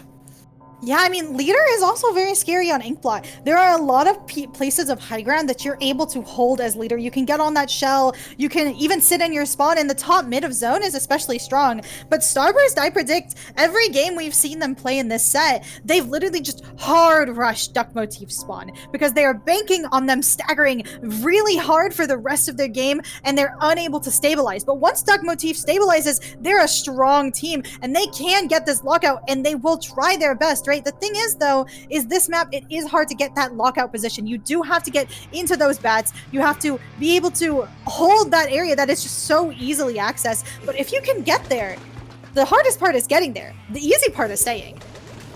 Absolutely. And it looks like they're going to be sticking with that leader on the side of Duck Motif. Starburst sticking with the comp they've been running thus far. And right off the bat, noticing a little bit of a change-up of a couple players panning a little bit more. Right away, Carmen taking that stack area, playing around any players that might be sharking on through. Same with Red Shell, sharking through that front middle stack. Seeing of the players they can find. Cooler's going to be out. Crab is ready for Starburst. Can they make some plays? We're going to see these players kind of bouncing all around here on the map. One player will go down for Duck Motif. Make that 2. Starburst will take first control of the zone. Starburst is doing their patented strategy of running as far forward as they can, but Inkblot is that map where you do have that high ground in your spawn, and it's going to be very difficult to be able to get in there undetected, right? Yeah, absolutely. We saw their bagels trying to hide on their plat, but with a lot of those splat bumps coming on from Duck Motif, they're able to push them away, but they're in a really great spot with that crab. And Red Shell's trying to use a zip capture, but it canceled out. 3 players down for 3 players up only for Duck Motif as the Red Shell has to respawn. Starburst now still holding strong, but here we go, a collapse on the blaster. Zap goes down, but they're fighting for the zone. Screen's helping them push forward, but a player from behind is Carmen, and with only 20 points to go, it's a 1v1 on the field. Vex is going to try to hold the zone as more players come on in. Yeah, luckily, Duck Motif's Zap comes in just in the nick of time to be able to hold this zone. Now, they do get that cap, which means Starburst gets a deathly 64-tick penalty. Unfortunately, though, they do wipe Duck Motif and get a free one-way ticket right into their court, which means Duck Motif is going to have a really hard time coming back, or at the very least without that screen, which does excellent work to push Starburst out and give them a better footing for their hold on their zone. Yeah, that screen was used much more in a defensive way of I need to stop Starburst from coming into my platform holding forward, which is the opposite of what we usually see screen for, which is holding on forward. Bran with a nice pick there with the mix of the whale and the line marker. They see Oh, a nice strike on Kai there. They were solid spotted. They were waiting for that pick. Couple more ticks to go, and this is going to be Starburst's game. 1 to go. That is it. Starburst, once again, taking the next game 3-1. They're going to Grands. That was so impressive, right? I did love the way that both of these teams tried, and even Duck Motif was able to get into that zone, and unfortunately Starburst was just so ready for it. All of their teammates were able to come back, drop onto the unsuspecting members of Duck Motif who had just freshly gotten the zone, and suddenly they were wiped. Suddenly they were in court. Suddenly they were back in the zone, but Bran able to have that insane ledge control with just Chip with that main weapon, Chip with that angle shooter, getting that insane pick, and suddenly Duck Motif has a really hard time getting out. And there's nothing they can do as that zone counter ticks down to 0. Yeah, absolutely. I mean, this was a great display from Starburst as well, just showing the great team coordination that we've known and seen them have time and time again. We've seen this, I think that was replay, there was that second wipeout as well, and these players know their weapons at the best of their ability, right? They're at the top for a reason, using every piece that weapon and its kit brings to the table, especially during that map. I mean, Starburst, unfortunately, this is one game there, and actually really big props to Duck Motif too, being able... I'm sorry for reading the screen. Starburst quacked Duck Motif. I love you, Jordan. You're so good, bro. Oh, man. Shout out to Jorian, by the way. Shout out to our production team, our TOs. Like, we're about to go into Grands right now. We had a little bit of a hiccup at the start of this tournament. Like, Sendo was like, well, Sendo the site. Sendo the guy was not home, but Sendo the site was like, oh, you know, what if I crashed really cutely for you? And that was not so fun, but thank you also to all the players who had a difficult time, maybe not sure how to navigate this, seamlessly going into just captain's chat, going into score report, reporting those scores, keeping those channels really clean. Like, we really appreciate it here, and we're really grateful actually to everybody who showed up. So thank you. Yeah, absolutely. This tournament would not have been possible. And huge shout out to Chara as well, putting this on for everyone to give a nice little taste of what the meta's not like, right? We have a lot more of a unique twist on a tournament, and the way I've been seeing it, we've been seeing so many incredible weapons and comp ideas that have been popping out from the woodworks that usually you wouldn't see. And it's really refreshing to be able to not only watch it, but of course commentate it as well, and view things that aren't just Zuka spam and Cooler Bot. Honestly, this tournament has really been a breath of fresh air, right? To see the gimmicks, like, okay, I might be a little upset because I am a shot one trick, and I use Zuka, I use strikes, and guess who wouldn't be able to participate in this tournament, right? But this is really a breath of fresh air. I'm very much enjoying the new comps we're seeing, and I'm also enjoying getting to see people play with things like splatter color screen, right? Which is, it's like so unique because a lot of places, a lot of people don't really play with it as much, and it's a really strong special, I feel. Yeah, definitely. And we've seen it used to its ability in that last set, both on the offensive and defensive sides of it, right? You've seen how players have been able to throw that screen to push a certain area that they're trying to cover, especially on something like zones, which is so prominently enjoyed, and it's able to take a lot of space. You're able to apply a lot of pressure with it. You're able to combine it with other specials, so you're able to cause a lot more mayhem than you would with just the screen and just your main weapons. And that's something I really like seeing, especially because we don't see screen that often. For valid You're reasons. Also, of course. Yeah, you're also seeing things like the 52 Deco is actually a really strong weapon, right? I want to highlight this because I think we've seen a lot of 52 over the course of this stream.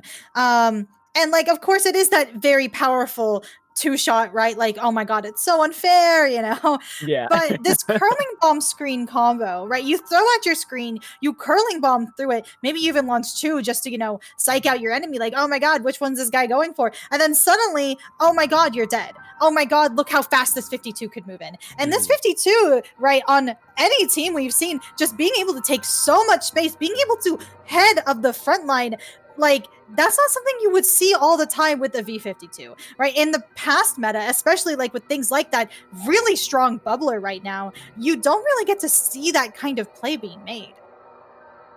Yeah, having a curling bomb on 52 allows it to be a lot faster, a lot quicker, and instead of holding space, play a little bit more like you would see a Tetra, like you would see a Sploosh-o-matic for that too. Being able to just hold forward and quickly get those picks, and because it is that two-shot, you're able to get multiple players from just the range it has too. I mean, it's a short-range weapon, but has a lot more range than you would see a Sploosh, and it allows for that capability of getting, like we've seen that last set, 2 picks and you're out. And that's something I love to see that weapon have. I feel if it had different special, we would see a lot more of it.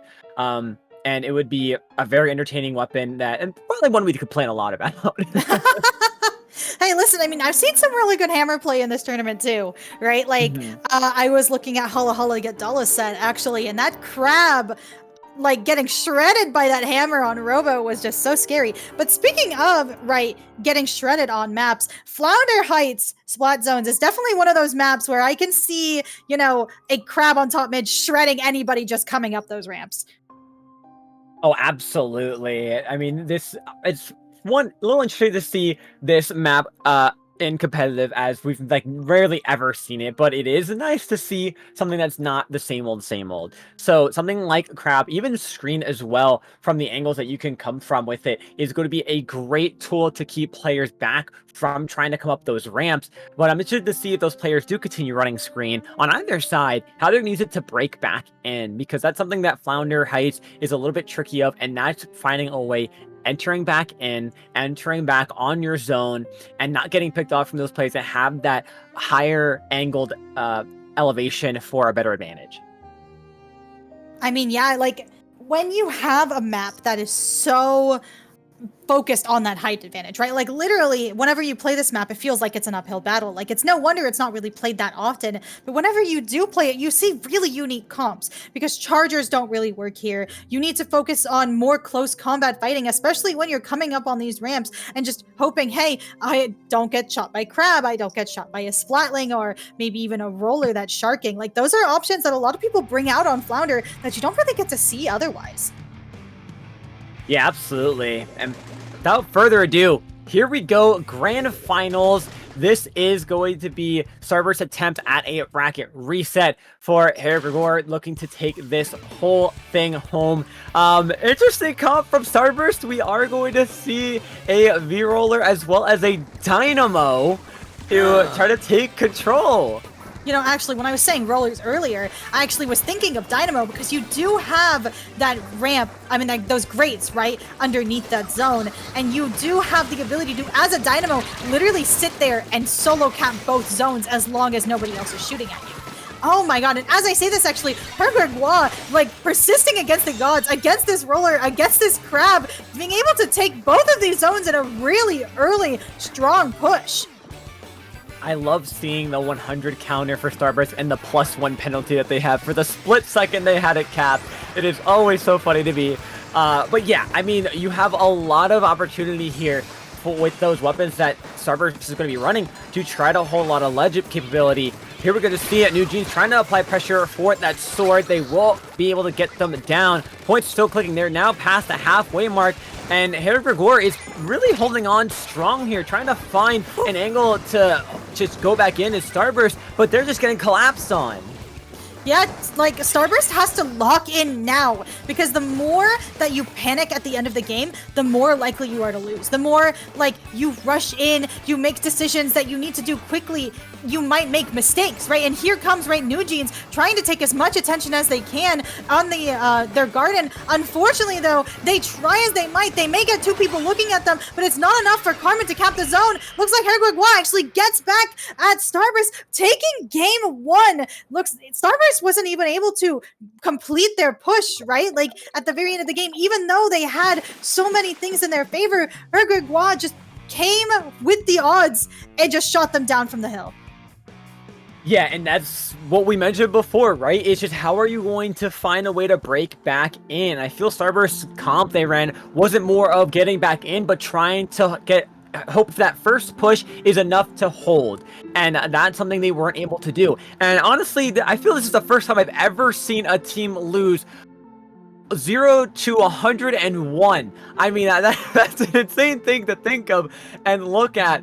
I mean, it's definitely unique, but yeah, I mean, Starburst just couldn't find any footing. These players on Hair Gregor were just so aggressive. They were able to get all these players of Starburst from every angle with the dualies, with the blaster and the tri-picks as well. I mean, that was incredible. That was a great display of what they're bringing to the table and shows a lot why they're on the winner side of this grand finals.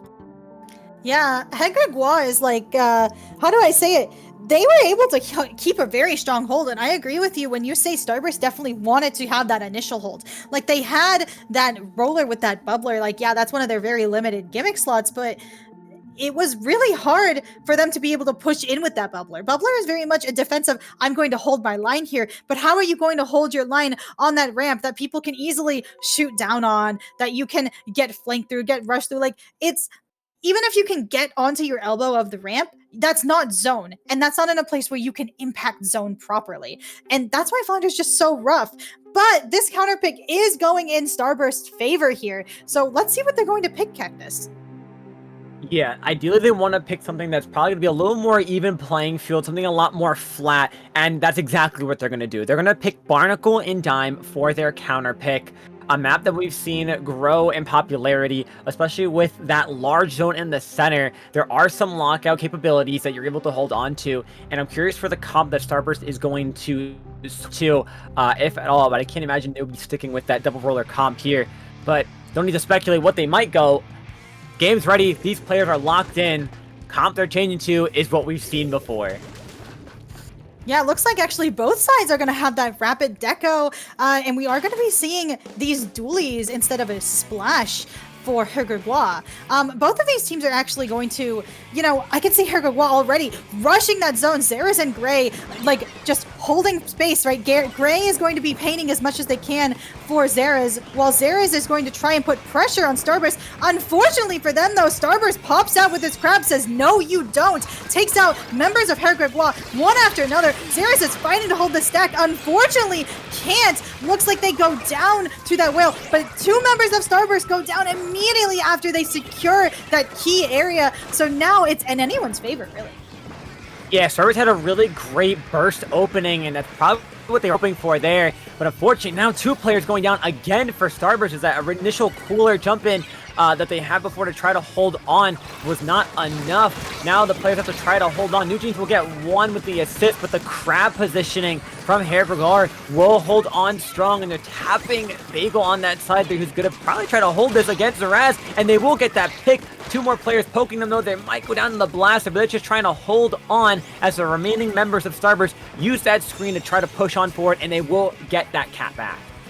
Three members of Hair Gregor are actually going down, so it actually looks like Starburst is going to be in a very good decision if they can take care of these dualies, which they do. Unfortunately, though, that means they did leave that plat uncontested for just a moment, but that's not really that much of a problem as they pop that crab and are able to get more space. I really like how this game is so back and forth, right? Like in previous games, especially even in Flounder, right? Hair Gregor would just knock out after a lockout. You can see at this level of play just how strong both of these teams need to be in order to counter each other. Yeah, there's a lot of more coordination, and it's like we said before, that's what separates the greats from the best. I mean, it's just the capability to have this kind of level of coordination, skill, and the big capabilities of getting a strong wipeout. What a nice cancel there, two on Zaraz on that zip. Two players from Hair Gregor already going down. Starburst now looking for that advantageous push, using that screen with the crab to try to apply a little bit of pressure. They will get a couple of these players out from Hair Gregor and take that zone back. And once again, it's just these dualies, which low-key is giving Starburst a little bit of a problem. They have to start attacking these dualies a little bit more together than by themselves, because these dualies are performing so well with this weapon. Yeah, these dualies have been a thorn in Starburst's side. They may be able to get every member of Hair Gregor down, but is that really going to matter when it's just the dualies stopping them over and over again from being able to make any leeway? Like, even though they took down the dualies just now, they're already back with Crab, and look at what they're going to do with it. Trying to be able to get their plat back, get this zone back, pressuring and even separating members of Starburst from each other. Yep, separating them away from the zone is what they're going to try to do to get it back, and that will work in their favor. That's close to a delayed wipeout as Bagel will go down as well, forcing Brand to back up far behind, having a whale ready, just poking for some space. We're going to see Hergregor take a lot of great offensive positioning, especially Zaraz trying to hold forward, but they will go down. I do believe they were cleared, so they'll be back in no time, trying to apply more pressure on the side with these dualies. Can Brand try to win the 1v1? They're so close, but no, it's not enough. Penalty points are over, by the way, for Hergregor. 2 players down. Starboard's got to get this zone back quick. It's going to be difficult, though, because unfortunately for them, they do have that crab coming out. They do have Great Bagel being so aggressive, just taking as much space as they can, holding on to this plat. Like, even if they, there's just so much pressure going on back and forth, it's almost hard to keep track of. Honestly, you can see Hergregor pops this crab, gets this zone back, and now is pushing Starburst back, who only has their short-range shooters left. Yep, and they did use Whale for Hergregor to track down these other players. Cooler will be popped with 50 seconds left on the clock. Specials ready and building on both sides. Rat has a zip that they're going to try to use most likely on the crab, and here it comes a little bit early. Eugene's probably going to hold on just a little bit. They're going to try to sneak on in because they do have that Cooler. Can they get the pick on the dualies? Yes, they will. Crab will be popped. This is Starburst's attempt to try to get this zone back. Couple more points to go. Will Hergregor get the lead in time? It's a 1-point game. They hold it, and it's a delayed wipeout for Starburst. Never mind, full wipeout. Starburst now in control, 20 seconds on the clock. That is insane. Literally 1 point off. That must be really frustrating for Hergregor. But that means that they only have 10 seconds left to push in the zone. They have no specials, so they're just going to rush at it. Here comes this crab last second, but this screen comes out. Brand is plating the zone as much as they can, and there's nothing that they can do, even if the zone gets contested, to take it from Starburst, bringing our grand finals to a 1-1, Cactus. Wow, we have a match on our hands, and it is an intense one. Starburst narrowly taking that game at the skin of their teeth, just securing that to bring it to an even playing field. It's going to be Hergregor with the counter pick advantage. But just looking at these replays of this game, I mean, it was such a strong back and forth the entire time. We see a lot of pressure from Hergregor here, making sure they're having Starburst put on that back foot, but Starburst plays smart. A lot of these players in top level are going to play a lot more coerced and more together and wait for the specials that they're going to need to push in, right? And that's not winning on just 1 or 2. They're going in with 3 or all 4. And especially on this last attempt here to hold the zone. I mean, thankfully they had that cap last, so all they have to do is stall it. That 1v1 with Brand and the dualies was quite entertaining. But yeah, these players know what they need to do to get the job done. And to be honest, at the beginning, it looked like Starburst was just going to hold that whole game set. But Hergregor shows what they did that first game. They're not out yet. There's a reason they're in the winner's side. Right, and speaking of, on the winner's side, actually, looks like they've gotten their counter pick ready, which is going to be on Zones Mako. This is a map we've seen a lot, right? A lot of people default this map. It's kind of like the safe, oh, this was in Splatoon 1, I know how to play this kind of map, you know? Yeah. Especially, it's got like this, it has a kind of bottleneck-like structure, but it's actually kind of hard to fully lock down that bottleneck. Like, the only thing that can really get you there is screen, and guess what's available right now to play with?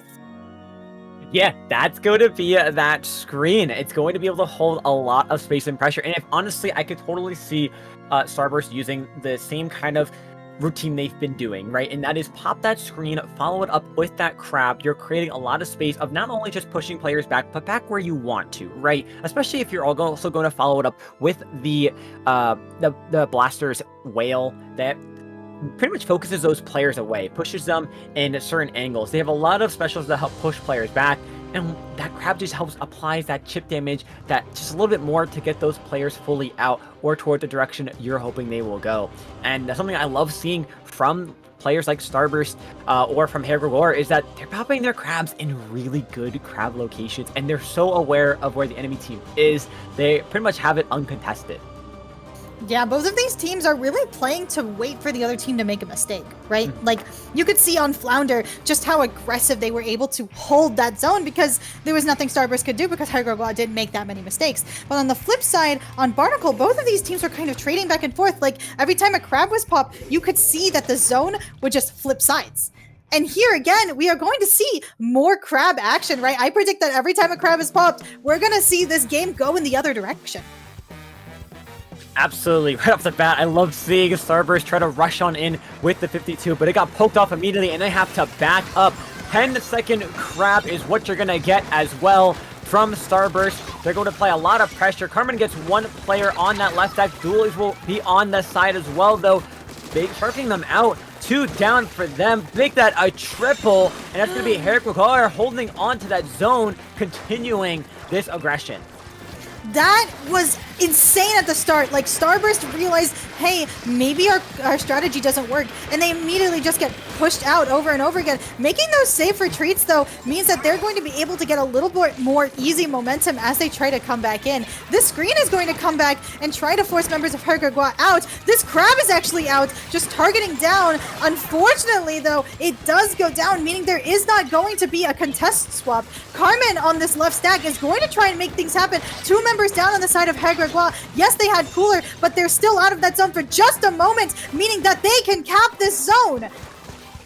It is not over for Starburst. It's not going to be a 1-100 to KO. Starburst is doing a great job at holding a lot of space and making sure they're combining together to take these players out that are causing them the problems. They hub zone just for a little bit more of time. The crab will finish up on Hergogwa. They're going to pop this Cooler to apply a little bit more pressure. Dualies trying to go up on this deck. Can they find this pressure they want to do, or they get picked off? They're just so weak, and the zone is still in favor of Starburst. They find these Dualies, but the Dualies will take them out. Players are now trying to dive onto them, but this is going to cause a bit of a stagger. Starburst might lose this zone here.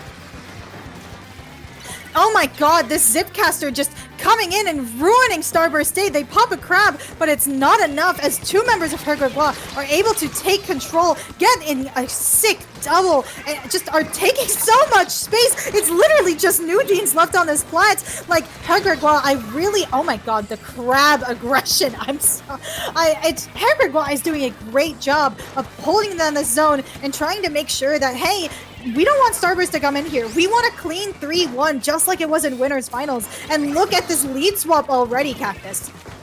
Yeah, they're holding on with everything they got, using their specials instead of combined with another. It's just one after the other. Now players are getting kind of pulled aside, but with 2 players down, a couple of jumps coming up, that crab will finish off on the side of Starburst. Can they win that fight? No, another goes down. It's going to be in Starburst's favor to hold this zone, but with Raz having a Zipcaster ready, they're waiting for the perfect opportunity, but that might not come right away as they keep having players stagger, actually on both sides. It's just not in the favor of Hergogwa as these players go down without the special combos to follow it up to try to get that zone back.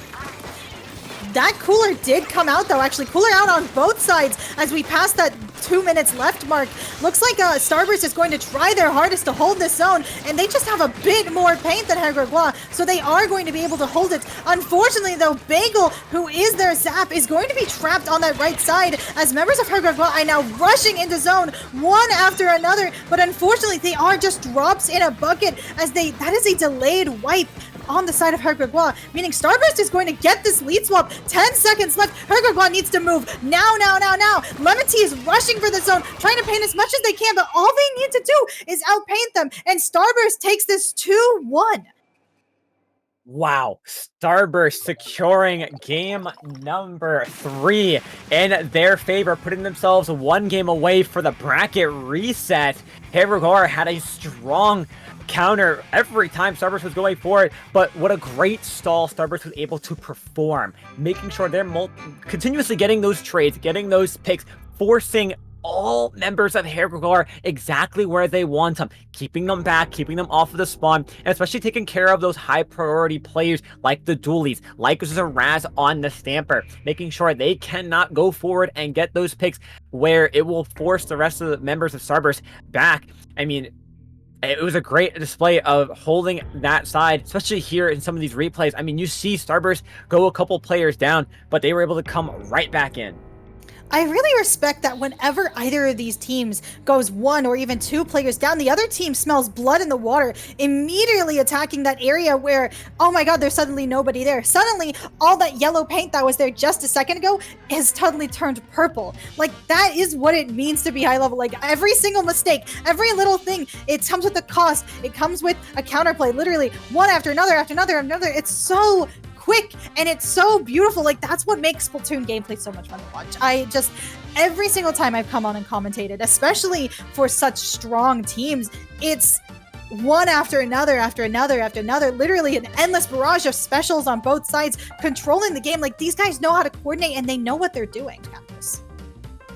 Yeah, yep, and that's something I love watching with top level too, is you see the coordination and team capabilities and synergy at its peak, at what it can be and what it looks like, and we see it at a really good contest from both sides of two teams. It's not just one team is primarily dominant over the other. We're seeing a neck and neck match of both teams showing everything they got, and it's a great display to see. We're seeing a lot of good comp uses too. That's not just of what we're used to seeing too. So it's really great to see what these top levels are able to think of for their comps that abide by the rules and what weapons that they're used to, weapons that they like to play, and that work very well. They're able to adapt so quickly too, and it's quite incredible. I know we're still waiting on that counter pick, but it's going to be have to be something that Herguar is in major favor for with their weapons to hopefully put Starburst on the back foot. So if I'm Herguar, I'm thinking, okay, I want a map that I can't get overwhelmed on paint on, because a lot of this game, especially, Herguar may have had even numbers. They had the same amount of people painting that zone, but how are you going to fight against a Splash in a Zap? Just together, painting two different sides of the zone, being able to, like, it's going to be very difficult. So I'm thinking maybe they might pick a map where there's two different sides of the zone, something that they can also have an easy position in order to be able to lock out from, right? So like, I'm thinking maybe something, not something like Inkblot, not something like Shipshape, maybe something like Shipshape actually, but both of the teams have very similar range, and that's also a very big zone. So maybe not, but I'm thinking like, something that's going to allow them to take full advantage of Lemon Tea's crabs, of like their plays as a, you know, kind of flighty skirmisher, along with like working with the rest of their team. It's going to be very difficult to win on paint, is what I'm saying. Yeah, no, absolutely. And I love that the comps that we're seeing too that support that, and that's for Starburst, you see it on the Splash, right? You see a lot of extra paint being put on the floor. I mean, you're seeing a triple shooter comp versus Herguar that's running pretty much only the one shooter, right? You're seeing just the zap. You're seeing a lot of aggression with the dualies, with the sword, poking pressure from the blaster. I mean, you're seeing two different comp ideas, but are still accomplishing the same task. Yeah, I mean, this is match point also for Starburst. So Starburst, I can't see them changing their comp, but I can see Herguar thinking, what am I going to do here, right? Like, the way that both of these teams just pounce on each other for making a mistake, and Mako is no longer in the pool. You no longer have this safe, oh, this is my go-to option, right? Like, it's kind of going to be rough, especially when you have, that one paint, like that one shooter, right? Like, both of these teams have also run their games off their cooler. Like, you pop that cooler, oh, you go on in, you have all the space that you could work with because you're cooler, because you have to die twice in order to really die. Actually, speaking of maps, by the way, we have actually gotten their counter pick. It looks like it's going to be Robo Zones, which is actually kind of lines up with what I was thinking, right? The zone isn't that big to where a single zap can't solo cap it from, like, you know, that upper edge. And also, once you lock down that elbow, it is essentially Lockout City, right? And everybody knew them. Yeah, absolutely. And we've seen it before with Starburst against Duck Motif, right? You saw that pure aggression that Starburst was able to apply and hold for so long. Once you're able to solidify yourself in that elbow of this map, you're going to have a really strong hold. You just have to be able to follow it up with those specials, with whatever paint might be available to you and being shot at you from those other players. Now, this is also a really good map to see for Zipcaster. And, of course, the poking power of the blasters, and the pressure that Crab can hold from either the glass or from mid, or as we've been seeing on elbow, to hold a lot of strong pressure. holding forward. It's a really great map for both these teams with the comps they have and intend to use. I can really see it going either way, right? Crab, especially on that elbow, especially like on that wall, is just going to be very deadly. You can actually reach almost all the way to the other side, lock down the enemy side. And as I said, you know, whenever a crab is used well, the lead will change, right? Like crab plus going in with the zip, or maybe even like with the screen or the whale. Like there's just so many combinations, right, that both of these teams can do and Hergagua can do to actually try and bring it back, you know? Definitely, and they're counting on that so much that they're actually switching to the 96 Deco with Kraken instead of a Blaster. So that means no screen and no whale. So it looks like they're actually going to be bringing out their A game here. This Kraken is going to be huge also because it means that they lose that long range pressure. But how much does that matter is that 96 is actually pushing up and taking a lot of space. Down goes Bagel, and Bran is now trying to solo defend this elbow as this Kraken is going to be going after them. Unfortunately, has to jump back, and look at how much space Hergagua is already taking. Yeah, they're trying to hold a lot of space holding forward. Bran's gonna be able to secure another pick there for themselves. That crab was used to get the last couple players out. They actually cancel out the crab and get a pick on Zaraz on the Stamper. And now Starburst is on the front foot here. They're trying to apply a lot of pressure, get a strong hold. But with Bran right away getting picked off, they're going to try to hold this with Screen. Zaraz is coming on from the off angle. Screen will be popped. Crab is going through again. Gets canceled out! Or the Zip canceled out the Crab by running it over. It's a Crab v Crab, and they win again. Starburst now is going to take control of the zone and just might hold it enough. Unless this Kraken is going to force them out for the lead. Starburst has to hold on for a little bit longer. Starburst is able to recap that zone and get that lead swap that they were so desperately yearning for. It looks like, though, the members of Hergagua are starting to have a few issues, successes pushing Starburst all the way back from their elbow. Unfortunately, Wami does go down. Unfortunately, Lemon is getting 2v1'd. This crab is going to come out on the start of Starburst, and they're going to do a great job trying to paint this zone, and they're able to almost cap it here, as now they're finally able to get as much control as they can. But members of Hergagua are waiting in the sidelines to come out and pounce to attack. They're just ready for it as soon as it comes. And Starburst, even though they still have their elbow, are going to be in a really rough spot. Yeah, Starburst now having a couple players like Bagel having to jump on out. They might have to give up their elbow just a little bit, but they can't give it up for too much longer, especially if they're going to have to start coming out now, as there's only 15 more ticks on the board for Hergagua to try to take this, but they will cap that with that Screen, holding on forward, getting a couple of picks. Zaraz, I believe, is still in front or behind them. Now they have to try to apply this pressure to get Zaraz out, as that stamp could be a lot of treacherous territory, but they're holding really well for themselves. But Bran gets a direct, securing that. The aggro Crab applying more pressure. A lot of points to have to go. I believe the Duelies just rolled off the map, so that's going to be unfortunate for them. Penalty points gone. Starburst is hoping to take a whole lot more. Hey, I mean, if this Kraken is going to be the only thing coming in zone, all they need to do is get behind that Kraken and make sure nothing else follows up behind it. Unfortunately, though, the Crab comes out. Unfortunately, Bagel gets picked. That is one source of paint that they don't want to lose, as now Lemon Tea is actually going to try and hold the zone with this Crab. Members are falling off the map left and right. New Jeans now has this Crab, able to get some valuable chip on the zone. This Screen comes out, and suddenly it's anyone's game, right? Like, yeah, well, actually, Starburst still needs to get back in, and Zaraz has this Zipcaster that's going to be deadly, especially when a Crab is popped.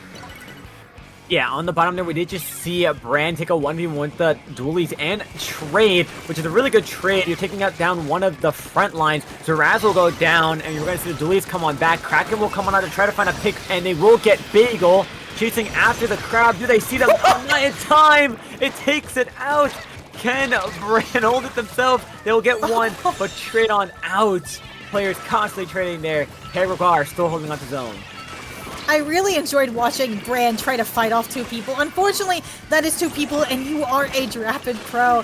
but it is still, right, very entertaining, especially as Xeris is going to get this Zipcaster behind Starburst, try and maybe get a pick on this crab, like, try to just disrupt them in any way they can. Starburst, though, knowing that they have nothing really to worry about, just ignores the threat and now focuses on the front line of Her Gregoire, taking them down one by one, and now suddenly Starburst is in the driver's seat for this event. They have 30 ticks, no, 20 ticks left on their penalty, though, so they're going to need to hold it for quite a while yet. Yeah, they still have to hold on. Both specials are going to be popped from Herwgar. Both aggressive specials being the Crab and the Kraken. Can they punish it? They will. And right away, they're going to counter with the Crab of their own. They know there are 2 players down there. They get rid of the dualies. It is only the Zap alive. And it's going to be Gray trying to hold on for themselves. They get Bagel. Gray's going to try to stall as long as they can since they are cooling up. Still enough time. It's going to get a trade-off from behind. Will it be enough for Starburst to hold on? They have to paint the zone if they want a chance to hold on to it. It's going to be a fight to hold it. Overtime starts. It's back again, but with 3 players down, Hey Gregor ties the score 2-2. Now, this is match point. If it wasn't match point before, here it is. And we are going into the final game of this grand finals with the counter pick in Starburst's favor, right? Like, we are going to see, hey, what are they going to be doing here? Like, this is really hype, Cactus. I'm not going to lie to you, right? 2 very strong teams, like, on both sides, just duking it out over and over again, especially this with this overtime, almost photo finish. It's really rough to figure out who to root for and really who's going to come out on top. Like, what is Starburst even going to be thinking with their map counter pick? Yeah, I mean, I can only imagine they want to go with something that's going to favor what we've seen them before, right? A lot of more flat map picks, right? Flounder with a lot of height elevation wasn't their forte, and neither really was Roboron with a lot of these off angles, and you had players like Zaraz, like Lemon Tea coming around and going through. I love that we had a replay of that Kraken kill too. Just yeah, I love that Wami was able to just come up behind and say, hey, you didn't see me. Like, yeah, and it looks like we are going to go back to a more flat map being Umami Ruin. So I expected as much for Starburst to pick. Something that they can keep a close eye on the other team. Keep a close eye on all members of Herr Gregoire so they don't lose them. So they're able to keep them in check. And especially on a map with 2 zones, I'm sure Starburst is going to be hoping for, if anything, if the game runs for the long term, a 1 zone hold to try to bring it all home for the reset. Right? I mean, listen, if they are able to contest just one of those zones, and I mean, come on, even like a single splash or a single zap are able to hold, right, that zone that's really close to spawn.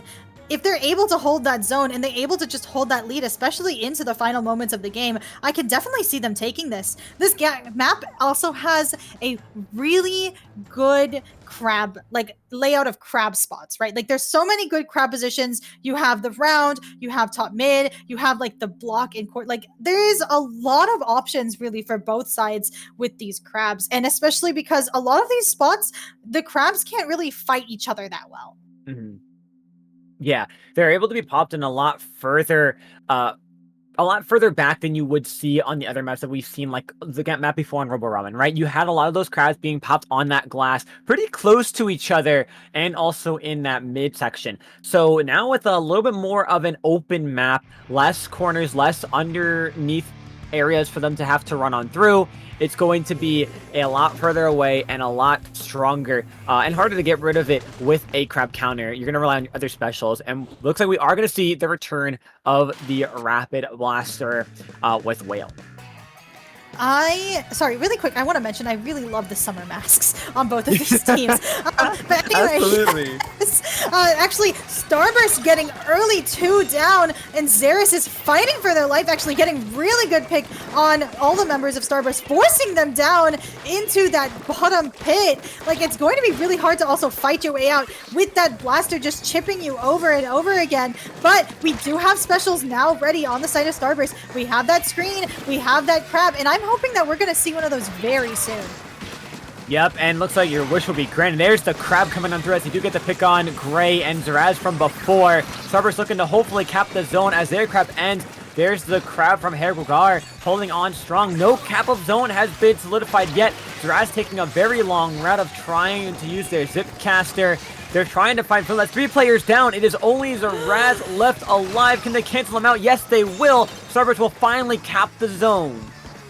Yeah, oh my god, that was really a paint the square moment. Like, all 3 members were actually looking at that rapid cluster. But fortunately, they were able to pop this, cap this zone. And now here comes the screen. Here comes a great chance, actually, for Starburst to take space if they so desire. But they are going to decide to pick that safe option. Here comes that whale, though, trying to stop Herguar's push. Unfortunately, though, gets punished for it as this Zipcaster knows exactly where this Rapid Blaster is. Now it's going to be Carmen sharking in on this left zone, hoping that Herguar isn't going to be looking, getting him maybe an easy pick coming out soon. Here it comes, Carmen getting that first pick, unfortunately immediately going down though. Yeah, and I will say that was a really great pick for them to get, actually, because that's their cooler user. But unfortunately, Starburst will also lose their cooler user, so now they're just popping specials just to pop specials. Lead will swap on in. The Zap will get taken down again for being too aggressive. Dualies will get down as well. It's only Zaraz on the top center of mid. Starburst will cap that zone in seconds, and now it's just Zaraz trying to hold on their own while the rest of the team tries to come on back. Screen will be popped for Starburst to try to keep holding that aggressive, and one will actually go down to it. Yeah, this screen is doing a great job of holding Herguar in a space where Starburst can keep an eye on them. Unfortunately, though, right, Starburst is going to have a long uphill battle if they're going to want to get their penalty counter to be counting down in a substantial way, right? Like, 10 ticks is going to be not that much, but it is going to be enough to stop them anytime they get like a little bit into that zone. Like already, Herguar is taking control of the zone, getting these whales out, telling, hey, my teammates, all of these guys are here, go kill him, kill now. And even with this crab coming out, even with this whale coming out, right, I wonder how far they're going to be able to get with these specials. Yeah, and looks like Herguar is trying to hold on as much as they can, but with the blaster going down, Zaraz barely staying alive on the top. We're going to see a lot of poking pressure coming on from Starburst. They do cancel out that crab from the dualies, and it's going to be the Zap trying to hold on forward. Zaraz coming in from an off angle on the side of the zone. It's still a zone fight here. Will Starburst be able to hold on as they're 2 players down? New Jeans will go down as well. It's only Bran up, and they have to back up as Carmen's going to shark in his front, but they spotted them right away and quickly take them out. Herguar is going to try to get rid of their penalty as they have a couple specials to do it.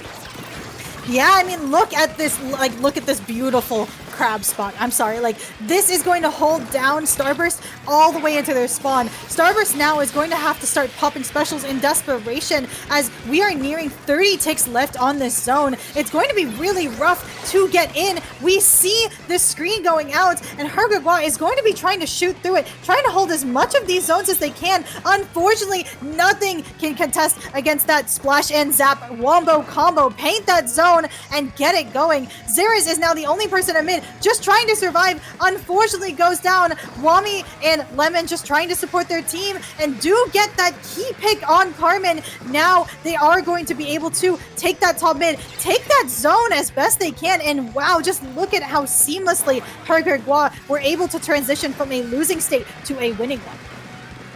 Yep, and as they count down those penalty points, we're going to see Starburst try to make another valuable effort, but it's going to be the dualies coming on around, applying more pressure. They will get 2 more down, only 20 more seconds to go. Starburst has to try to go in and cap the zone. Trading players is the last thing you want. They're going to have control of the zone, but with players constantly going down and being traded, it's only Carmen alive. They're trying to hope that they're going to get pinched on the other zone. That's a delay to wipe out. 2-1 goes the counter. It's not enough. Herguar wins the match, securing the set, securing the tournament. Herguar had a very special run in this very special tournament. I mean, I don't think you and I ever could have expected a Kraken to come out, right, on Robo, and less so, right, to win the game with. Or did they win that game? Yeah, they did. So, I don't know. It was just everything, I guess. So much happened at the same time. Like, you could see at the start of this game how 2 early picks on Starburst led to Her Gregoire taking a good lead, but Starburst coming back from it actually very easily, very quickly. But, you know, in this game, the lead swaps like water, just going back and forth over and over again. It was truly a spectacle to watch, Cactus. Absolutely, Time. And we saw a great effort from both teams. Starburst repeatedly trying to go on in, and they had a great start off with their pushes. But Hergogar focused hard on splitting up Starburst in their aggressive positions when pushing forward. And it was not in their favor for Starburst. Hergogar got them right where they wanted them and were able to secure that game with a nice stagger at the end, so that way they could secure the set. Yeah, and that looks like it's going to be it for a very special tournament. That was a beautiful run, honestly, to see the amount of gimmicks change the way the meta is being played. Like the lack of bubbler, the lack of a lot of bubblers, the lack of strikes, Zuka, and a lot of whales. It's like you can really see, hey, a lot of teams actually would build around that single special, whether it be whale, whether it be bubble. Like it was really fun, actually.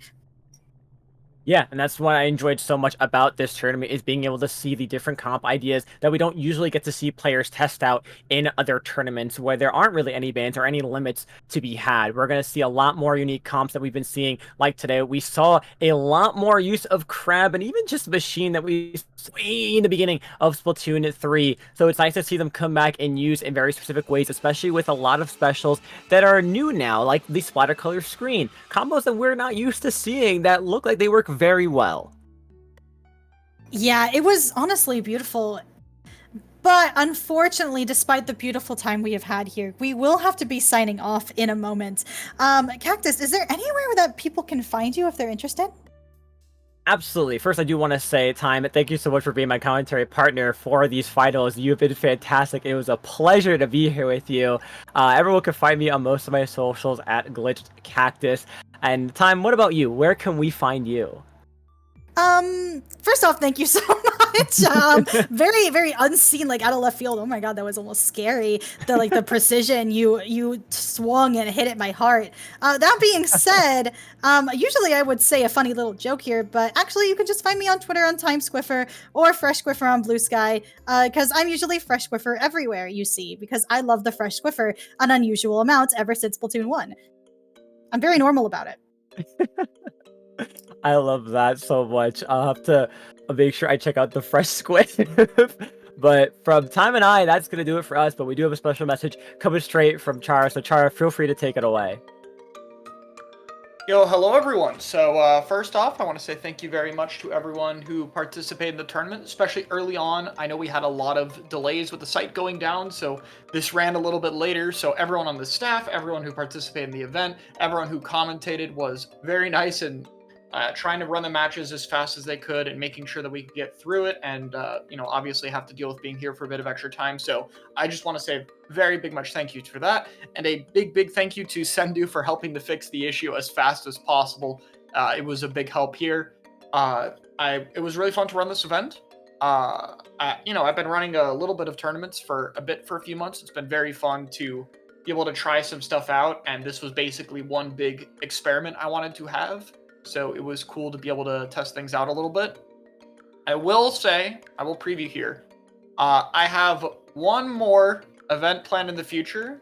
I'm not sure when it'll happen yet. Probably a few months. It'll be a bit larger scale. But I have one more event planned that I want to do before signing off on my tournament series for a little bit. So you guys can look forward to something else in the future. That's all I'll say for now. And thank you to everyone who supported the event. I appreciate it. We'll see you all next time.